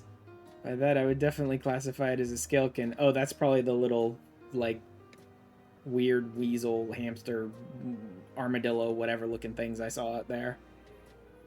Every time you try to type, Throgmorton sticks the nose under your fingers. She wants pets. I can only say Charlian with the most pretentious British accent you can muster. I mean, that sounds about right for Charlian.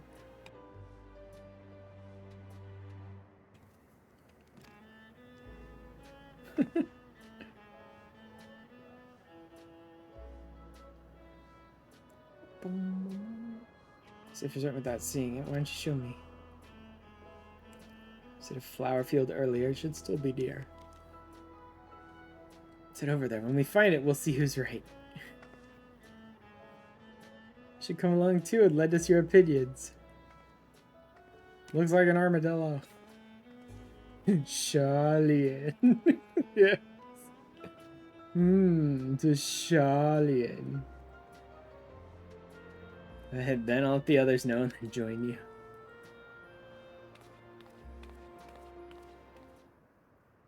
It's just how I speak. I do not understand the joke. Fair. Oh god.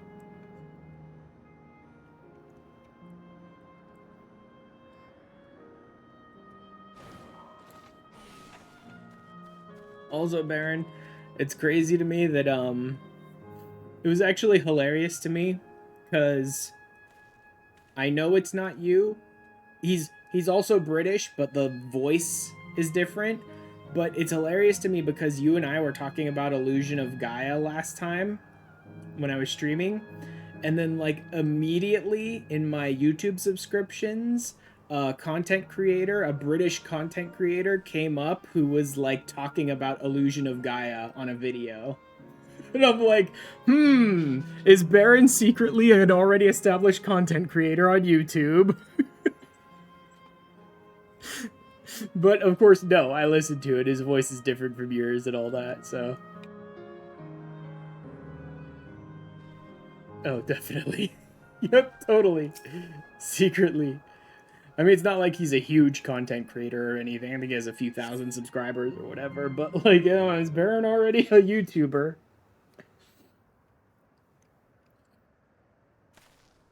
It was just funny to me that, like, we're talking about Illusion of Gaia, and then on my freaking subscription feed, a British YouTube content creator talks about Illusion of Gaia.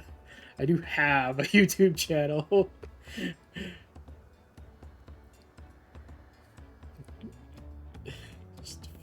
And I did used to do Let's Plays. Oh, this wasn't a Let's Play. This was legitimately just, like, this was kind of just like about like a little 10-minute or so long video of him basically just talking about Illusion of Gaia and like his experience with it and how much he loves it and stuff like that. But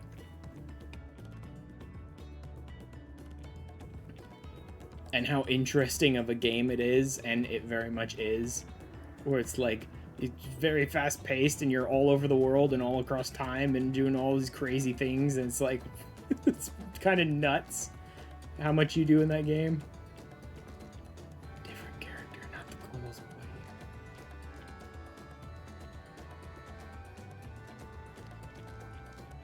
Oh, yeah. No. This is definitely a different character. This is my main. I'm playing on my main right now, and I'm finishing up the Dawntrail MSQ today. Coils Boy is, usually on Wednesdays I will do a stream with my free trial alt, because I use that footage for the video I put out on YouTube on Fridays, so it gives me a day or two to edit it and cut it all together and all that. That will change a little bit.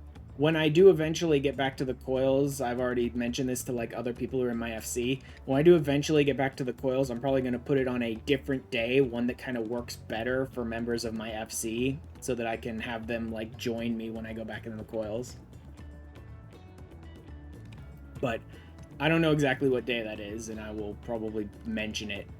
I'll probably mention it on like Twitter and more importantly Blue Sky, and maybe even put out like a community post on YouTube. Maybe even put it in my schedule here on Twitch once I finalize exactly what day and time will work best for my FC.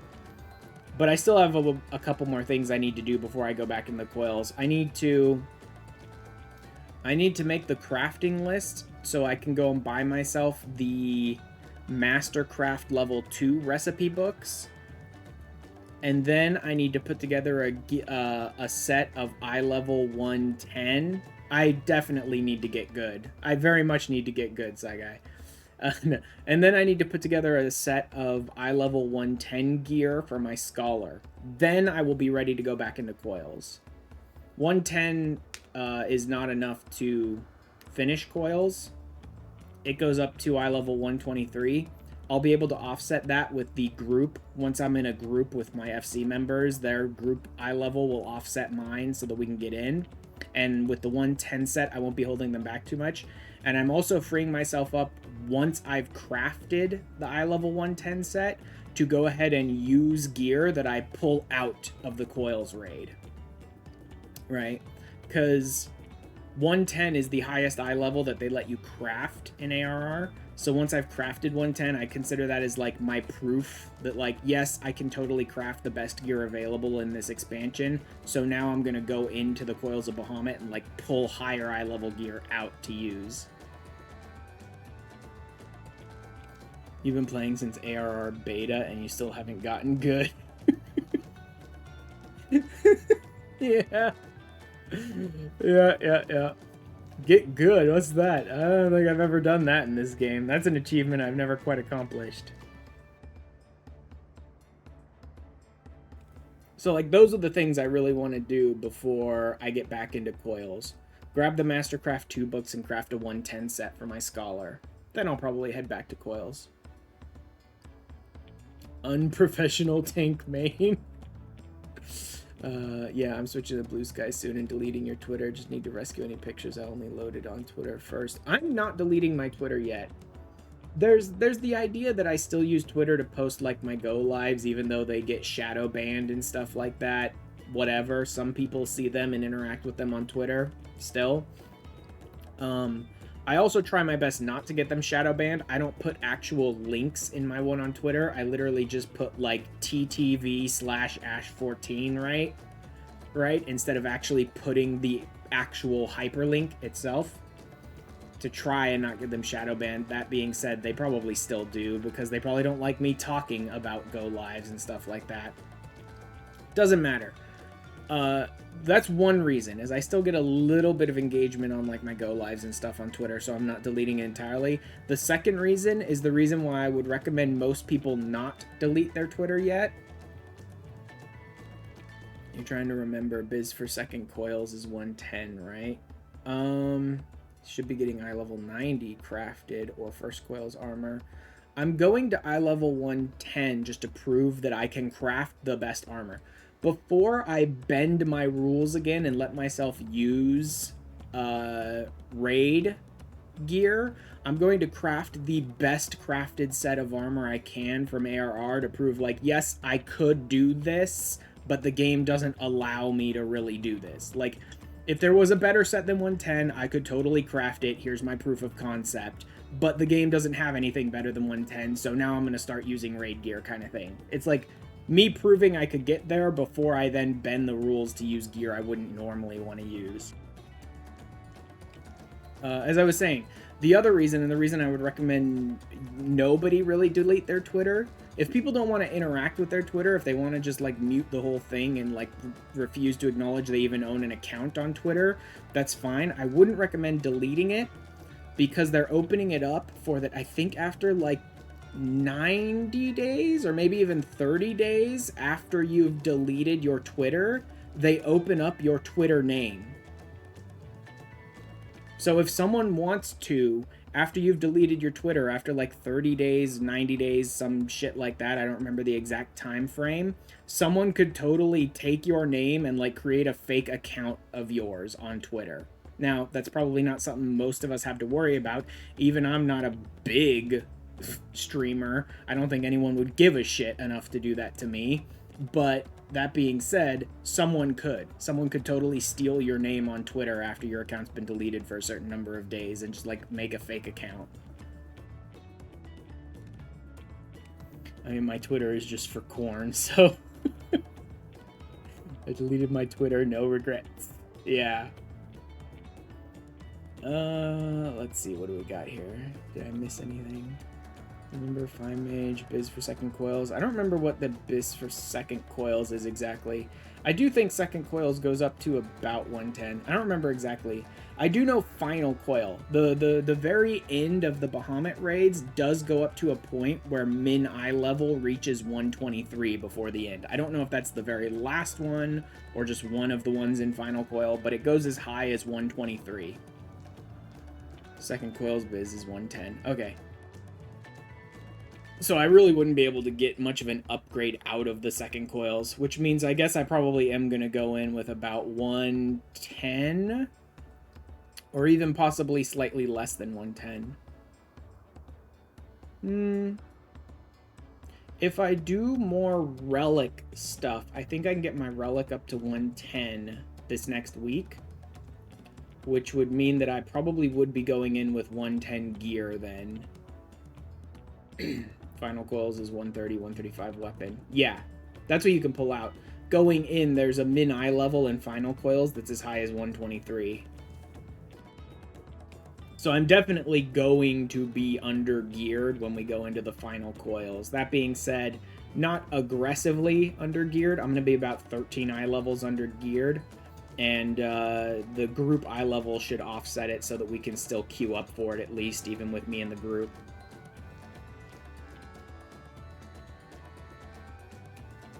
Although realistically, maybe there's no reason for me to bother using the raid gear then.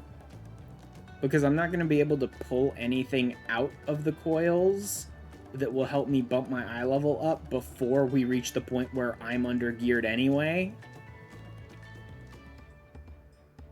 Like, the only thing I can imagine is before we hit 123, we might do 1 or 2 of the first turns of the final coils, and I could pull some gear out of that that's like 130 and bump it up a little. I still won't get it to 123, but I could get it a little higher than 110 maybe.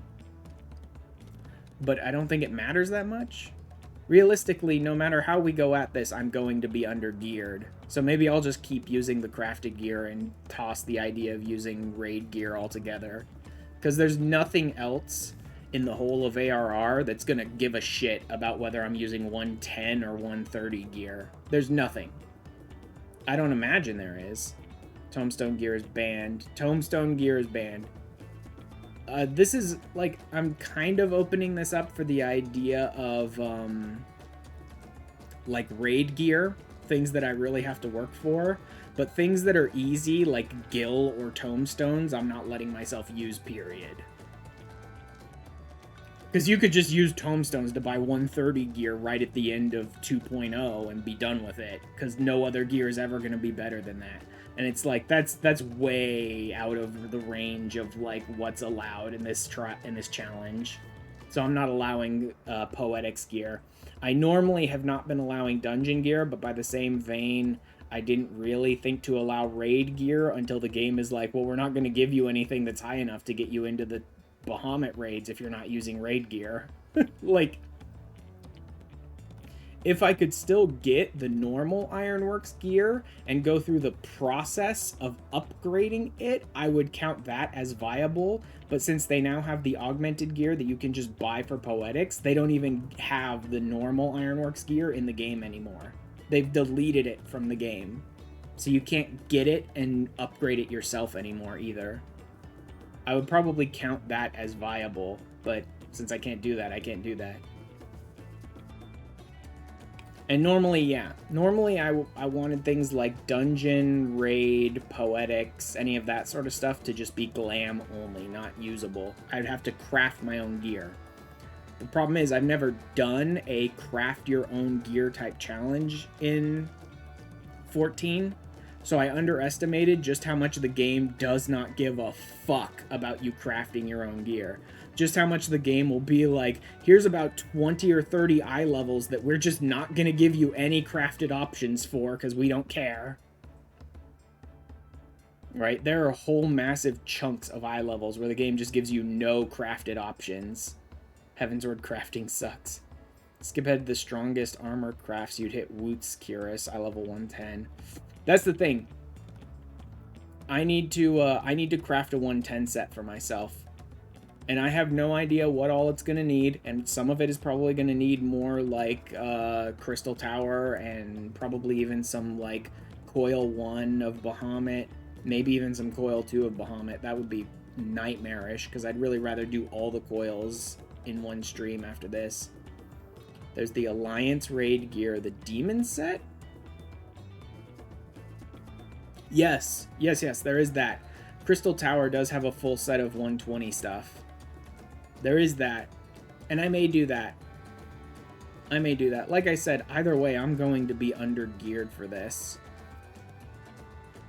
I'm very much going to have to, like, rely on my group eye level to get me into the Bahamut stuff and just try and gear myself up as aggressively as I can, so that even though I'm technically under-geared for it, I'm not holding the group back too much. You need to get to 123, which I think you need to loot master the raid gear. I don't think you can even get to 123. I guess that would depend on the book? The weapon? Because Crystal Tower has a full set of 120 gear. I don't know if Crystal Tower has... I assume Crystal Tower must have a weapon as well. Is the weapon higher than 120, though? Because that might be what they intend for me to do. There is no weapon. Alright. So then what they probably intend for me to do... Oh, Crystal Tower only has left side armor? Wait, it doesn't have accessories? That's interesting. Huh. Then what all must they intend for me to do? Alliance raids are left side only. So it would intend for me to pull clothes out of Crystal Tower, accessories from where? And the weapon, I would imagine they expect to be relic. Mix crafted and raid gear. It's meant to be ketchup gear and glam. Yeah.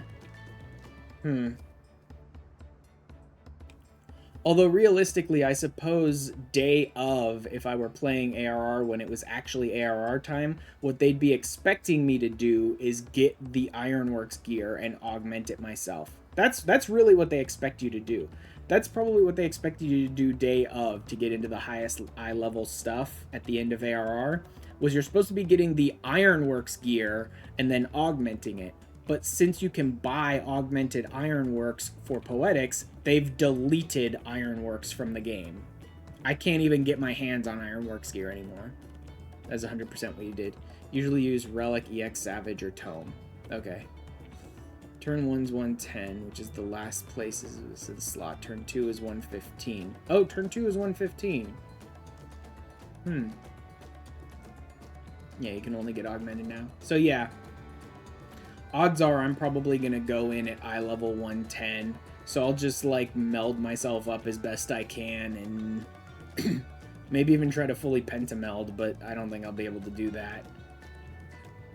I'll probably end up just going in at 110 crafted gear and relic and just meld myself up as best I can to hold the group back as little as possible. And then let the group eye level let me in. The 123 is probably... pretty much. Or the other option is I could go through Crystal Tower enough to get myself a full set of 120. And then once I've crafted 110, maybe I'll... yeah, once I've crafted 110, maybe I'll upgrade to a full set of the 120 stuff from Crystal Tower to get me at least a couple more eye levels. 1 or 2. It's not going to be much, especially if it's left side only. That's only 5 pieces out of, like... 11? Yeah, 11. So that's only going to get me an extra 1 or 2 eye levels probably. Loot master the raid and grab everything. You can't even enter the raid if you're under. I can. I didn't want to enter the raid under because I wanted to kind of prove like I can reach the eye level necessary to actually get this content, but I'm just not going to be able to hit that eye level. And when you're in a pre-made group eye level is what matters, not individual. Normally you get slapped by too low, not allowed, you can't enter this raid, but if you're in a pre-made group, it takes group eye level, not individual eye level. Yeah, because technically I did not meet the eye level for all of the first 5 turns of Coils of Bahamut. I met the eye level to get into the first coil, but it turns out I didn't meet the eye level for all of the turns in that, but we got through all of them. Turn 3 was hard. Surprised we clear it. Yeah. Beast resembling an echevore you encountered in the first. Mess of the raids from now on and just take all the coffers. You'll gear up the best of the slot so long as you get good. Yep. Any of us will mind you taking that stuff? No, yeah, I know. That's pretty much what I'm gonna do. I'm gonna run World of Darkness to get myself a full set of Demon, I think it's called. As many pieces of that as I can. And then when we finally do go back into the Bahamut raids, I'm gonna like need on every piece of gear that we pull out of it. And if any of them are an upgrade, I'll immediately slap them on, kind of thing. You should only take gear to trade your Grand Company anyway, because all 13 turns are soloable, but by any level 100, yeah, no one will care. Yeah, exactly. I'm pretty sure that's what I'm gonna do. I think I'll have enough time to upgrade my relic one more time. To the Braves level, which I assume is 110. It's usually going up by about 10 each time. So I'll probably have a Braves level relic. God, I hate those books. Which will be 110. I'll probably have a full set on the left of 120 gear from the Crystal Tower. And then I'll probably have 110 crafted stuff on the right. And then when we go back into the Bahamut raids, if I pull anything out that's higher level than anything I've currently got equipped, I'll just immediately replace it. Should be, especially in the final coils where you jump to 130. Yeah. Second coils, as long as you hit 90, you'll be geared up just enough for coils to gear you up to 110. Yeah. I am going to have the 110 crafted stuff, though. Although I may need to pull something out of coils that I can't get access to craft some of the 110 stuff. Because that's kind of a thing. You sometimes need materials from, like, the raids to craft the 110 stuff.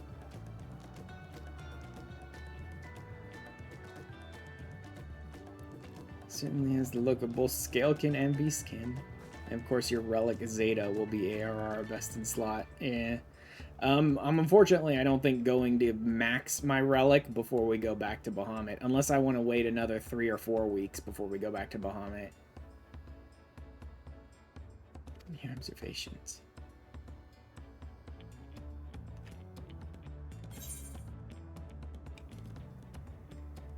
ARR is messed up and it's only ARR that's like that. Yeah. That's the interesting part, is like when I get to Heaven's Word, will I be able to reach high enough eye level just from crafting things to like get into the Alexander raids all the way through or not? That's the thing I'm wondering about now. Is in the future, will I be able to reach high enough eye level just through crafting to get through like future raids? Is ARR the only one that's completely ganked like this? Keep getting sidetracked like this, you won't finish Dawntrail tonight. I know. Back, I got the Black Mage Relic not too long ago. You're shocked by how fast it was. Installing his long 14 tradition.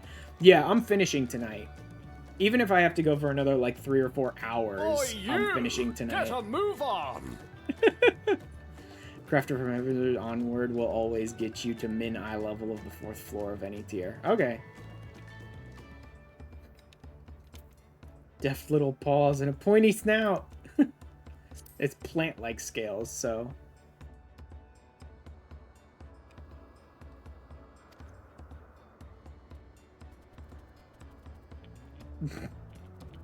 It's just ARR that's fucked up like this. It's an artichoke. Yes, it is.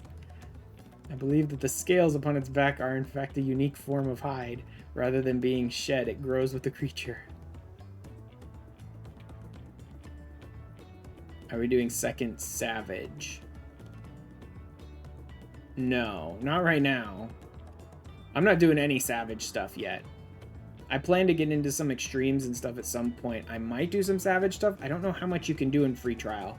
Because I know for a fact in free trial, they don't let you do ultimates. But I think they do let you do Savage. Well, Coils is Savage.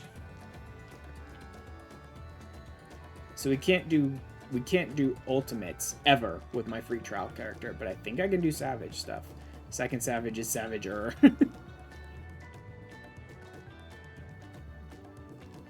probably taste like rabbit. Oh god. Savage 2, Savage Hard. No, it's Savage 2 Electric Boogaloo. Again, only error. Yeah. Yeah, we already did know that, like, Coils is harder than most normal raids. Like, they really tuned back the normal raids when they went on. They made Coils a bit harder than they really should have, kind of thing. Right? It was still fun, though. That final turn in Coils was a lot of fun, learning, like, the gimmicks of how to dip in and out of the palm of the hand and dodge the boss like that and all that sort of stuff. It's weird because the team honestly had no idea how to make content yet. Yep. If we consider that along with its other characteristics, such as its face and hands, it's more likely to be a beastkin, like you said. Physical examination would be needed to confirm this beyond doubt, but I was satisfied simply to have seen it. It was designed to be Savage difficulty to begin with. Second Savage was made to gimp the strats of Second Coils. Yeah. By Stormblood, it's pretty much how the rest of the game is going to be. Even in Heavensward, the normal raid series doesn't seem that insane. There's still a couple of like crazy gimmicks in Alexander, but in the normal version of it, it's not too bad. There's a couple moments where it's like, if you guys don't make sure to drag these enemies to the right location before we kill them, then we're all gonna die here. But that's only one or two occasions where there's weird stuff like that in Alexander. Designs every other raid series designs Savage first, then tunes it down for normal. You know more familiar with this species. Where did you encounter it? In the first. Another reflection, the fairy kingdom of the first. He's been to the very edge of existence. He's seen life that others could only imagine. I mean, that's not where I encountered that weird cabbage hog.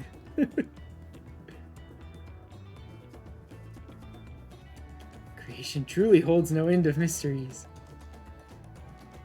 Love to see them all. The life beyond the bounds of our star and plain both.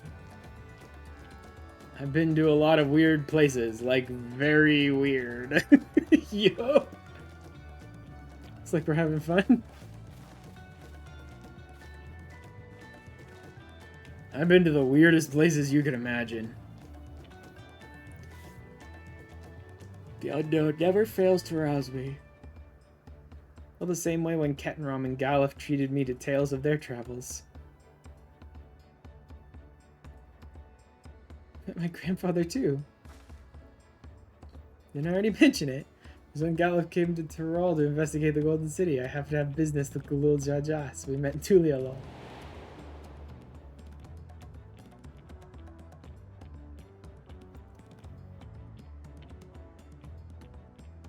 Little did I know the tiny babe he was cradling would return as you. Has it already crossed all these years ago?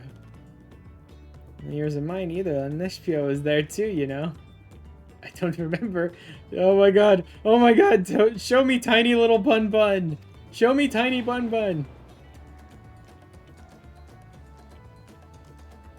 Ah, damn it. They didn't show me tiny Bun Bun. Told me about Charlian that I later urged Eleneshpia to take up gleaning. Been to 2-ish reflections, been to the past, been to space between realities, been to space, been to a realm made entirely of solid emotion. Like,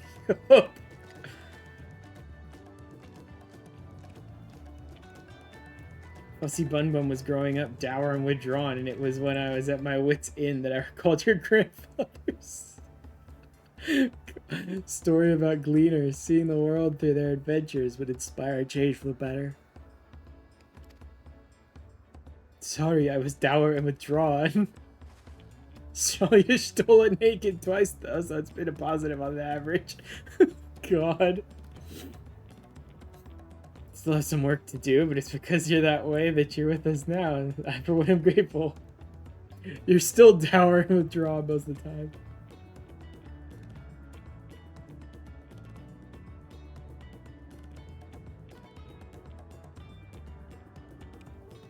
Let's keep moving, shall we?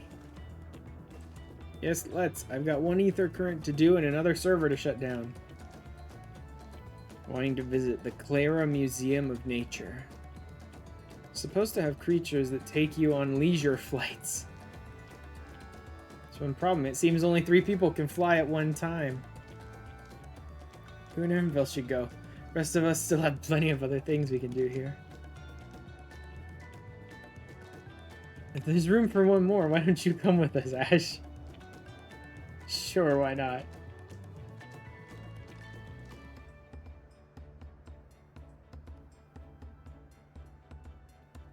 Seems the bottom of the ramp that runs west of Laynode Arrow. Go on. You know, I like this top. I'm not liking these pants that much. I know it's the artifact set, but I'm not liking the pants very much. Let's try, can't do glamours here, of course. Where is the, okay, it's up there. And I need to circle around anyway to get down there. Time for third wheeling. Third wheeling this date with his mom. You know what? Erenville's the one third wheeling it. Erenville's the third wheel. I'm gonna date with his mom. His hot mom. He's the third wheel. It's Erenville's third. Yeah, you got it. See, Baron and I are on the same brain cell there. Oh, really? Oh, no, because I'm mounted. There we go. Rogue. And then I'm gonna undo most of this. Don't care about that. Don't need that or that. I want to keep that one. I can keep the gloves the way they are. The pants are the ones I don't really like that much. Yeah, I don't like the white. I don't like how white the pants are at the top. I like them better when they're darker like this. I think they actually work with this top better.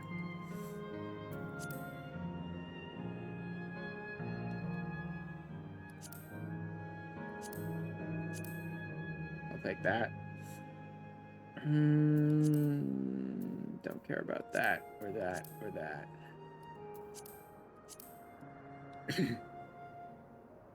Yeah, that'll work.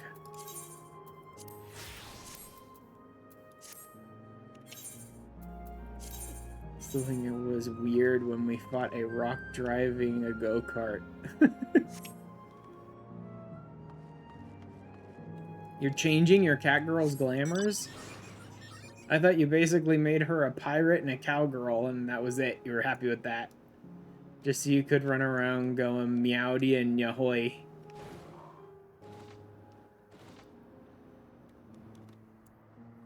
Or at least her warrior one. That would be a fun activity, describing 14 fights badly.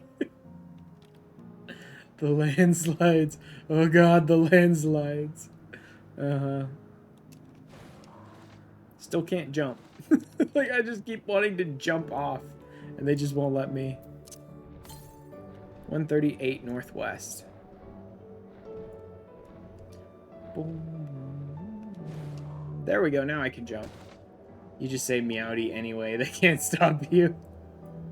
That's by the same token that I just say lolly-ho with my free trial all the time. They can't stop me from doing it. 104 northwest. It's weird. Or hi everyone, if I want to really upset them. This weird chick up below me, then her 2 twin sisters join in. Why'd that be like that? Oh god. 39 southeast. Wait, is it... What? Oh, is there a platform up there? No, that's just a tree. Where the hell is this southeast they're talking about? Oh, there it is. It's on the steps. Okay. There we go. Final ether current. Final residual ether current. I don't want my mortal enemy once upon a time. Oh, God. Okay. Time for us to go on our last date, Kakiwa. And I guess your kid can come along too. Weird, but okay. They're a museum of nature. The main building is closed due to the ether shortage. Happily, they're still offering leisure flights. They ran a poll to see how long it would take for... Oh yeah, I remember that one. We ran a poll to see how long it would take for Baron to get tagged by Automod. And I think you beat all of our assumptions. For those that will bear us. How adorable. Oh my god, it's capybara mounts. They don't look capable of flight. Oh, you know better than to judge a creature by its appearance. This'll be great, I just know it.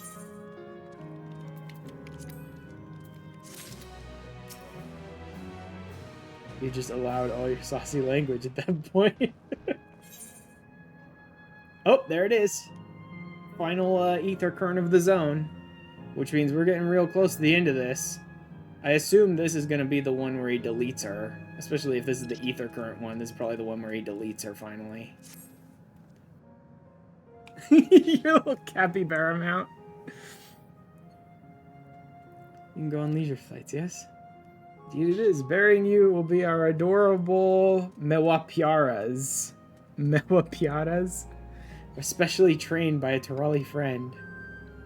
Say the word and we'll send you up, up, and away.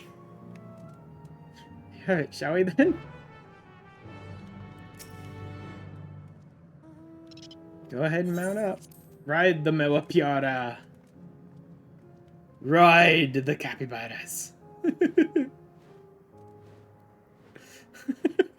So stupid. I love these tiny little idiots. It's a great mount.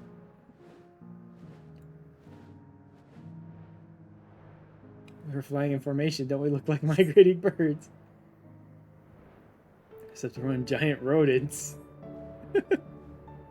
Mallard is where your name comes from. Did I ever tell you that? Capybara, capybara, capybara, capybara,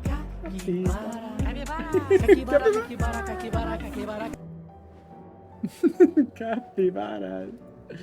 Oh man.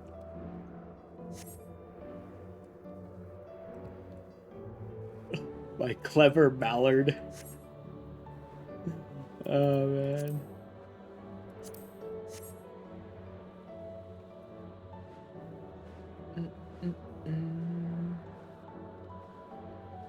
Is it over already? Time really does fly when you have fun. And so do capybaras. Delivering memory from up high.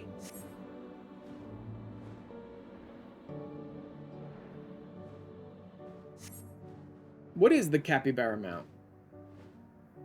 I think I heard that the alpaca is MSQ. What's the capybara from? Wonderful, an experience worth saving for the very end. Fates, okay. You enjoyed yourselves as well, I trust. It was enjoyable enough, I suppose. My fussy bun, that's high praise. Glad I invited you, Asher. You're indulging me. Serpent Lord Fate, specifically. Alright. A, like, unique boss fate.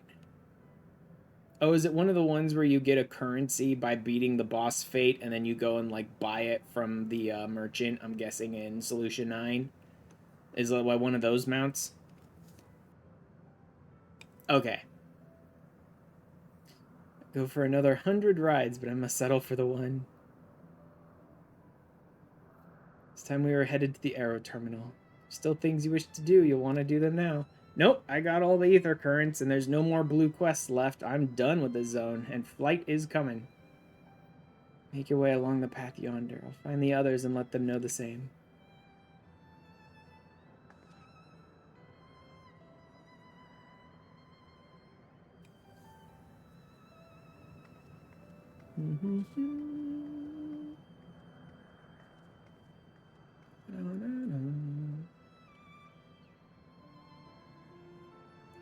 Is he gonna be the one to turn this one off? Because I know he's not a combatant, but he does seem to have enough ether control that he should be able to turn this one off. A facsimile constructed from her memories, I understand this. When she's right here, as alive and spirited as I've ever known her. Am I supposed to do it? How am I supposed to erase her? Does she even know how it tears me apart? I mean, yes. Capybara. Capybara, capybara, capybara. Capybara. Oh, man. Okay, it says it's up, so... Actually, I'll just head that way and see what I find. Oh, yeah, it's just up a little path here. Okay. I was wondering if I'd have to go, like, way up around some side path or something.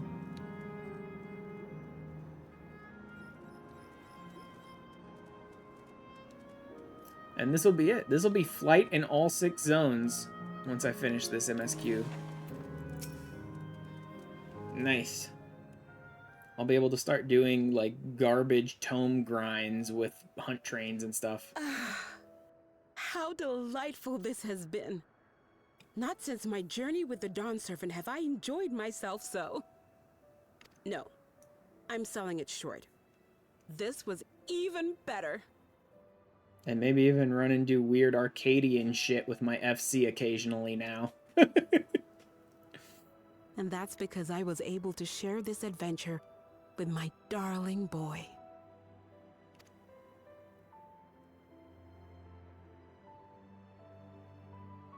Well, this is as far as I can go. As for the rest... Just stop. Yeah. You're doing it again. Deciding everything by yourself, and then disappearing. I know what to tell you, Aaronville. There's no version of this where she doesn't get turned off. Like, you're my pupil, so you ought to understand. It's great and all for us to respect your feelings. With that being said, there's no version of this where we don't shut the server down. It's the only way to finish it. Must one day die, and that which has died isn't meant to return. This is the way of nature. Mine is an unnatural existence, and I've suffered it only because I had to unmake this twisted mausoleum. MILF. Yep. But now that brave souls have appeared to whom I might entrust my mission, I may finally embrace the end.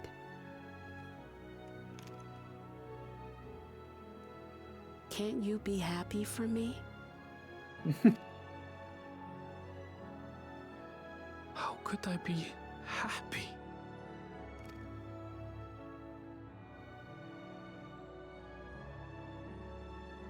I was actually quite scared, you see. Scared that I'd be trapped inside the barrier forever and denied the thrill of discovery for all my days. I mean, yeah. For someone like her who wants to travel and explore, this place is basically a nightmare. More than you know. And now here I stand, unburdened and free. In this moment, the happiest of my life.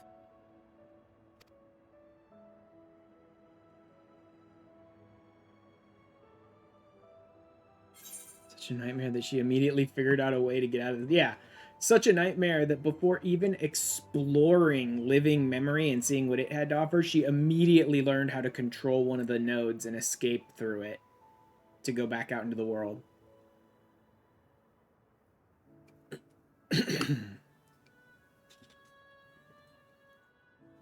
I'll be a little gentle with him, I suppose. Rather than just telling him, okay, it's time to turn your mom off. Time to pull the plug. The medium of a floating emoji.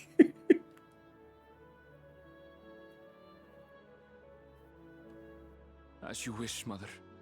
I'll continue what you began. You were right, of course. Leaving home has broadened my horizons.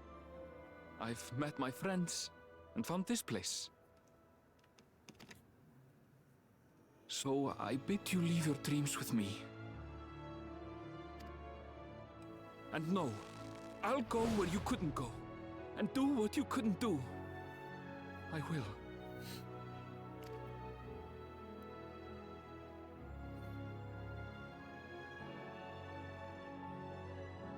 Look at you. All grown up and dependable. It's, nope. Nope. Okay.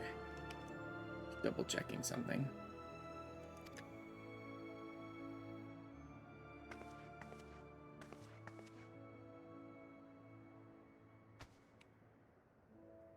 Yet with so much more ahead. A world of experiences await you, each a lesson of its own.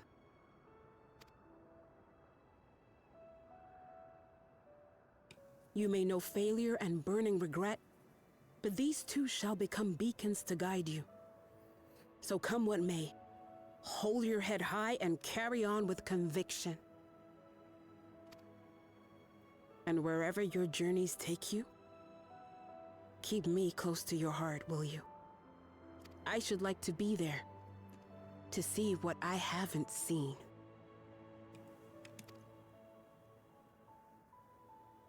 You will be, Mother.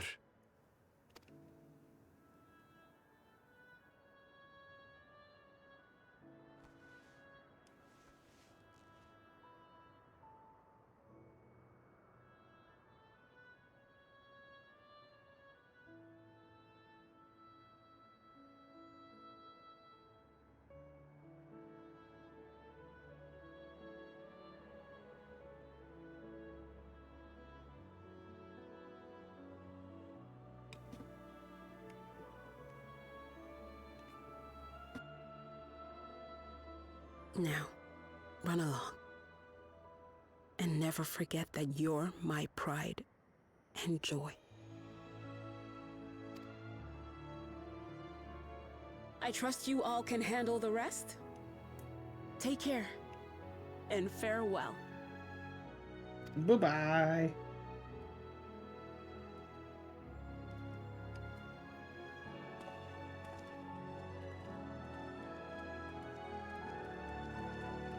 Look how serious all this stuff is trying to be, and like my very first encounter with her was to immediately go to Erinville and go, "Hey dude, your mom's hot." Like, I've maybe not given Kikiwa all this emotion the like the due reverence, I suppose, that it needed, but oh well.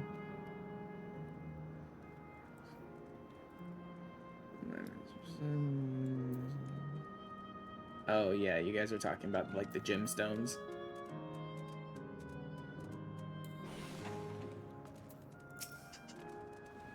Ah, no, not an ad.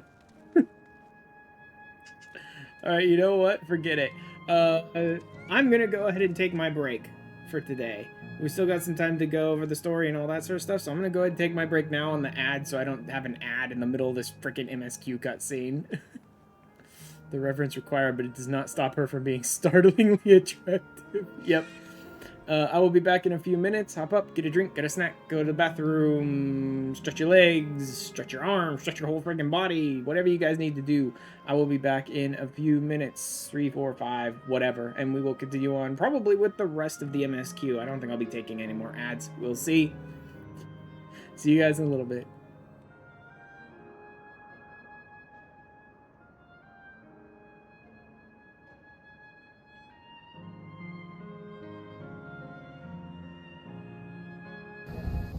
What could I have, Julie? Glow stick. Oh, goodbye. Head this way to grab the gold one, and then I can circle back around for the others. Oops. Completely missed the jump button. Is that what Vril is? Oh. Sorry. Could help myself. Bye-bye. Wow, really? I damaged myself by doing that? Holy crap. I dropped like 2 inches and it sounded like I busted every bone in my body. It's like no one can see past the, they sent an army in. Motherfucker, you have psychotic soldiers roaming the streets murdering everyone. we weren't gonna send Greenpeace in, dude. We weren't gonna send Doctors Without Borders in, buddy. You have former soldiers tempered roaming the streets, slaughtering everyone they encounter. Yes, we sent an army in. Bye-bye, Iron Longbow. Oh, there we go. Why didn't you just break up your iron longbow? Because they didn't think about that until after I'd already started crafting the, pistols. Garbage person. I wonder how much I'll get back from the iron longbow anyway. Is it gonna be 6? It's 8! It would have been enough! Sorry, I went AFK for a minute. What's up? A lot of things! What happened? Ashran Nothing. dismantling the castle. Nothing at 'cause he all. won't go out to get Nothing some at all iron. happened. See, Baron, your gates are back up. It's perfectly fine. Nothing happened. Instantly. When I did that one.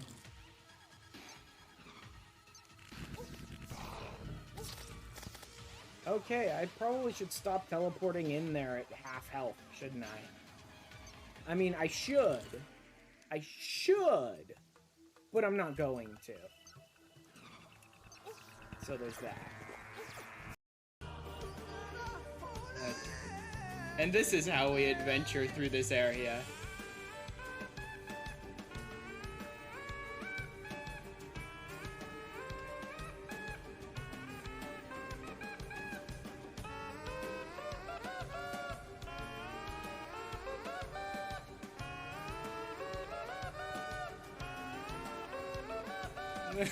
Very.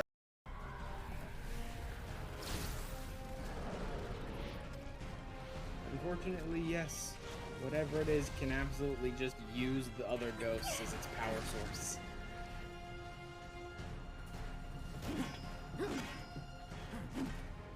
I don't have time for your shit. Thank you, Cloud. Yeah, that's how you respond to a ghost. Saved me, sir, and not just with steel and valor. I fear my words fail me. You have saved my all, my dearest warrior, my great redeemer. Yeah, sure. By the way, Aelinor, I'd like you to meet my wife, Celine. I've given her a ring and everything. Hope you two enjoy each other's company. Bye.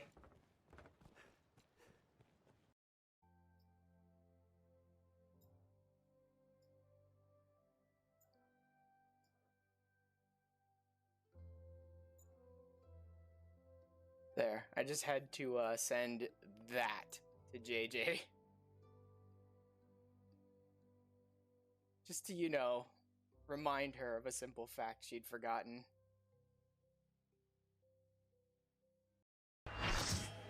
Here we go.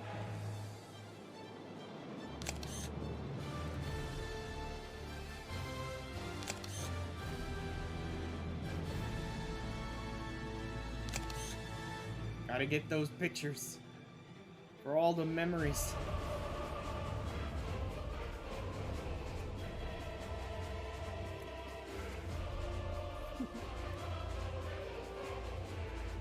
You will never reach it. Will never reach the deliverance you seek.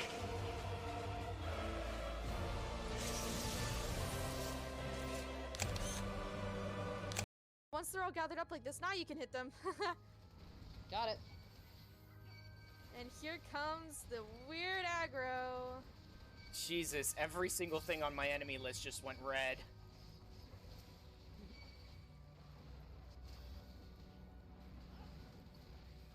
Oh, is that what those symbols mean? I've never paid attention to them. Part of me kind of wants to name Mashitas because my answer to, like, all of the dumb bullshit storyline stuff that happens in this game and they don't let us do anything about it is like, fuck you, I take out my gun and I start blasting. Anyway, I started blasting. Exactly. Right? But every time some dumb shit starts happening in a cutscene in this game, I'm like, don't stand there, don't do nothing. No, take out your gun and shoot him now, right this second. Fucking shoot him. Just... Here we go. Yep, triple 10Ks. See? One down. Triple, triple, triple. Come on, baby. 2 down. Triple 10Ks, baby. What'd I say?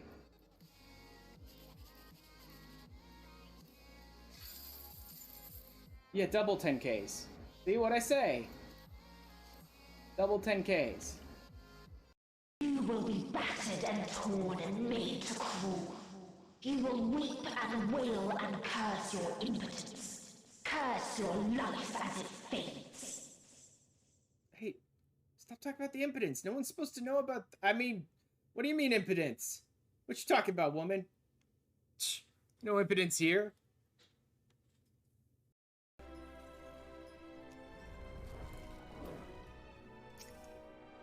Let's just use the 0 key to target this. There's no way I'm going to target it by mouse.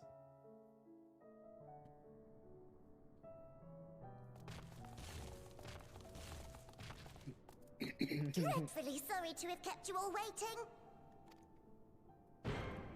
Boom. Hello there, friends. Bun A new bots. person. Heard there was a bit of a rush, so we gathered what combat-ready supporters we had available. Army of bun bots.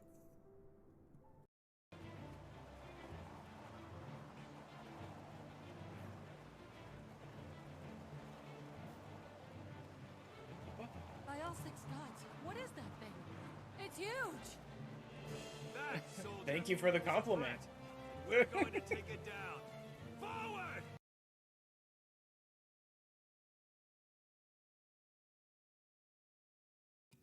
Alright, I'm back. Fucking disassembling my castle? What castle? Oh, wait, I need to turn the game audio back on. Oh, thank you for the train! Freaking hunt train just came through.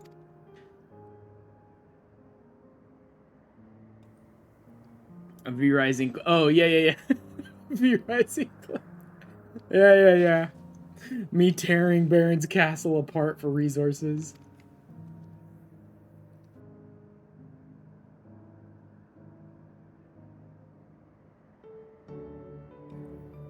You're yourselves, then so am I. I'm ready.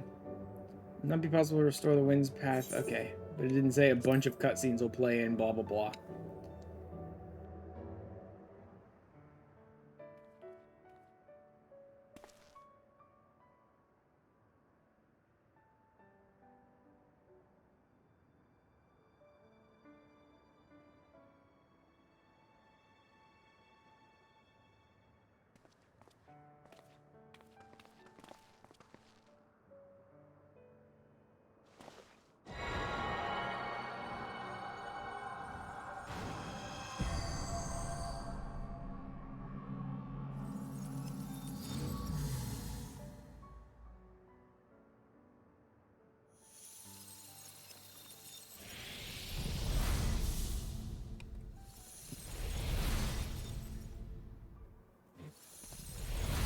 Bye-bye!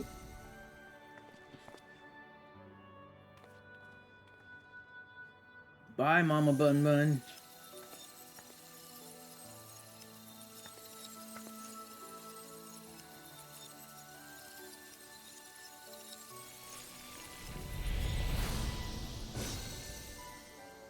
Non-ceremonious silence. Yep.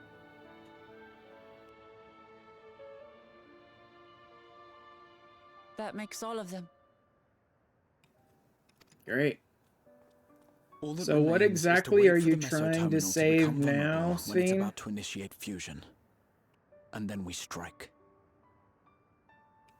It's like, we've destroyed everything. Like, Sven's plans are all cute and all, but like, what exactly are you trying to save now, Sven? Is it nothing? Because I think Sven is the only person in the meso-terminal, if I remember correctly. Or they say there are other people stored in there, too.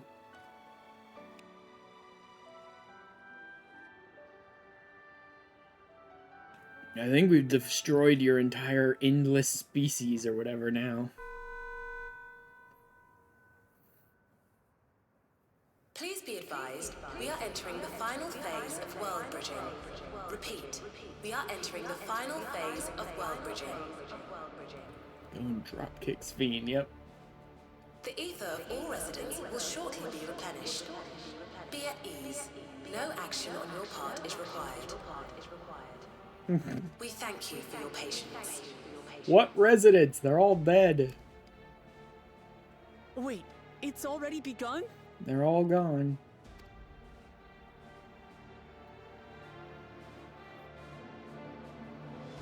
All your residents are gone forever.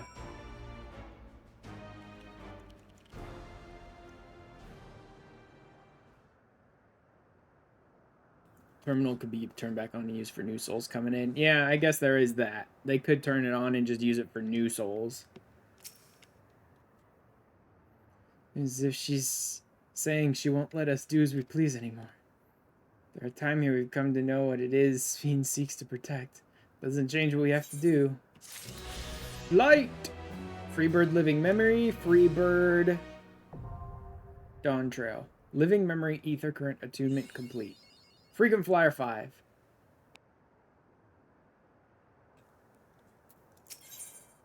Dawntrail. There it is. The final quest in the MSQ.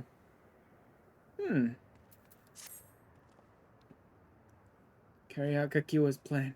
It's our best chance at stopping Sphene. Dangerous, I shouldn't doubt. We are all prepared, I assume. Come, we head to the Meso Terminal. Let's do this.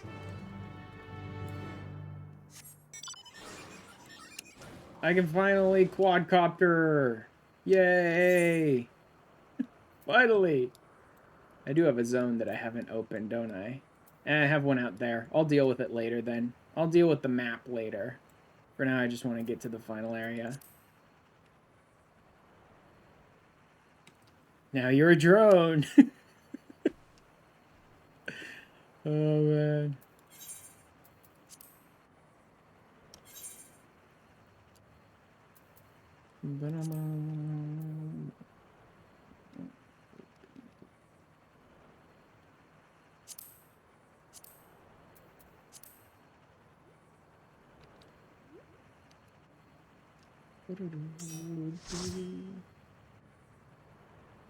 I assume we're heading straight for like final dungeon and final trial, so I decided to just toss one out to Lamp now.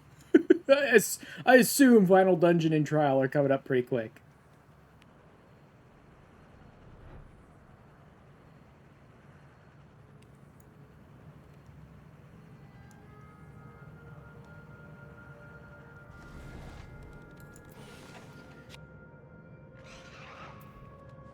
Imminently. Alright then. No. It's like, no.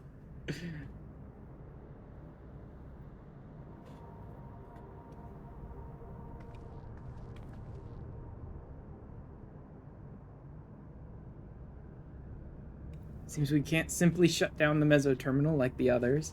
I wonder if she was giving us admin privileges then on each of them. Hi, Sakuno! Hello! Welcome in. At least my mother did tell us its defenses are tight. You're here, like, right at the end, Sakuno. I'm on the very last quest of Dawntrail.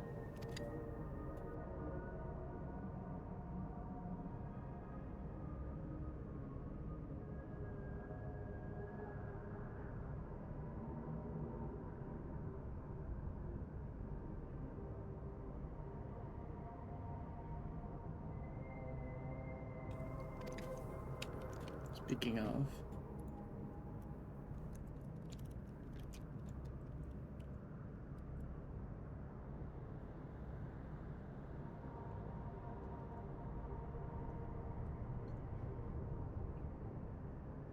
There's a virtual domain generated by Sphene's memories. So we're just going to send our souls straight into it.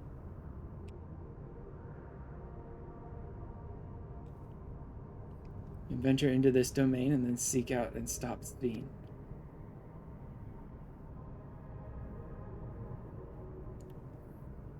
Souls are transferred in their entirety. Dying in that domain would be no different from dying outside of it. Yeah, well, that's pretty much how we always are.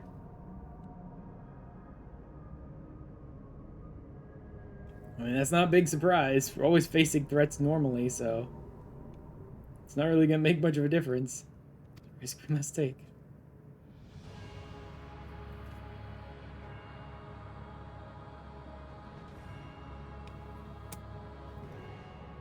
Alrighty, come this far. I'll be damned if I'm gonna turn back now. Yep. In the endless, I've gained a better understanding of Sphene and the burden she bears. Yahoo! Yahoo! There we go. Hey, Luco.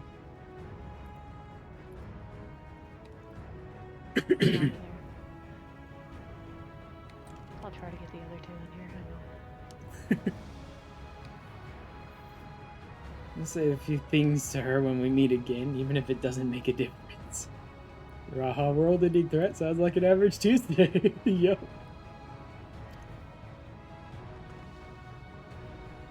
So now we won't let Sphene walk her misguided path any longer.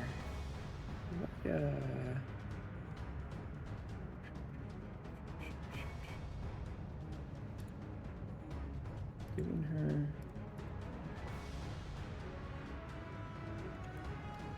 I did not. Okay, let's do that. Boop. There we go.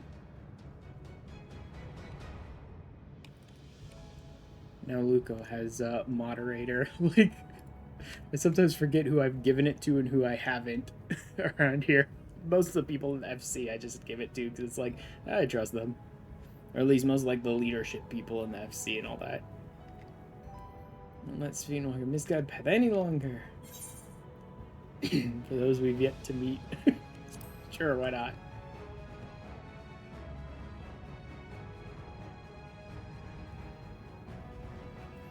Can to provide support. Mother's instructed me on her program as well as the world within the terminal. Also keep an eye on your bodies while you're gone. Come to it though, I won't hesitate to call on our comrades outside. I'm acutely aware of my limits. The terminal will most certainly meet with fierce resistance from its defenses. Yep. There's Sphene herself. To initiate interdimensional fusion, she said that she intends to erase her own memories. Marglewar. What manner of entity she will become as a result, none can say. She invokes the key to and opens portals to other worlds. She would have access to vast amounts of ether to bring to bear against us. That'll be interesting if, like, the final fight against Sphene has us encountering, like, things dropping out from other reflections we've never seen before.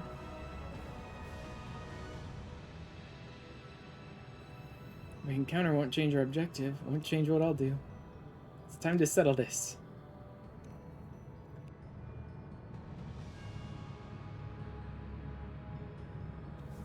I like this dungeon. I like this one. Alexandria, now accessible.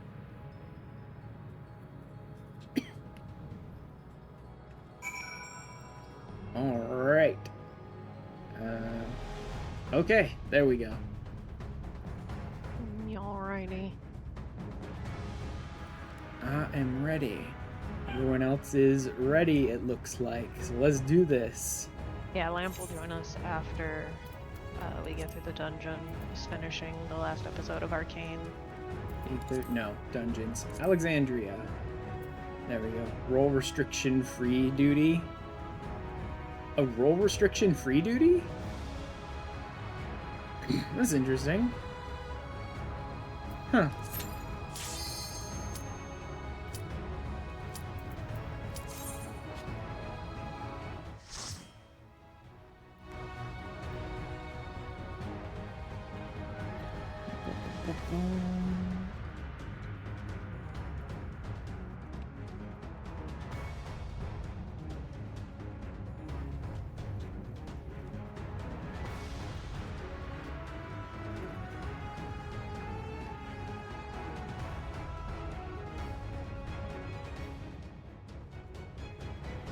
Let's see this final dungeon here. Oh! Oh, it's straight up Final Fantasy IX.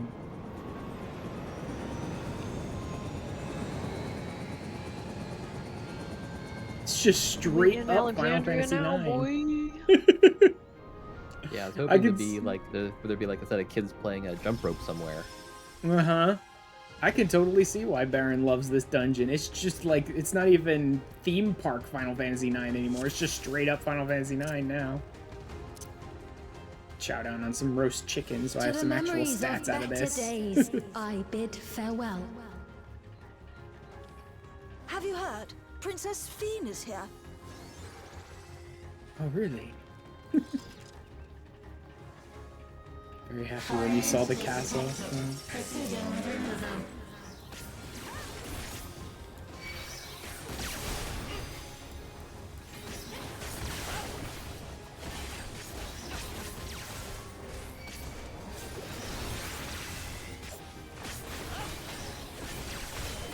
It's so nice running with like an actual group, because I've been doing a lot of like leveling with the free trial alt, and so I'm running with like duty support, and it's so annoying with those like tanks not being able to position enemies right so that I can just AoE them all down, or, you know, struggling to grab aggro and nonsense like that.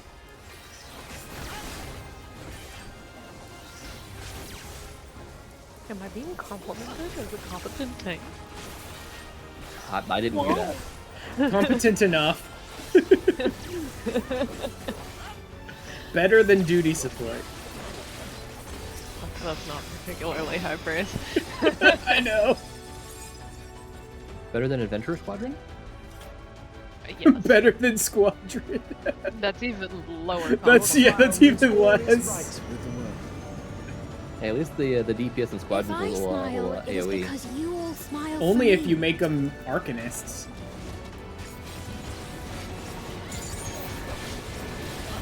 Arcanist is the only one that AoEs in Squadron.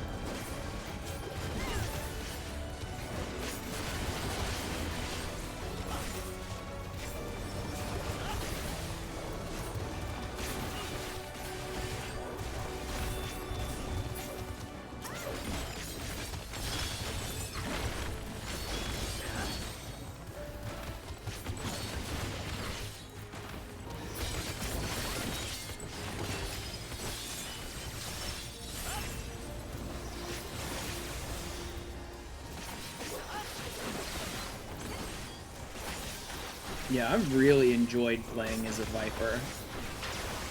Yeah, it's fun. Just the crazy hacking and slashing at hyper speed and all the dashing, like flash stepping around with your enshroud and stuff as you're just slashing everyone to bits.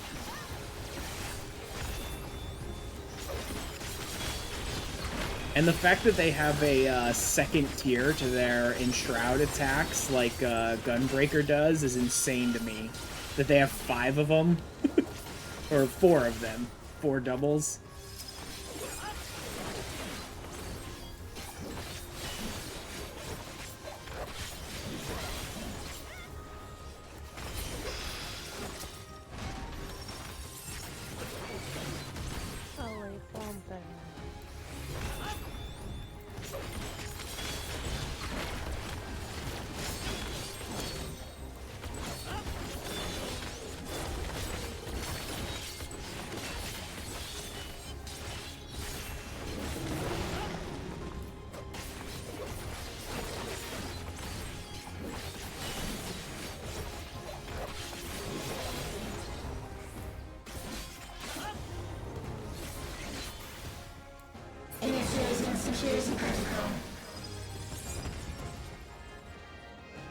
Oh, just sucks you up and teleports you. Yep. Oh yeah, I that's like boss. that. Just get slurped. Oh my god, it's Cucullin again. It's literally just the Cucullin skeleton again.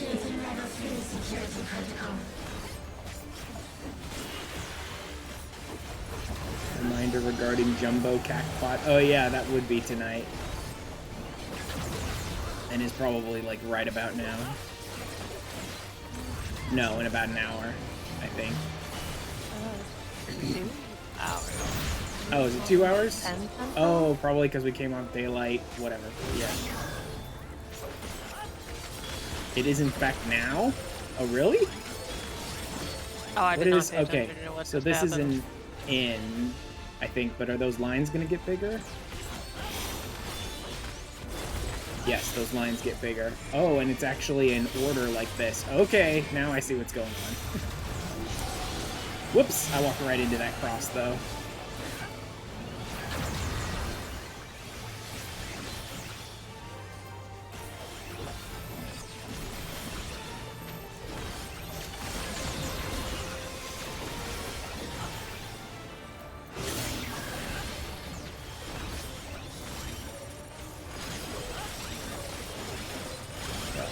Circle, cross, got it. Crap.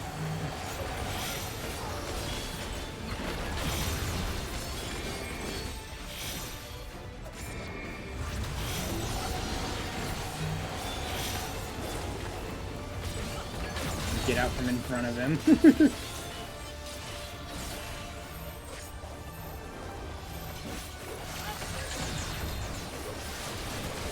This is only the second time I'm doing this.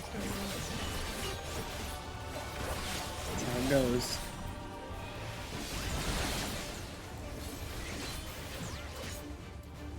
I got a lot of expert early on, so I've done it maybe a dozen times. Once I finish the MSQ.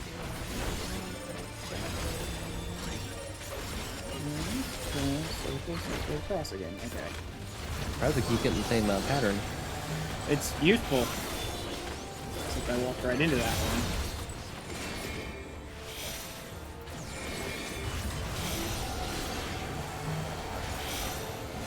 This tiny little gap here in his freaking like pit of one of his tentacles. This is a lot harder because I forgot to turn my effects back off. After Oh boy. turn them on to see something that Buff was showing me. And so I can barely see the floor. I'm like, where's the safe spot? What's the difference between the Sage's skills and the actual attack effect?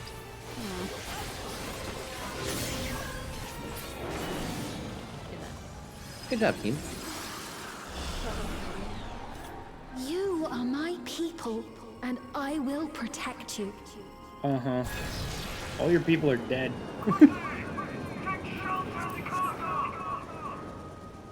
Oh wow, we're even like destroying... Okay, this is the memory of what happened during the Cataclysm then, or whatever, Calamity.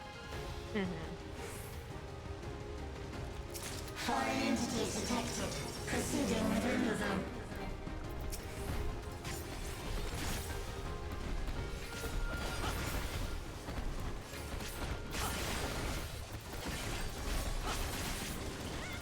It feels so similar to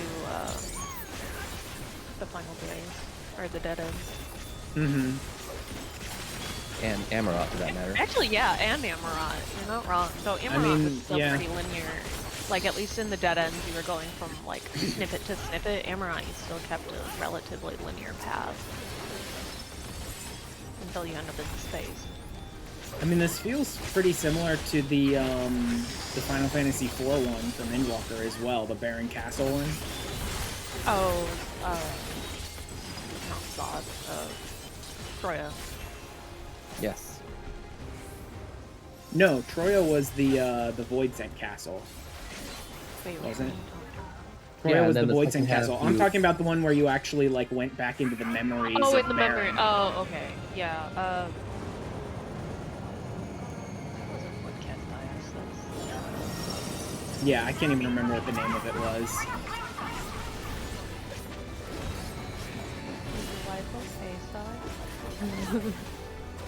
She's yelling on another Discord server about something.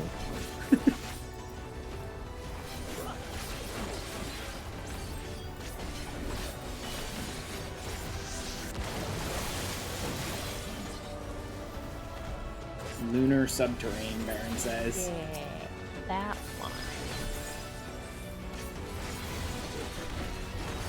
I really can't remember it then, because I know the name Lunar Subterranean, but that sounds like it was totally the wrong dungeon, but... so I really don't remember it well. You really like that dungeon for unknown reasons.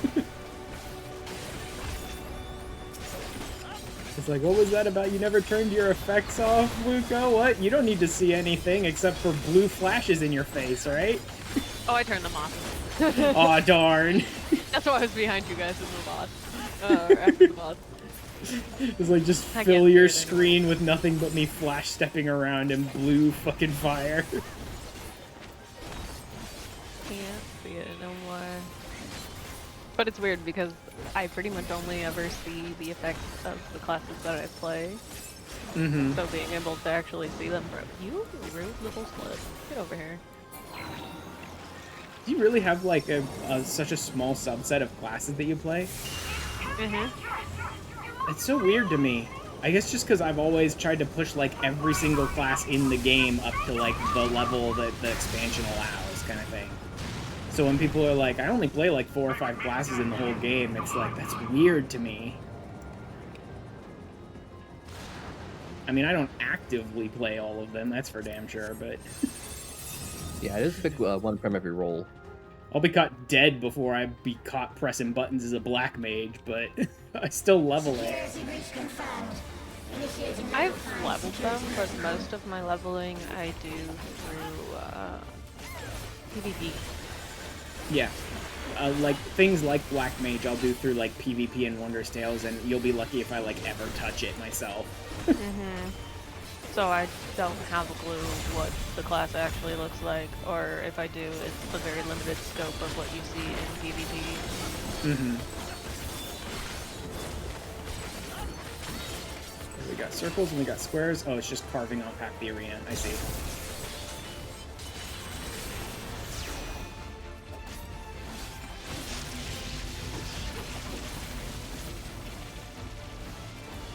Okay, so that's telling you what the range is going to be, basically. It's a Hot Wing and Hot Tail. Yep. It's nice of it to show us the ultimate range of it with the lightning, too.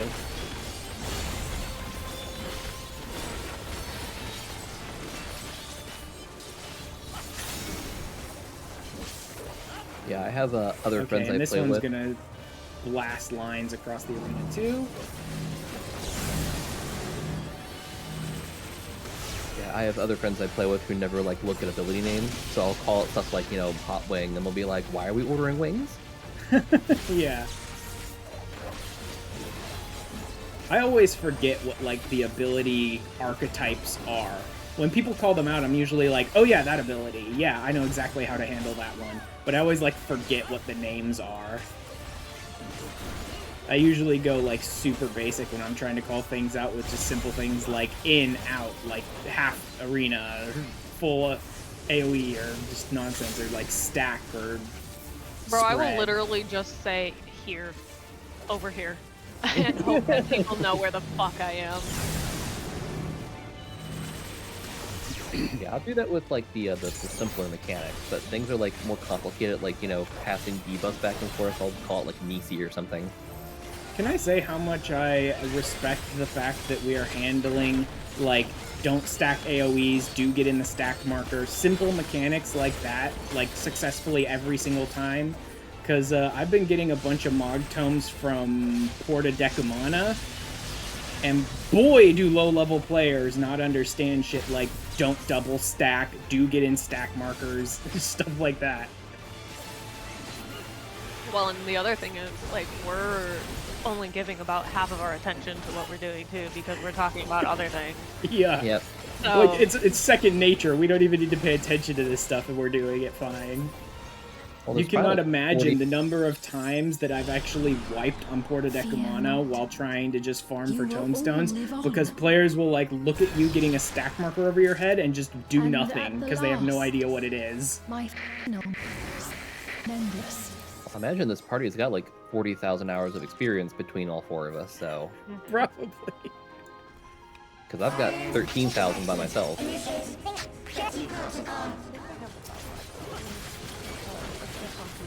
I don't even know how accurate my readings on, like, Steam. Actually, I could just look up playtime, I suppose, because this is my main. Most of my time is on him. Yeah, that's only a problem with key time. It's per character. I wish you could do like account playtime or something. Yeah, actually, that seemed like it'd be a really easy thing to do. It still wouldn't give me the accurate reading because aside from this, all my time is spent on my free trial alt, and that's considered like a different account. And it's not even through Steam, right? Or do you have it through Steam? It can't be through Steam. That's the thing. If I tried to do if I tried to do free trial and paid both through Steam, Steam has a fucking conniption fit. It's like, no, fuck you. You paid for the game. You can't do free trial now on Steam. So I have to actually use the launcher, that launcher, you know, and I actually like toggle on. I have to toggle on free trial account in the settings and off use Steam Authenticator in the settings, and then I have to do that backwards when I'm coming back to this character. Put Steam Authenticator on and free trial off. That's a pain. Yes, but at least it lets me do it on a single install. I had 2 installs of Final Fantasy XIV on my computer for a while because that looked like the only way I could do it, but luckily that launcher having those settings in it means that I was actually able to delete one of those installs and I can run both accounts off of a single install. So at least I don't have to have 2 full frickin' installs of the game on my computer now.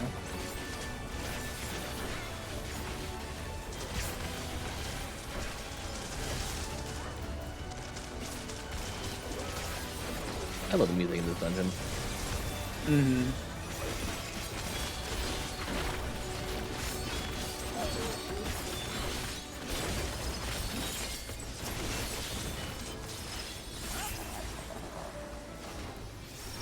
Viper's Enshroud is so flashy. I love it.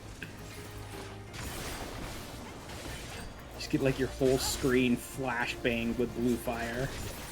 It can make you happy. It feels so good.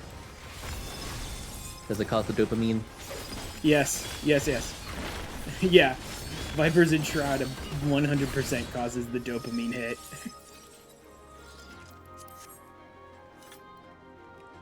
Probably mess this one up.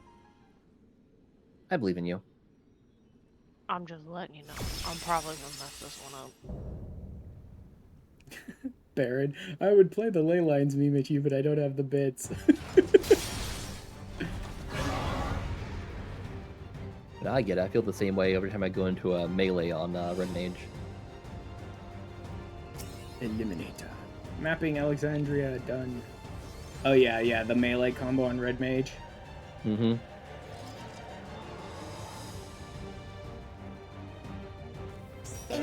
level 9. Activate components. Engaging priorities. Like everything in here is just breaking completely. I could barely even speak anymore.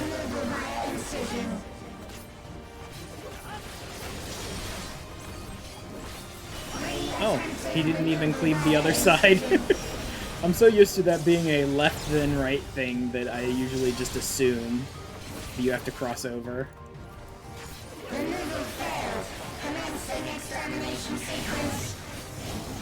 Attempting extermination via multiple armaments.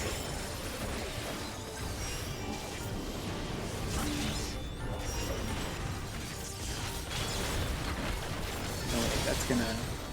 Okay, no, it's not. Alright. Purging via armaments. Acquiring target.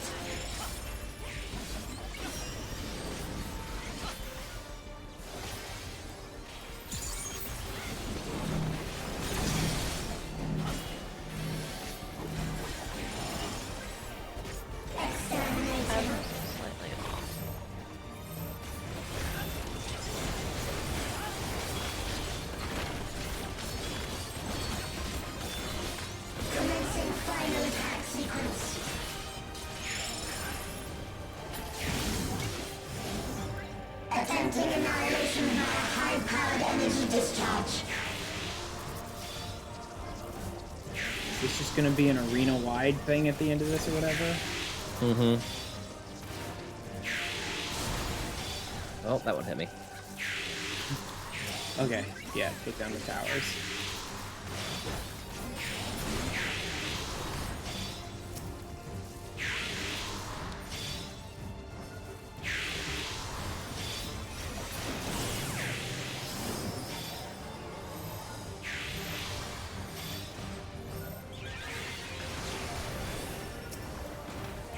Energy accumulation complete. Initiating final attack protocol.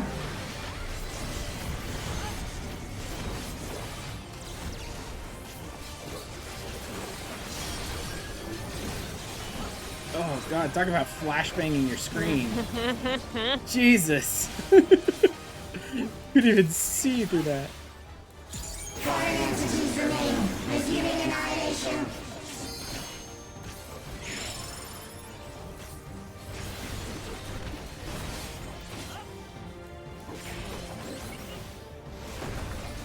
Or not.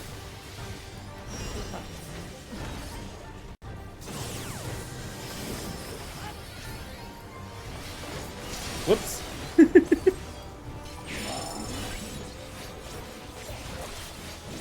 Attempting total annihilation. Annihilation. Annihilation.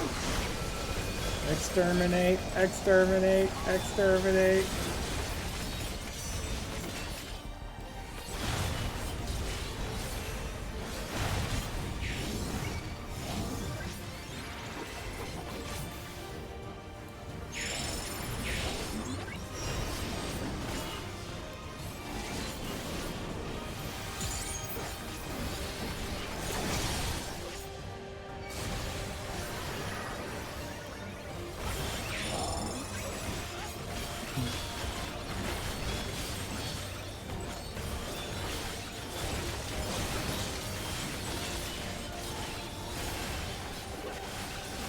Foreign entities remain.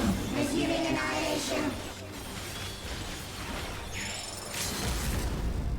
Oh yeah. Forgot. So used to not playing as the person who should be LBing that I always forget. Yay.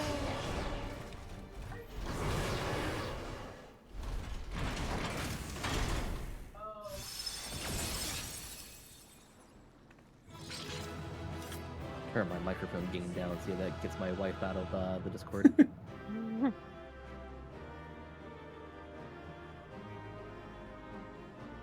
Oh cool, now they all show up. I always love that at the end of a dungeon. It's like, oh cool, now you guys showed up. What time you got Where here? were you?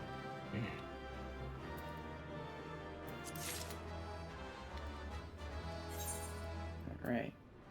BRB.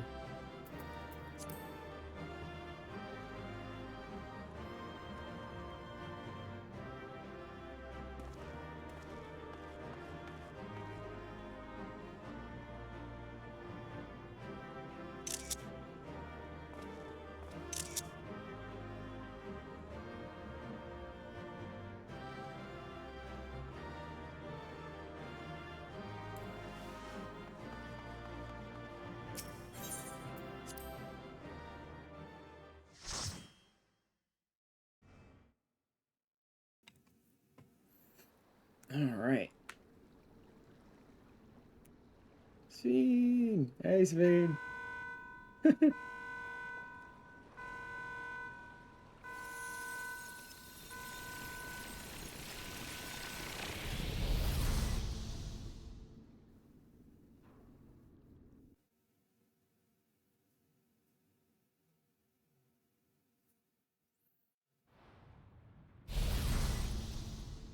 Ow. My eyes. Oh wow, look at this trial arena. Look at this fucking trial arena. Obvious trial platform. Steen! Steen, listen to me, please!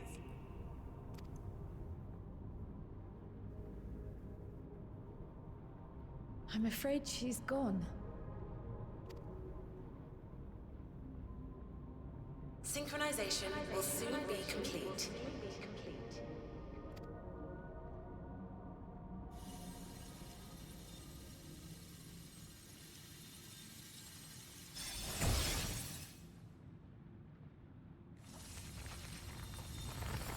I'm back.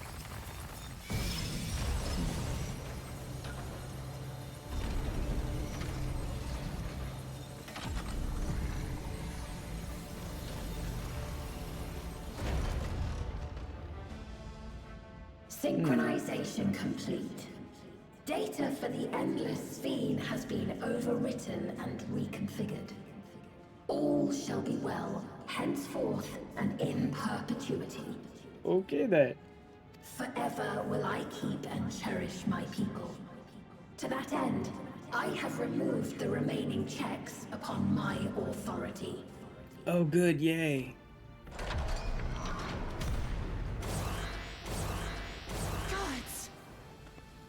Obstructions to the plan will be summarily removed.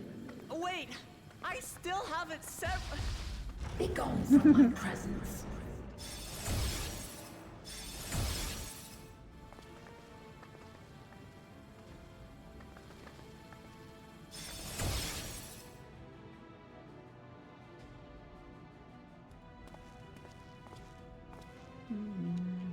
According to Eliminator's battle data, you pose the single greatest threat. Finally, someone just calls it out. You pose the greatest threat. Uh-huh. And? What you gonna do about that?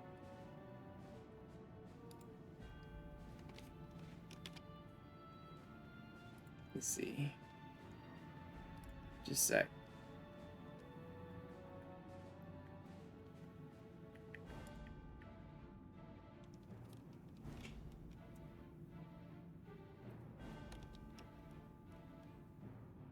Mm-hmm.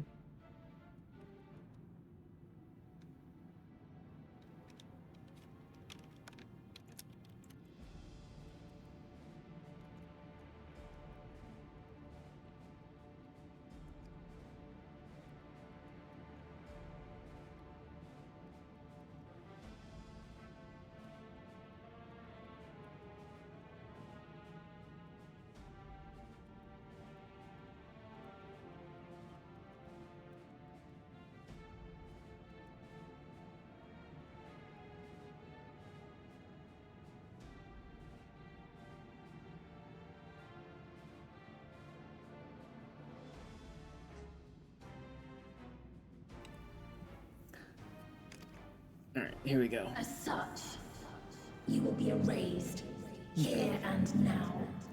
I mean, more powerful people than you have tried.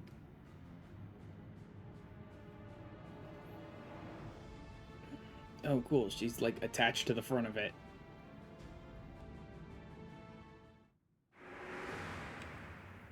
I am the bearer of the memories of Queen Sphene of Alexandria, and my desire to protect my people transcends all others. Mm-hmm.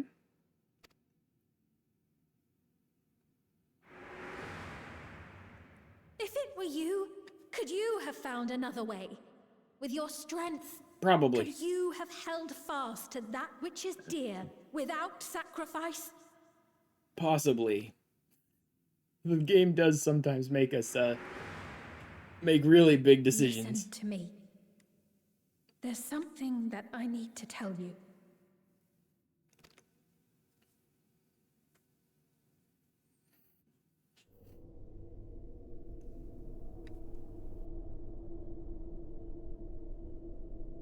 Is that concern or suspicion?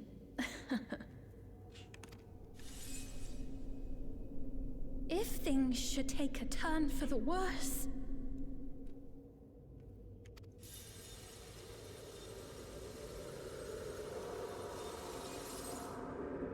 Might I...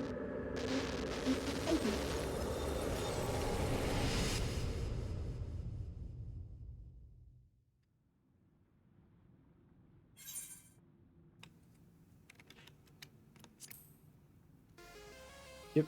Time to shut this server down. Ooh. Obstructions to the plan will Nice be music. summarily removed. Oh, that's interesting. Needs to adjust the tracking on her VCR. You.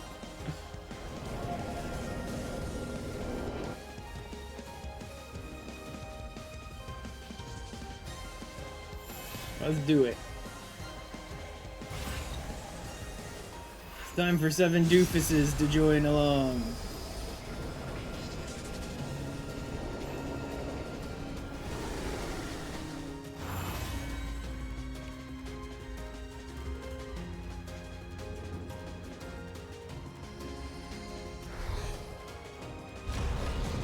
Okay. So yeah, she made the relic part of herself, so we're probably gonna get weird shit popping through from other reflections on us. Let's see. Interfos. Okay. Let's see if anyone else wants to come along. I don't even know where you would do call-outs in the FC server.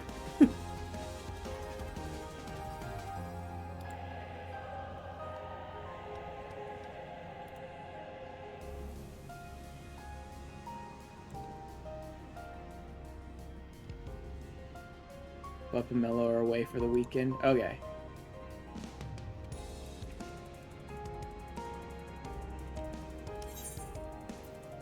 And we're the only ones on. I mean, Eileen is on, but Eileen is AFK at the moment.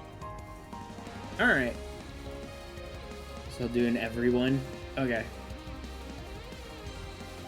You know what? I'll go ahead and... Fuck it. I'll drop in everyone in my server as well, just in case. I usually don't like to do everyone, but we'll see if anyone there wants to. Eileen hasn't done any MSQ, only PvP.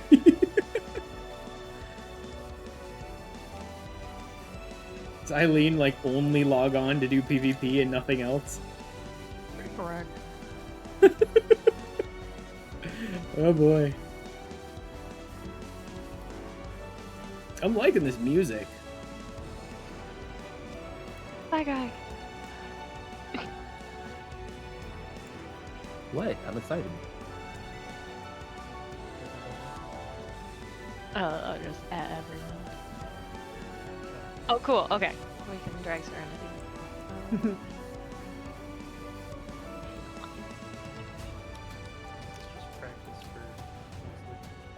Oh, come up. Oh, dang it. I need to,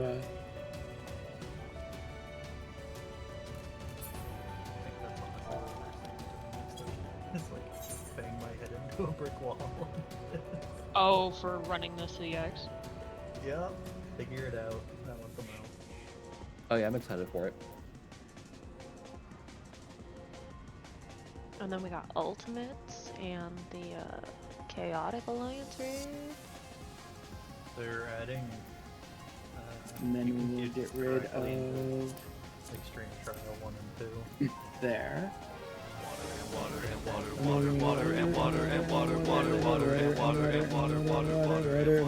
Hey, dragon. Yeah, I cannot express my excitement for the whole Final Fantasy XI content. Mm-hmm. I just want the new house decorations because they're kind of a meme. Is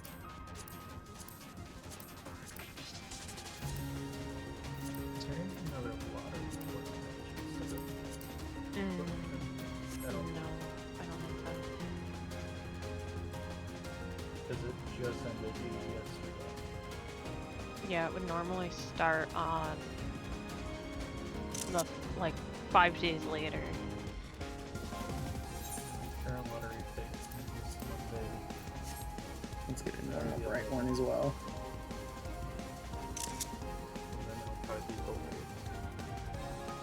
There we go. That's gonna be a good one.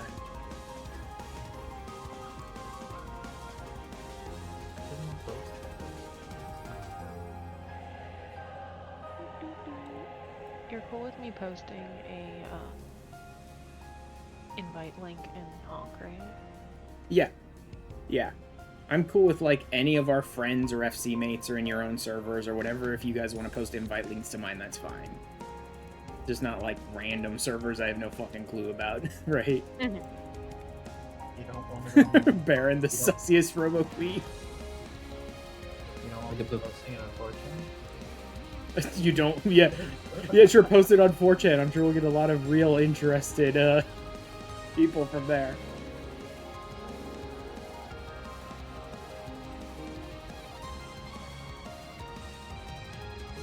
Do you have Serenity as a friend?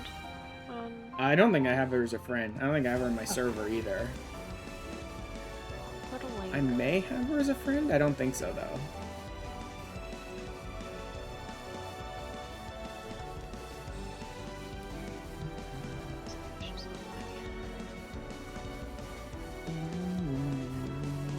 Izanami Oshika.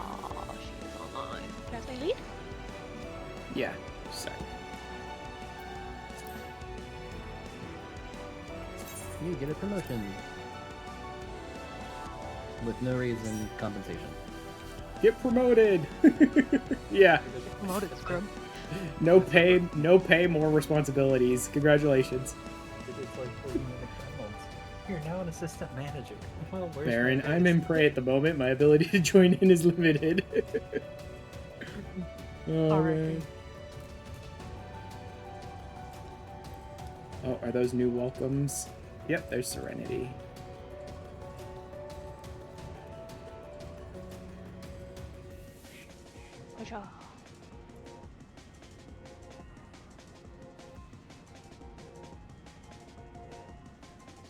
Trying to get the hairstyle from the Mog Tums before it goes away.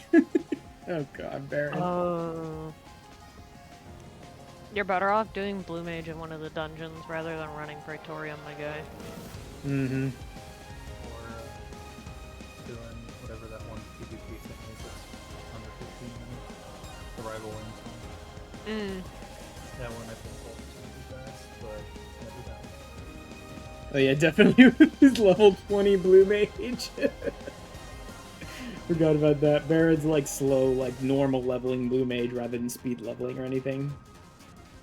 There's another way to level it besides speed leveling? Imagine. Uh-huh. I soloed all of my levels on Blue Mage. I already found the power leveling rail for Oh yeah, if you like there's the do it with friends way, and then if you have Shadowbringers, then you can totally just solo from 1 to 80. Yeah, and God, I'm blanking the name of it. The place with all the llamas. Like right outside the first Aetheryte, there's like a bunch of mobs right in the appropriate level cap, and you can just make a circle, and they respawn fast enough. and you'll power level really fast when that comes out. The one I know of for doing it is from Shadowbringers, and it's in the Tempest, where you can get enemies to kill each other after you've tagged them. Oh yeah, the Those big flower-looking ones that like eat the little ones. Yeah. You tag the little ones and then drag them into the big guys so they get eaten. And then they slurp. Mm-hmm. Just don't let Don't one let 'em eat get 3 of them. Don't let one get 3 or you're done. They will kill you. Yeah, even they will easily one-shot you. Take immunity. Mm-hmm. They will kill you. We've tried. We have fucked around and found out. I think when we power leveled me, I think it took like 42 minutes or something from a fresh character. And that was with people AFKing. Like we could have gotten it way faster. I like Psy Guy's response to you in the honk chat. Anyone available to run? So I could like, it's like, sure.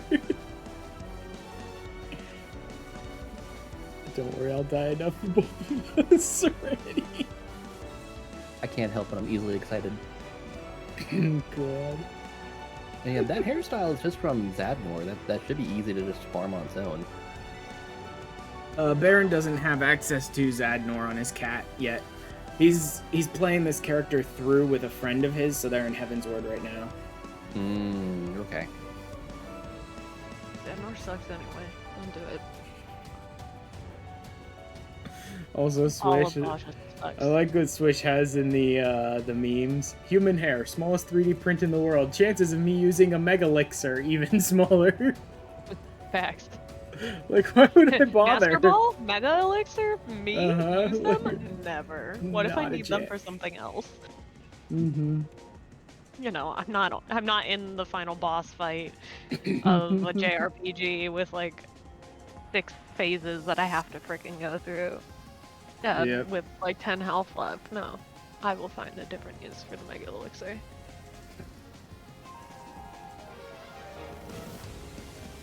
I literally let Donald and Goofy kill the final boss in Kingdom Hearts 1 and just stayed as far back as I could because I didn't have any healing items that I could use and I didn't have any MP left either.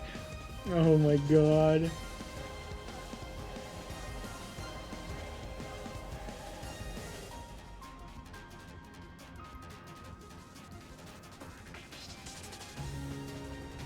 Corey might be hopping on maybe, unless Corey is at work. Yeah, I eventually beat 2, 3, and Birth by Sleep on critical difficulty. I don't hate myself that much. I kind of do. I'm always doing weirdo challenges in the games. I think I beat a lot of them on critical. I don't think I ever got done with 3 on it though.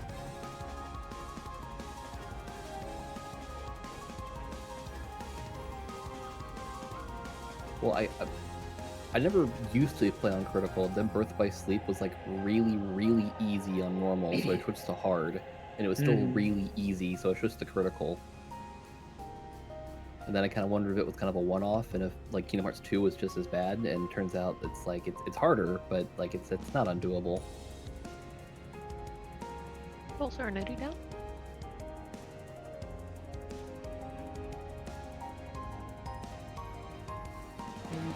Oh, yes.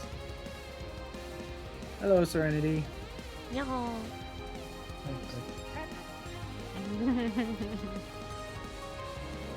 Well, then I hope you're in the bathroom.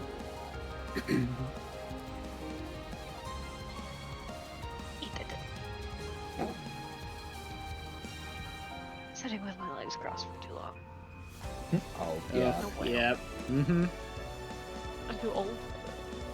Yeah, when I was 20, my knees didn't mind that. Now my knees definitely mind. I mean, my niece still minded it even when I was 20, but they mind it even more now.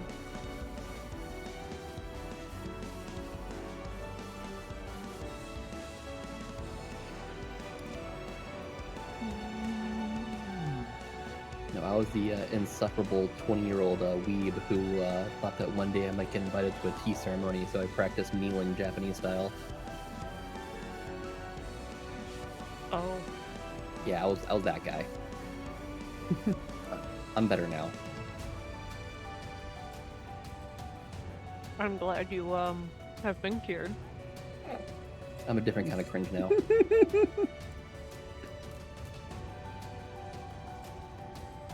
Yeah, but elder weeb cringe is way better than high school weeb cringe. Uh-huh. I realized I was truly cured when I got rid of all my swords. Yeah, the power. God and anime on my side.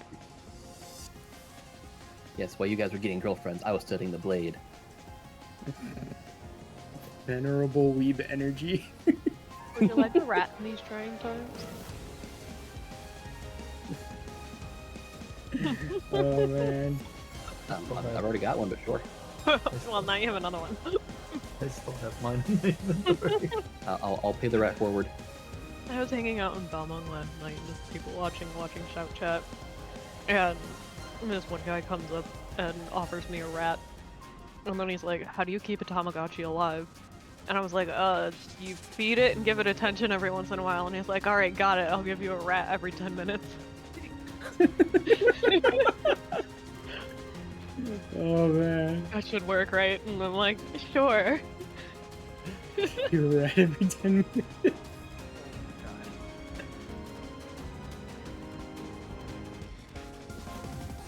Alright. I don't know if we're gonna get anyone else. No one else seems to be. I love Baron going on about the harpoon in chat. It's my grandfather's harpoon.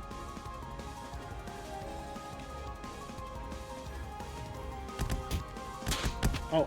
Ah. Hey, Gary, hey, Gary, how you doing, bud? Hey, how's it going? Hey.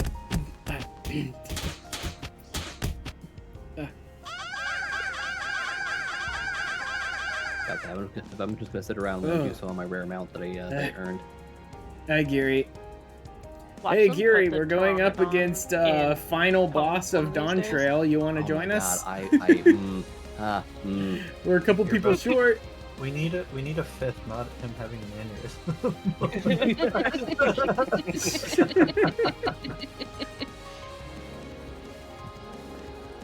I'm really expecting them to put the Marble and the Pteranodon mounts into... Actually, no, because I don't think they've ever once put an achievement mount. Yeah, Gary, I know that. I've been doing a lot of Porta Decumana for Mog Tomes lately. People in PF are bad. People in just, like, Duty Queue are bad. Like, randos are really bad at this game.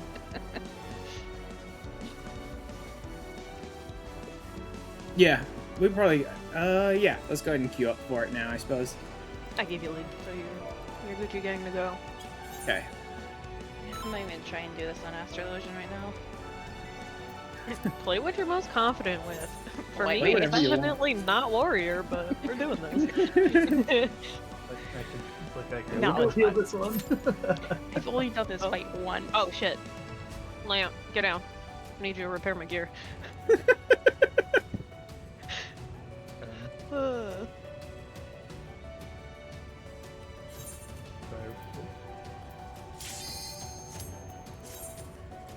That was a surprisingly long queue for 5 people. It's because we needed a tank. Right? Because you're on Viper, right? Yeah. Yeah, everything's tank in need right now, I think. Everything's tank in need, like, all the time, since Dawntrail especially. I had the best time leveling tanks. Because it was always tank in need, and then every once in a while it'd be... I would go back and forth between my warrior and my scholar, because I would just go based on whatever was in need. That's kind of how I leveled do up so fast. Dailies, like roulettes and stuff. These days is like I'm just switching between my tank and my healer. And then I just do something completely different for DPS because they're worthless on roulette. You're not getting good queue times. Queen Eternal. Everything is PvP for me. I will suffer no interference. Disappear. I remember writing a background in here. It hurts my eyes. Just close them. Yeah, that'll end well. It's okay. Lamp says he can solo heal this fight. Oh, okay, we're going. Oh wow, that tiny little potato just flew at the boss. Wouldn't be the first time. It's okay, I wasn't right after him. Who loaded up the potato launcher when this fight started? Oh, are these quarters? No, it's half. Okay. Considering she had multiple hands, I just assumed it'd be like quarters of the arena, not halves.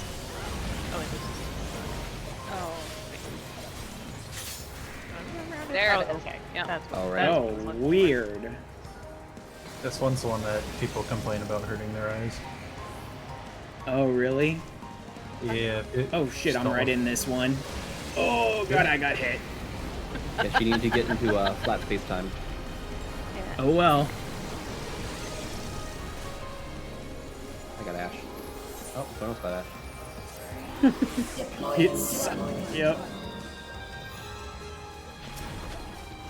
Oh, I'm not main tanking. Alright, cool. Take it back.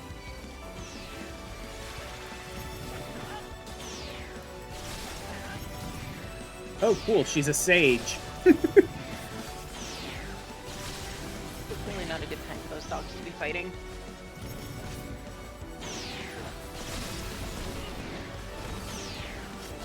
What is it with the developers of this game and air rods lately?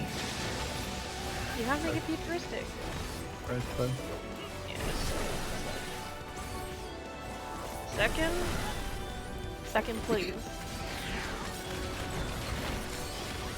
Oh wait, I'm not healing. I don't have to do this. You don't have to care about second. Let the healers mob.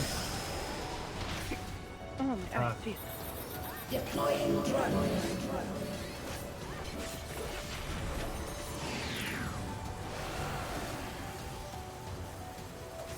Oh, I see. We're holding it in between okay. us. I get it. Hey, Luco. Hi. What's up? Just hanging around? Yeah, pretty much. Oh god. Move towards someone. Nom nom. Everyone is a new type. It's a Gundam. I mean, yeah. Personally, every single time I see these, I always go with the name Air Rods because of Xenogears. Always. But, like, I get it. They have, like, 12 different names.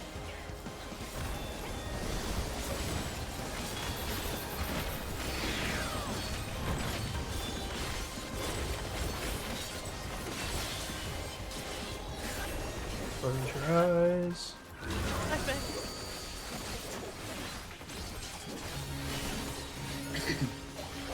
They really are trying to destroy their players' vision, aren't they? Oh.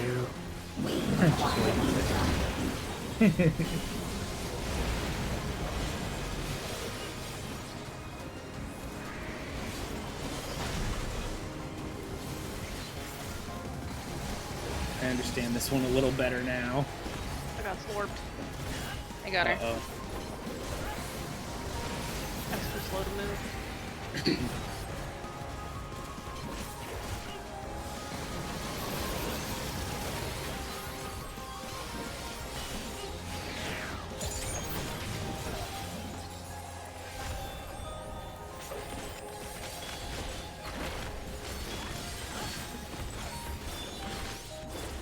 I like the title Serenity. I think you got a story about that after we're done. Oh boy. Okay, stay on this side. I just realized that the potato's name is Giant No.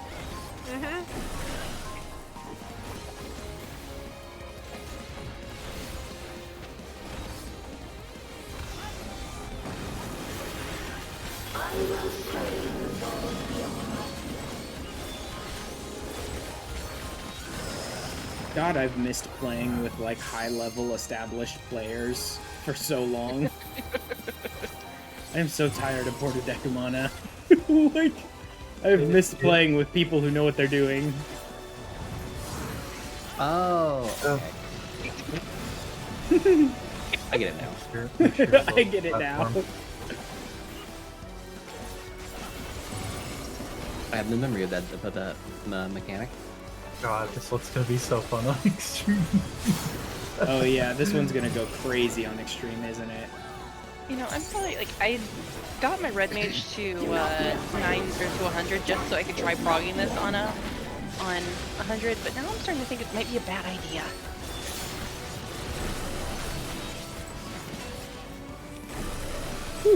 Wasn't sure I'd make that before it dropped me. For one where it just throws so many mechanics at you just all at once. Just Yeah, this one's gonna be interesting on Extreme. We're not at the fun part yet. Yeah, just wait. It turns into not only a heal check, but a do mechanics while heal checking. Good luck. Yeah. But first we need an interruption by our sponsor. Well, healers were complaining they didn't have enough to do. I'd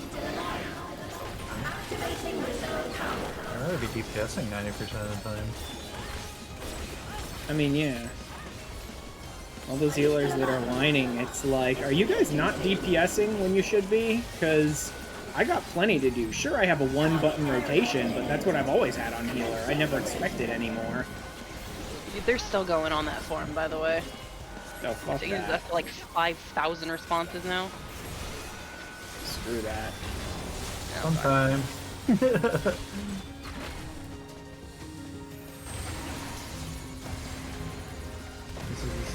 Shit. Shit, shit. Nope, didn't get there in time. Flurry I do make him look away. I am recognizing each of these mechanics, but you're right, they're going real fast. I got the Picto.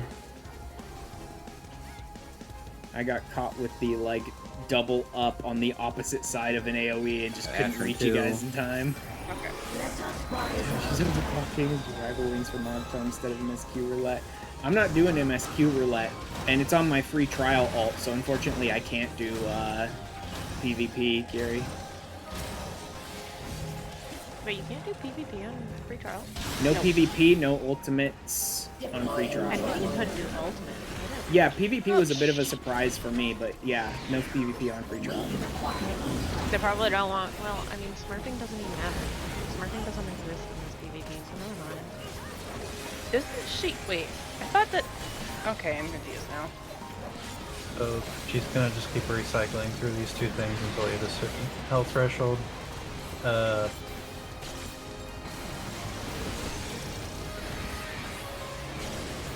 Oh, okay, that's why.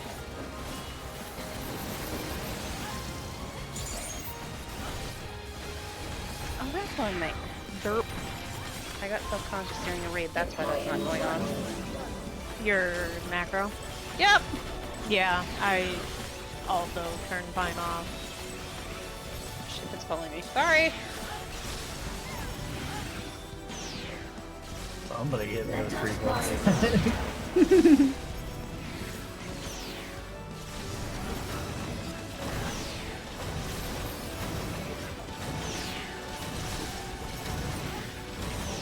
It's 30%.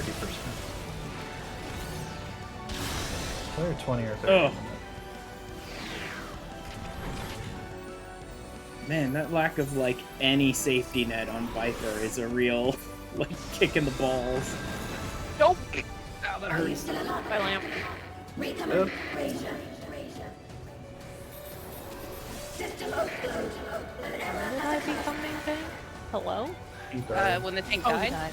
I didn't even see him die. I think he's trying to get it back from you, though. I mean, if he fucking wants it, he just fucking is.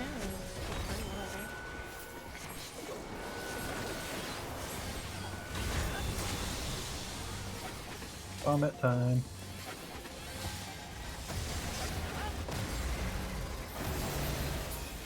There, okay. Is this a rift in reality? Has she lost control of the power? I mean, not surprising at all if she lost control of everything. Are you guys winning? Yes, I think so. We're dying a lot, but we're not all dead yet. So, yes. I only died I once. understand. I died I once. do. And I know that you won't be swayed from your course. That's... But if there's truly no other way to resolve this, fucking broken ankles. then face me. Not as a machine, but as the real you.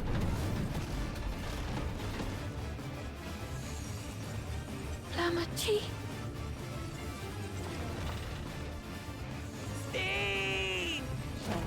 Beans! This is probably the first time that Trinity's seen this cutscene. No, it's the second time. So how many times does this make it where the game goes, she's completely deleted her own memories, only to get her memories back 5 seconds later? Exactly. How many times does this happen now? Probably. Although admittedly, Cool, though. Gaia didn't get all of hers back, but still. I can't bear to lose them. Wiggler Not again. I feel your pain as if it were my own.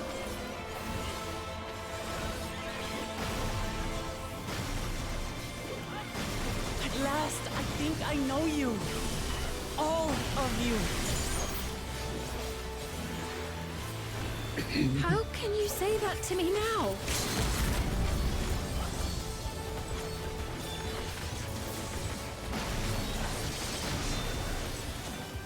It's over, Speen. We will stop you.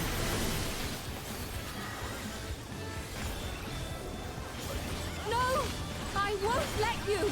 I can't! Ugh. my people's happiness. Leave that burden with us now. We will bear it in your stead.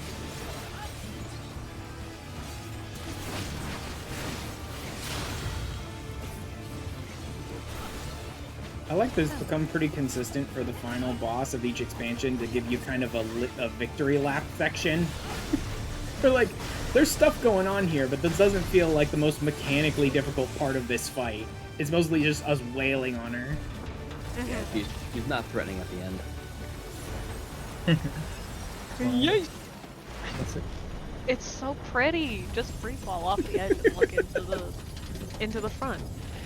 Wait, no, before she finishes, she needs to give a thumb up as she goes down under the... It's so sparkly and petty.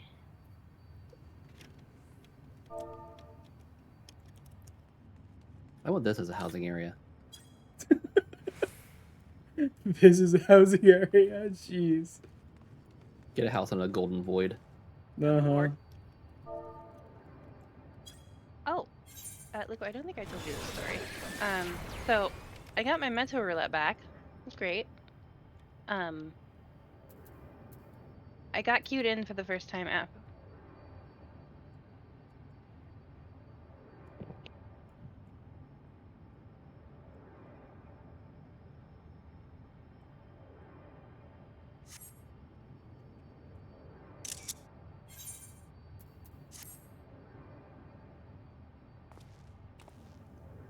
Go ahead and deafen there. That way they can talk if they want to about whatever. We like giving us a singular ally to help us in the final fight in past expansion. Now you're, yeah, they do.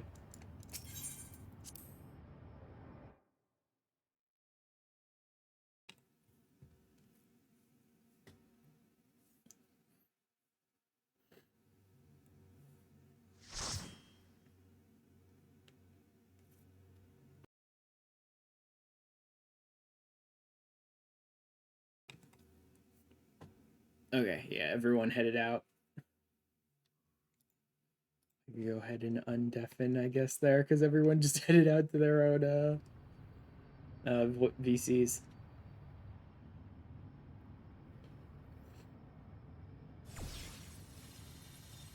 Hi.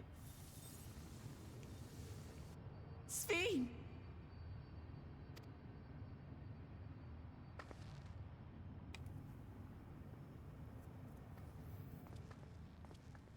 Your voice reached me, Lamachi. Is it really you? No, only in part. My memories as a living person are gone. I've been remade from those I had as an endless. Mm-hmm. However, I cannot remain long, for the Meso Terminal will soon cease to function.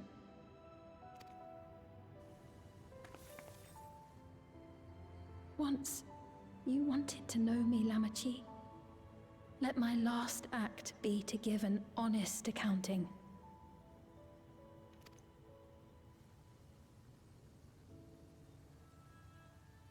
I am, above all, sorry for the suffering I've caused your people and mine.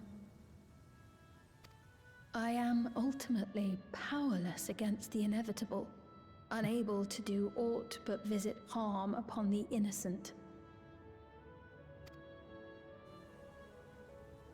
I am, in the end, a pitiful, selfish creature. One that should never have been created.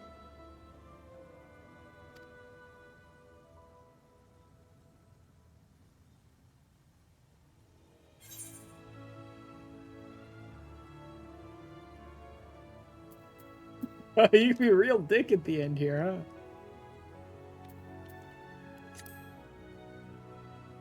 In fact, 2 out of the 3 options seem very dickish at the end.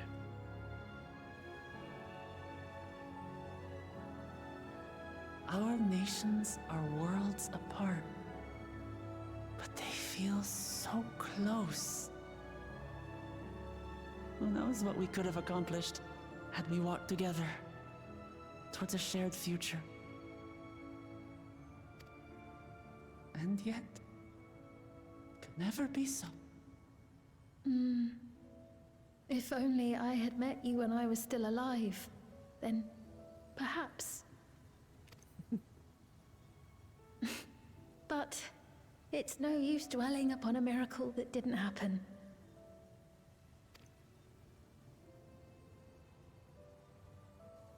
Still, if there's one thing I hope you'll believe, it is this. Brief though it was, I treasured our time together. It pains me to think that its memory will disappear along with me. I mean, not really. We're still here.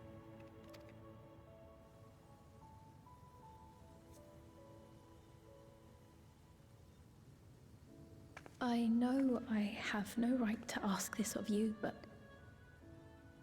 when I'm gone, my people, will you?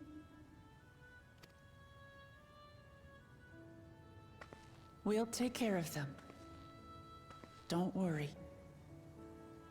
And we will never forget the Endless. Neither them, nor the time we spent with you. So be free of your burdens, ffxiv. And sleep well.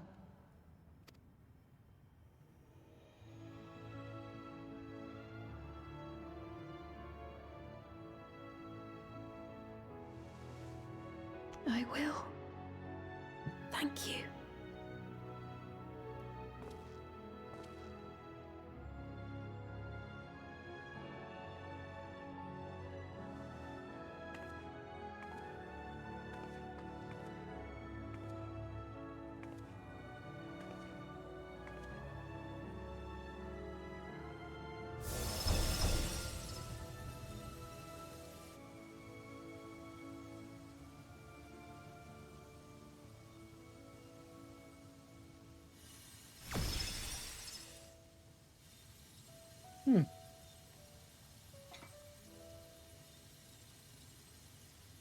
I can only begin to imagine what the relic might let us do in like 7.1 and 7.2 and stuff.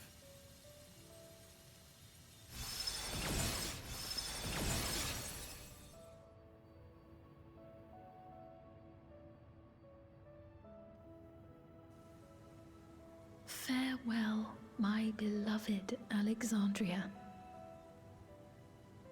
There's a part I like, or did it happen already? No idea. I fell asleep a bit.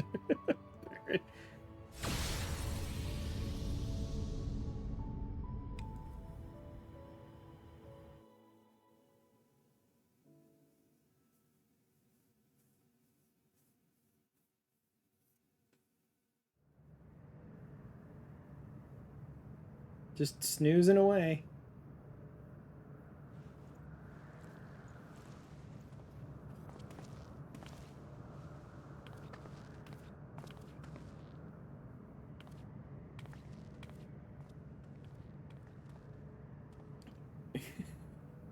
No, it's delete the Windows 32 folder now. Yeah, it's like delete Windows 32.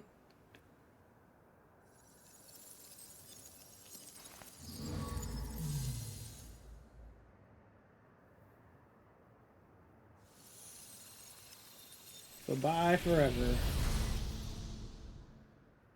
Presumably. I can't imagine any version of the storyline which leads to us, like, reigniting this place with color and life, because the very existence of the Endless was basically a drain on everything.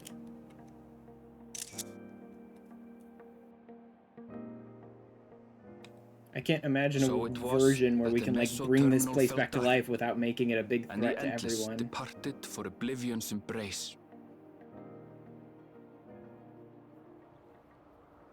Their resplendent paradise was no more, as the memory sustaining it faded with the golden light.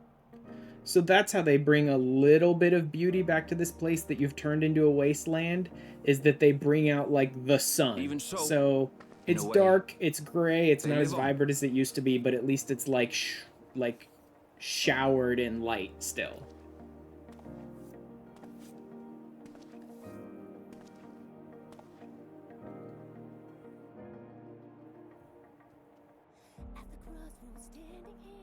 This I felt with conviction as I basked in the glow of a new dawn.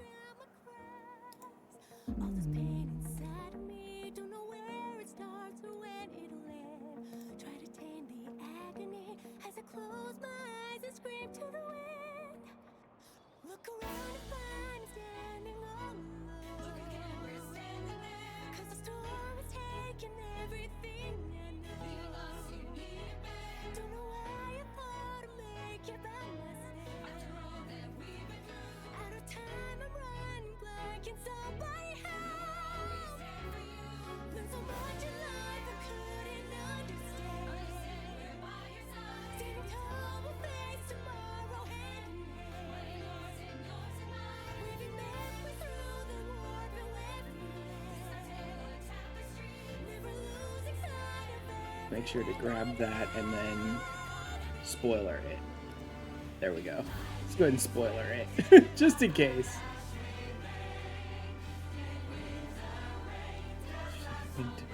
Oh no, the music is rising. Ah. It remains to be seen how interdimensional fusion may have affected other reflections. Oh no! That's a hell of a line to just drop there at the end. The power's capacity for both good and evil. I cannot help but wonder how Svin's deeds will be remembered by those they touched. Hmm. The key that started it all was entrusted to the adventurer. Such an artifact certainly lies within the Scion's realm of expertise, and no objection was raised to their retaining it for research. Still, I'm about to make a pro gamer move. Still, no. First never slams into each other. God. As if someone appeared on the key when you used it. Oh, I didn't notice that. Was placed under the strict watch I didn't notice that.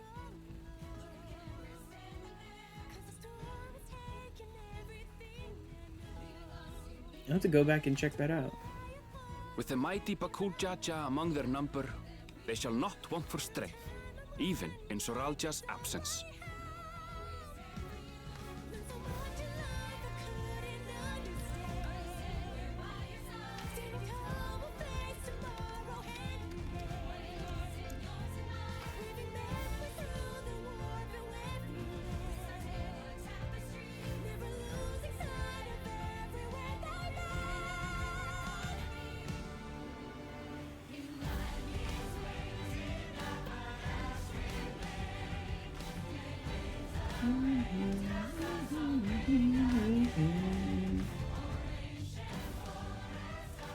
Upon learning of their queen's passing, the people of Alexandria mourned and wept. Just gonna end up with a gear Having set as I'm to symbol by sparing the them time we trouble, get to level the sight 200. might well have moved Svin to tears. However, with Wuklamat carrying on her legacy, I have faith that her subjects will know joy once more. Great. This tiger cub who knows nothing about technology suddenly has to learn how to rule over a kingdom of people who live in a place like Solution the news 9. that young Gululja had succeeded his father as king was greeted with trepidation. Reception was also mixed when Wuklamat came forward to name herself as the boy's guardian.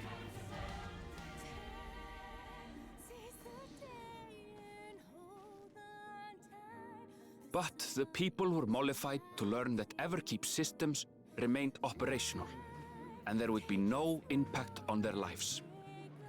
Oh, really? None? So we're not going to be shutting off the, like, soul system? Like, that's not going to, like, dry up very soon because we're not sacrificing any more people's souls for them to use as, like, currency and fucking free lives? Gululja will decide for himself what manner of ruler he will be. Till that day and beyond, may the path of the young king be illuminated by the love of family. Tiny king. Tiny tadpole king.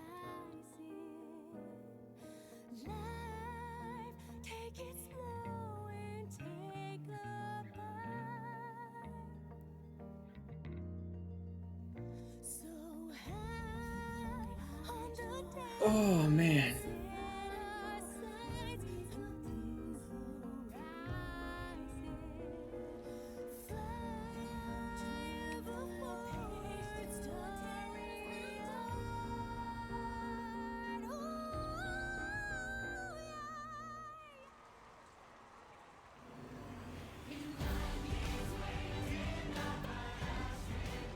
Meanwhile, in Tuliolan, the people came together to hail their new Dawn servants' great victory. Yum. Having honored those they Tacos. lost, they turned their attention to a brighter future and celebrated for 3 days and nights. Seems about right.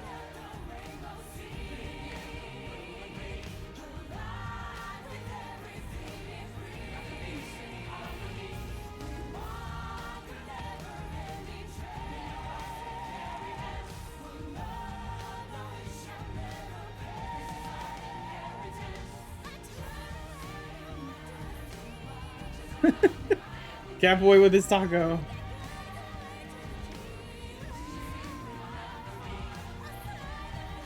Yay! Oh, nope.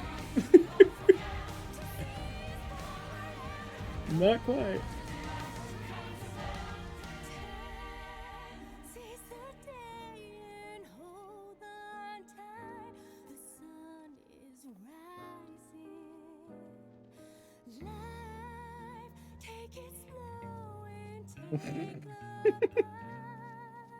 Like, no, get these kids away from me.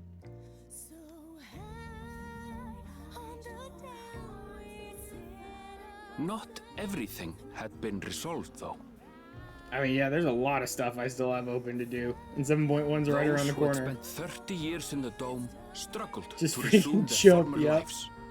This and a host of other challenges remained. People who spent the last 30 years under the dome, yeah. It's interesting to see a number of people who spent the last 30 years under the dome who've like come back to Tulio, lol.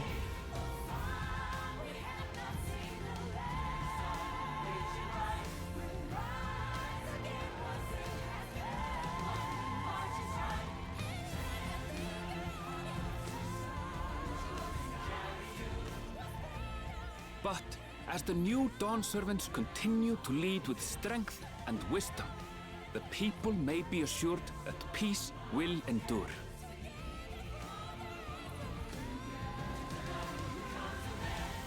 I just assume if Estinian jumps, every one of those kids around him probably dies in the shockwave. It's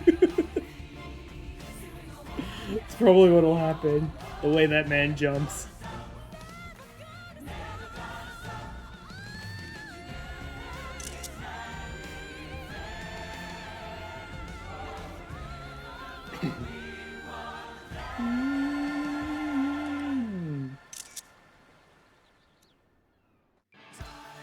Good?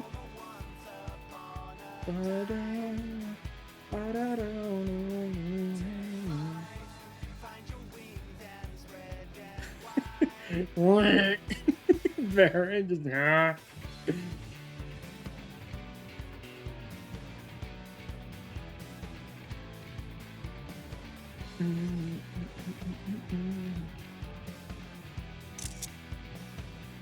There we go. I don't think I really need to.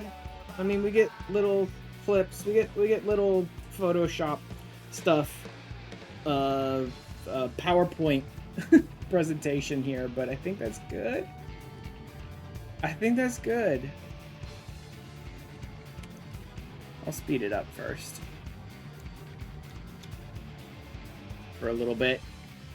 Yes, credits. Woohoo! Yeah. As I'm saying, little period is super hype because, you know, that means more stuff for your wall to dig into. Yep. That was good. That was very good, especially the second half. Second half was pretty good. First half was good, but there were a couple instances where it really felt like they were just puffing up the like quest number, right? Like really kind of artificially enhancing the number of quests at a couple of points, but aside from that, I really did like the story. I mean, like the whole thing with Sphene was the most obvious shit imaginable the whole time.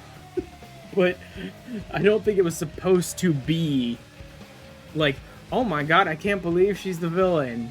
I think we were supposed to be, I think we were very much supposed to be sus of her from moment one and just be like, so when's the other shoe gonna drop here? Because this seems a little weird. Unreasonably sus. Uh-huh. Otherwise, I don't really...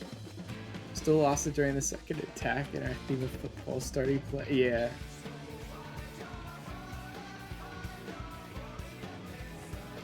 Oh no, that freaking Donner thing. Yep. Yeah, I don't have any problems with the story. I like the story. Like, at some points it felt like they artificially just filled in a bunch of random crap that didn't need to be there to fluff up the quest number or fluff up the hours of playtime or whatever. At certain points in the story it felt artificially lengthened. That was only once or twice. There were other parts in the story where I wish it would have fucking got on with it already, but that was just me. And honestly, that was me like half actually being annoyed by it and half just memeing on like, nope, fuck all these fake endless people. I don't want to learn anything about them. Let's just delete them all. Let's just get out of here and be done with it. Let me just kick the power cord out of the freaking computer already. Kind of stuff. That was only half like, oh, this is really just, there's dragging on this story here. But there was some good stuff with the Endless in Zone 6. But it was just funny to keep being like, I don't care, let me just kick this power cord out. Turn all these idiots off. Oh, endless children? They ain't so endless anymore, are they?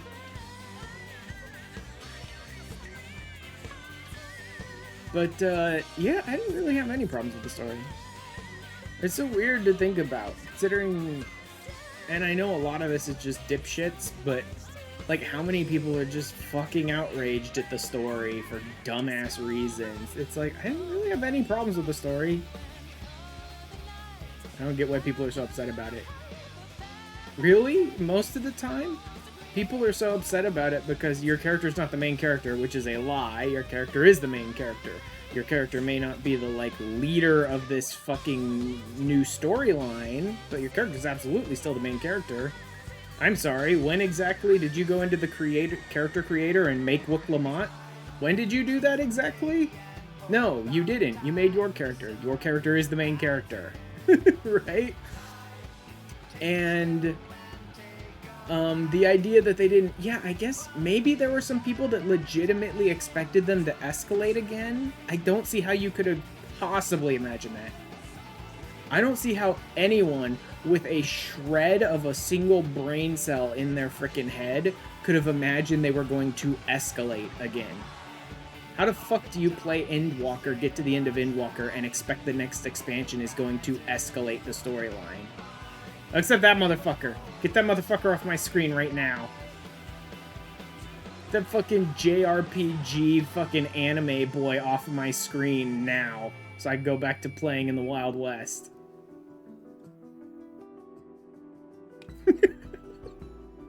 Even that's really, like, half for memes, too. My hatred of him. I legitimately did not like that guy. Mostly because he felt super off-tone for that entire Wild West section of the game. He was fucking JRPG anime protag in the middle of my Wild West fantasy. Like, I really didn't like him because he felt way off the wrong fucking tone for that area. But even so, he didn't annoy me that much. It was just funny to be like, fuck you, get off my screen every time he'd show up. The whole Shaloni section was quite charming. It was. I liked Shaloni. And that's part of the reason why I meme on how much I hated that guy. Is because I really liked Shaloni. I really liked the, like, Wild West theme that was going on. And that dipshit was, like, trying to exist in the Wild West world as, like, a JRPG anime protag kid. Who, like, oh, I'm gonna go up against the bad guys to break my friends out of prison because of the power of friendship type shit he was going on. It's like, he's felt so tonally off for this, like, gritty Wild West world that Shaloni was. And I'm like, what the fuck is this guy doing here? Incredibly easy to please, like that section up until that guy showed up. Yeah, every time he reared his head, I was like, nope, give me a gun, I'm gonna shoot him. Exactly. I went to the trouble to actually switch to Machinist for the Shaloni section and put on my cowboy glam, and then this fucking JRPG anime protag showed up, and every time he talked, I'm like, get him off my screen now. I'm gonna bring a taste of British Isles, I'm gonna shank a bitch, swear on my mom.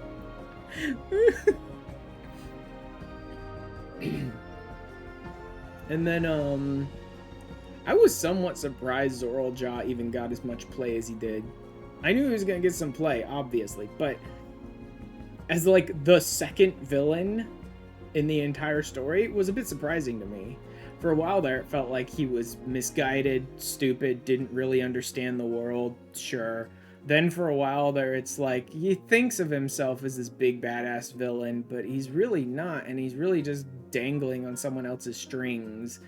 And that ultimately kind of was what happened with him, but, like, he got more play as a villain than I ever expected him to. I always thought his story was just gonna be full on, like, he's a worthless puppet, and at the end of the day, he gets discarded along the way, and you could kind of claim that's what happened, but, like, he had a lot more play of, like, even breaking free of whatever Sphene wanted him to do and, like, starting to kill her people and absorb their souls and stuff. And it's like, he got more play as a villain than I thought he would. He did more than I ever expected him to accomplish, which is not saying much, because I never expected much from him. He always came off as, like, cocky, completely naive, and just, like, an idiot. And that was true.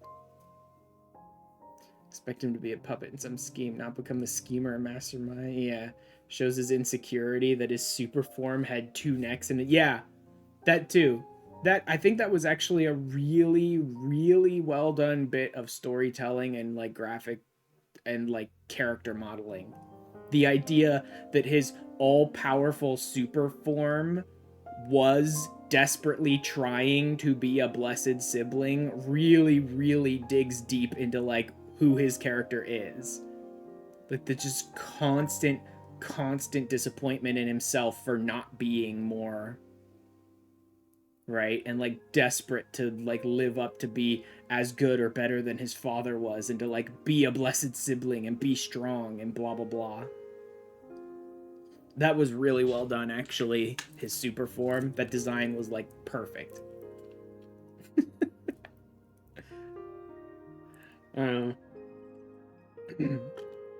But Cool Jaja is goofy and all that shit, but he's still got some work to do. I will say this, but Cool Jaja is not redeemed. But Cool Jaja is on the right path for redemption as a character right now. He's definitely on the right path, but I don't feel like the game was trying to force me to accept that he was redeemed by the end of it. I don't think that's what they were trying to do, so I don't have a problem with it. He's on the right path. He's nowhere near redeemed yet, though. 3 a.m. sandwich, watch a YouTube video, and go to bed. Got some finishing this just in time to continue the story. Uh-huh. Oh, 2 optional dungeons. Nice. Gotta see what he does in the upcoming patches. Yeah. Yeah. It'll depend on what he does in the upcoming patches, really, for Bakul Jaja. Like, it never did feel like the game was trying to shove down your throat. He's redeemed. He's totally redeemed himself, right? They never were trying to do that. But they were putting him on the path to, like, yes, he's working towards redemption, and it never felt like they were trying to pretend he was already. One of those has your favorite Final Fantasy IX theme. Very spooky. Spook. Alright. That's enough. There may be more images I'm missing, but that's good enough. I do know that credits often at the end of the expansions will just like loop over and over and over again because the images don't go faster when you tell it to go faster. I think that's right. I'm not positive on that, actually. I think the images still go at the normal speed, but just the names go by faster when you tell it to speed up. So they just kind of loop the names over and over and over again until you eventually skip, or until they run out of images, maybe. Between the reconstruction work and Papa's funeral, I've hardly had time to breathe. Hmm.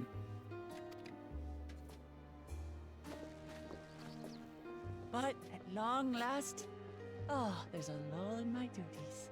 Huzzah. You've done more for us than we could ever hope to repay. Thank you from the bottom of my heart. When we left the Eorzea behind to take part in the contest, none of us could have predicted what complications would follow. I mean, the contest was pretty straightforward. There were a couple hiccups, but the contest, that part was pretty straightforward. It was literally when you gave me the passport to go to the north and said, "Go, young cat boy, be free to Wild West it up." That's when everything hit the fan. You truly have a knack for finding trouble, my friend. Yep. And you wouldn't have it any other way. Mm-mm. I wouldn't have anywhere near as enjoyable a video game if I had it any other way. So what's next? I have to bumble into every Assuming bit of you're trouble I can still find. set on leaving the Gleaner's life behind? Oh, really? I'm off to fulfill my mother's dream, of course. I mean, that was mostly like being a gleaner. Like she had intended, I'll embark on a journey in search of the unknown. She's sure to enjoy my stories when we meet again in the ethereal sea. Isn't he basically just describing being... It's like, you're leaving behind being a gleaner. To do what? To wander around and search for unknown things. It's like, why are you leaving behind being a gleaner exactly? Someone that got catapulted across a vast space to deal with a literal emotion and drop kick it in the face. Trouble is our middle name. Yeah. It's like, why is he stopping being a gleaner? He's trying to take her job. Take her job. Well, well. Sounds like a plan. But will you have the coin to get by? If he discovers treasure dungeons like Astinian has, he absolutely will. I may no longer be a gleaner, but I still have contacts We're in meant to be the wonder. Contacts with deep pockets, always eager to pay for information on new or rare species. In fact, if he discovers the existence of treasure dungeons and becomes a beastmaster, he'll have all the money he could ever need. We've got it all worked out. And what of you? Any new adventures in the offing? Contacts in Charlian. Also, yeah, he was talking about contacts in Charlian who'd be interested in any new or exotic species. So it really does feel even more like they're trying to gear him up to be the Beastmaster trainer, or at least a major part of the Beastmaster storyline. Regardless, until you're ready to leave, you're our guest here in Tulihyolal. And this time, I won't pester you to take up a post. By now, I know you well enough to know you can't stay in one place. No more than you can ignore the plight of those in need.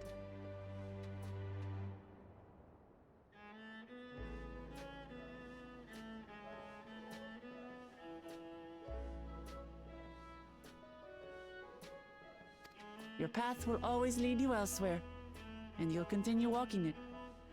Isn't that so?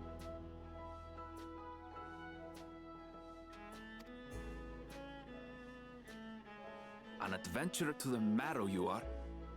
What is it exactly that spurs you on?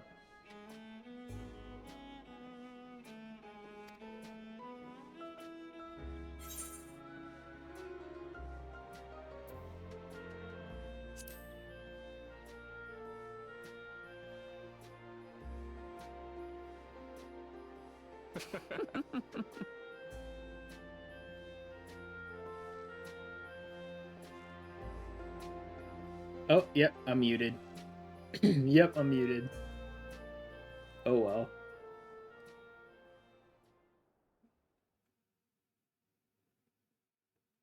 You were not going crazy, I was muted. Okay, so what's that got to do with anything? Like, is there something left in her crown that's gonna show up to be a danger to us? Probably, because we still got multiple MSQ expansions to go.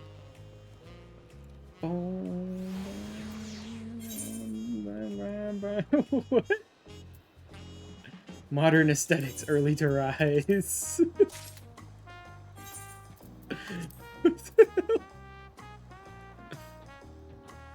A simple yet elegant braid that can be employed by even those who are not yet fully awake. What's with the early to rise hair?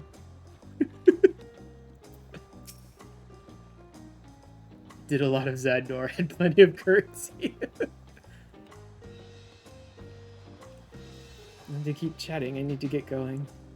There's a heap of things to do, and it wouldn't do to leave it all to Kona. Gawilja decide to remain in Solution 9. I said that he can consider Tuli Halal his home, but he's more comfortable over there. Shale keeps an eye on for us. Visit him as often as we can. Still needs our support, especially while he's agonizing over his inherited authority. I told him he needn't make a decision right away. Can't postpone it forever either. Whatever I can to help Gawilja, as well as everyone inside the dome. This is much to ffxiv.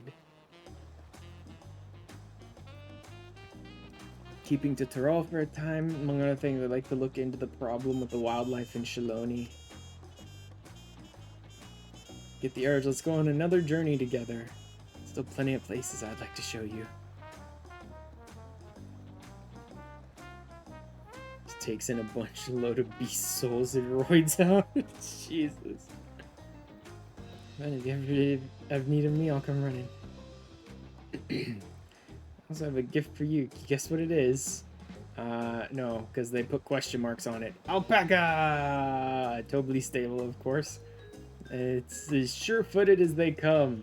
Yes! Yes, not a single brain cell in that head. Perfect mount for me. On the move, eh? Here, this is the whistle for calling it.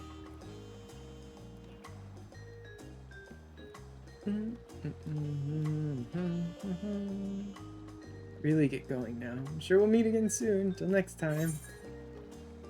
And some music.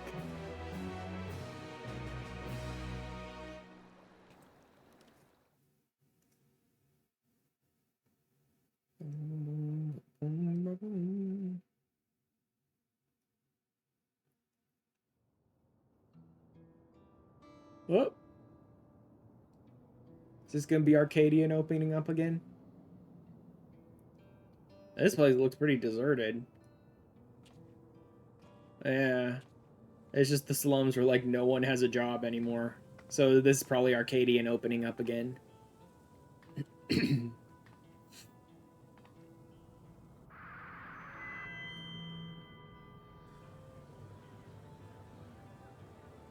Citizens of Alexandria, ever since our beloved queen's passing, you have understandably abided in grief. Sorrow darkens your once bright faces. Is this what Her Majesty would have wished to see? No, most assuredly not. Know this to be true.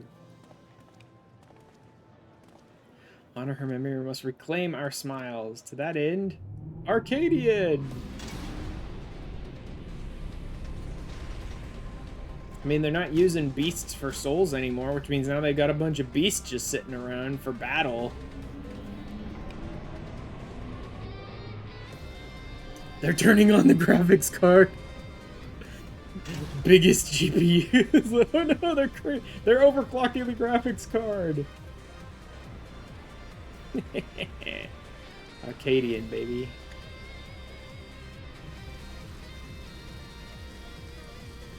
Nice music.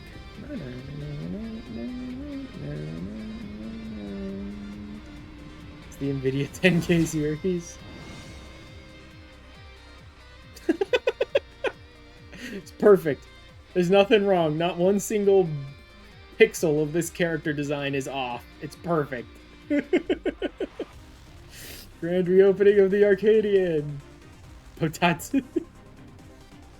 Oh god, it's a mustache lapel. Yeah. Like, for the dirtbag announcer for the Arcadian, like, this guy is perfect in every way.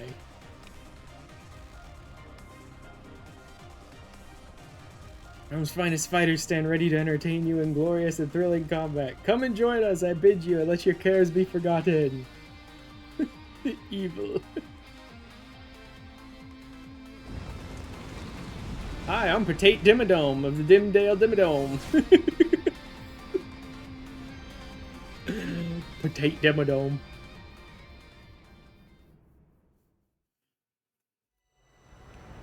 Skies aflame proclaim night's end, and thoughts unto adventure tend. The brave make haste o'er hill and dale, and what the fuck?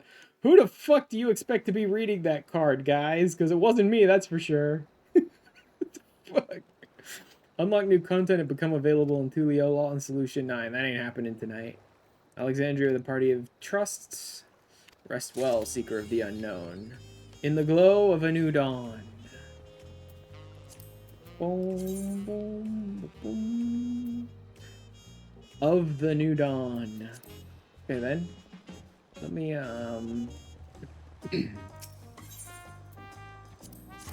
Pacha. Just pop out there really quick.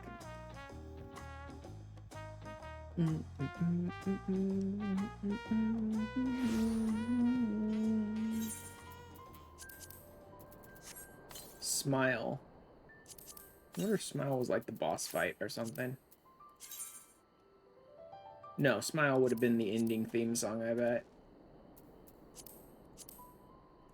Known as a Pelu Pelu merchant's best friend, the alpaca has long been raised as livestock in the mountainous regions of Tyrol.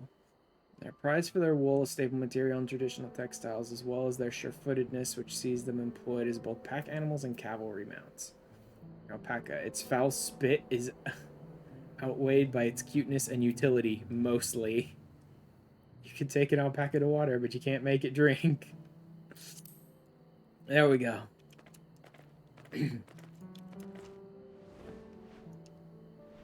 Let's, is it generic?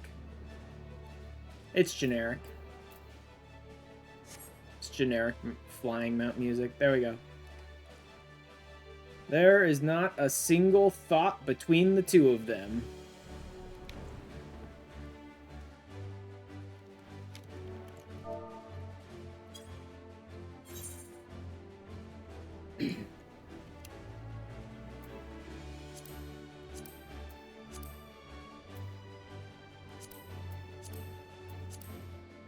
No? Where the hell's the flying... There it is.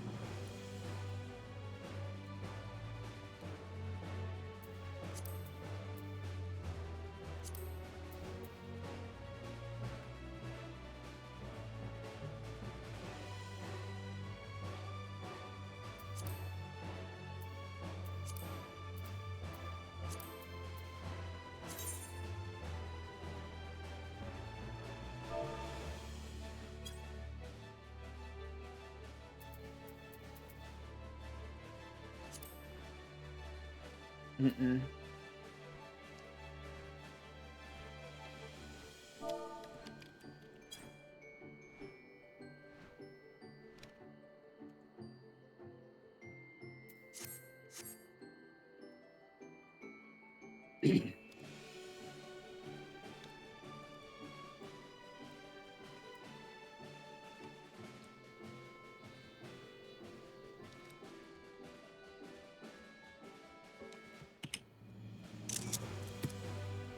Two heads and not a thought or a brain cell between the both of them. That's how it goes.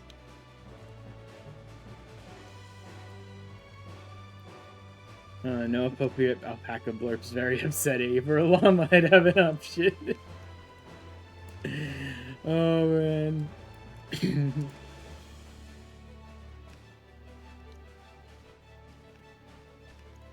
Alright. I think that about does it.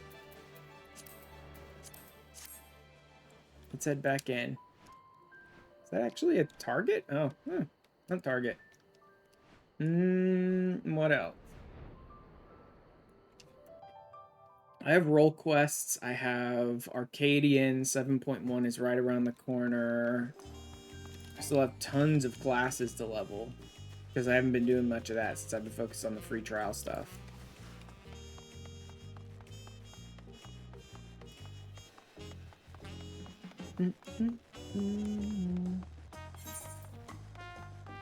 I've got all the ether currents done. Good. I've got flight everywhere in here so I can get started with like hunt trains and stuff if I decide I want to do that at any point. Is there... What's this? How the West was sung? Oh, that's probably Extremes. It's probably the Wandering Minstrel. Let me see these hunts.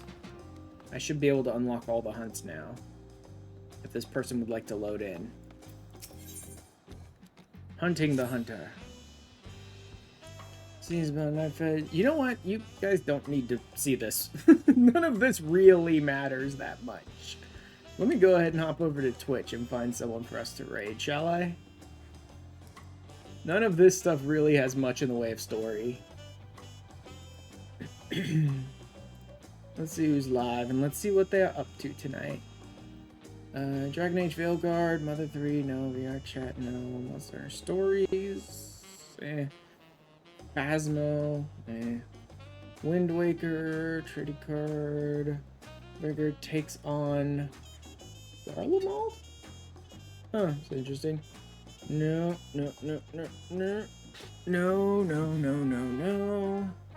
No, Daily Roulette's EX1, no thanks. Maybe Fanon. Maybe Fanon. Fanon's playing some Once Human.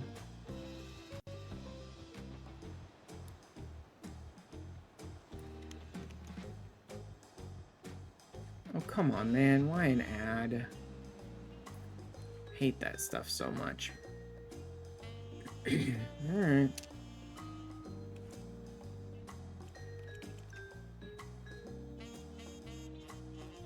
Should run through Arcadian. I think I'll save Arcadian for its, like, own stream. I'll probably save Arcadian for its own stream. Ugh. I've been going for, like, 6 hours tonight. I think I'm heading out for tonight. Let's go say hi to Fanon. Also, thank you, Luco, and everyone for helping me tonight with the, dungeon and all that.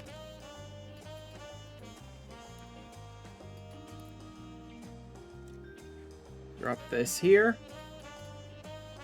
There we go. That is where we are going tonight. We're gonna go say hi to Fanon, playing some Once Human.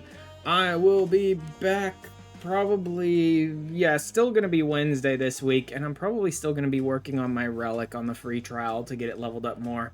I need to do a lot of that off stream because I need to do like 8 books of the Braves off stream and just do like the last one for my relic stream. But I will see you guys then. And thank you everyone for being here tonight. Thank you to all my friends who helped me run some content tonight. And more Dawntrail to come. I don't know if I'll jump straight into 7.1. I might, to just kind of catch up with everyone and stay caught up with everyone now. I might go straight into 7.1. But I still have Arcadian, I still have Role Quest, I still have a bunch of other stuff to do in the game as well, even though we're done with the MSQ for now. Anyway, I will see you guys later. Bye-bye. Bye-bye. Bye-bye. Bye-bye. Bye-bye. Bye-bye. Bye-bye. Bye-bye.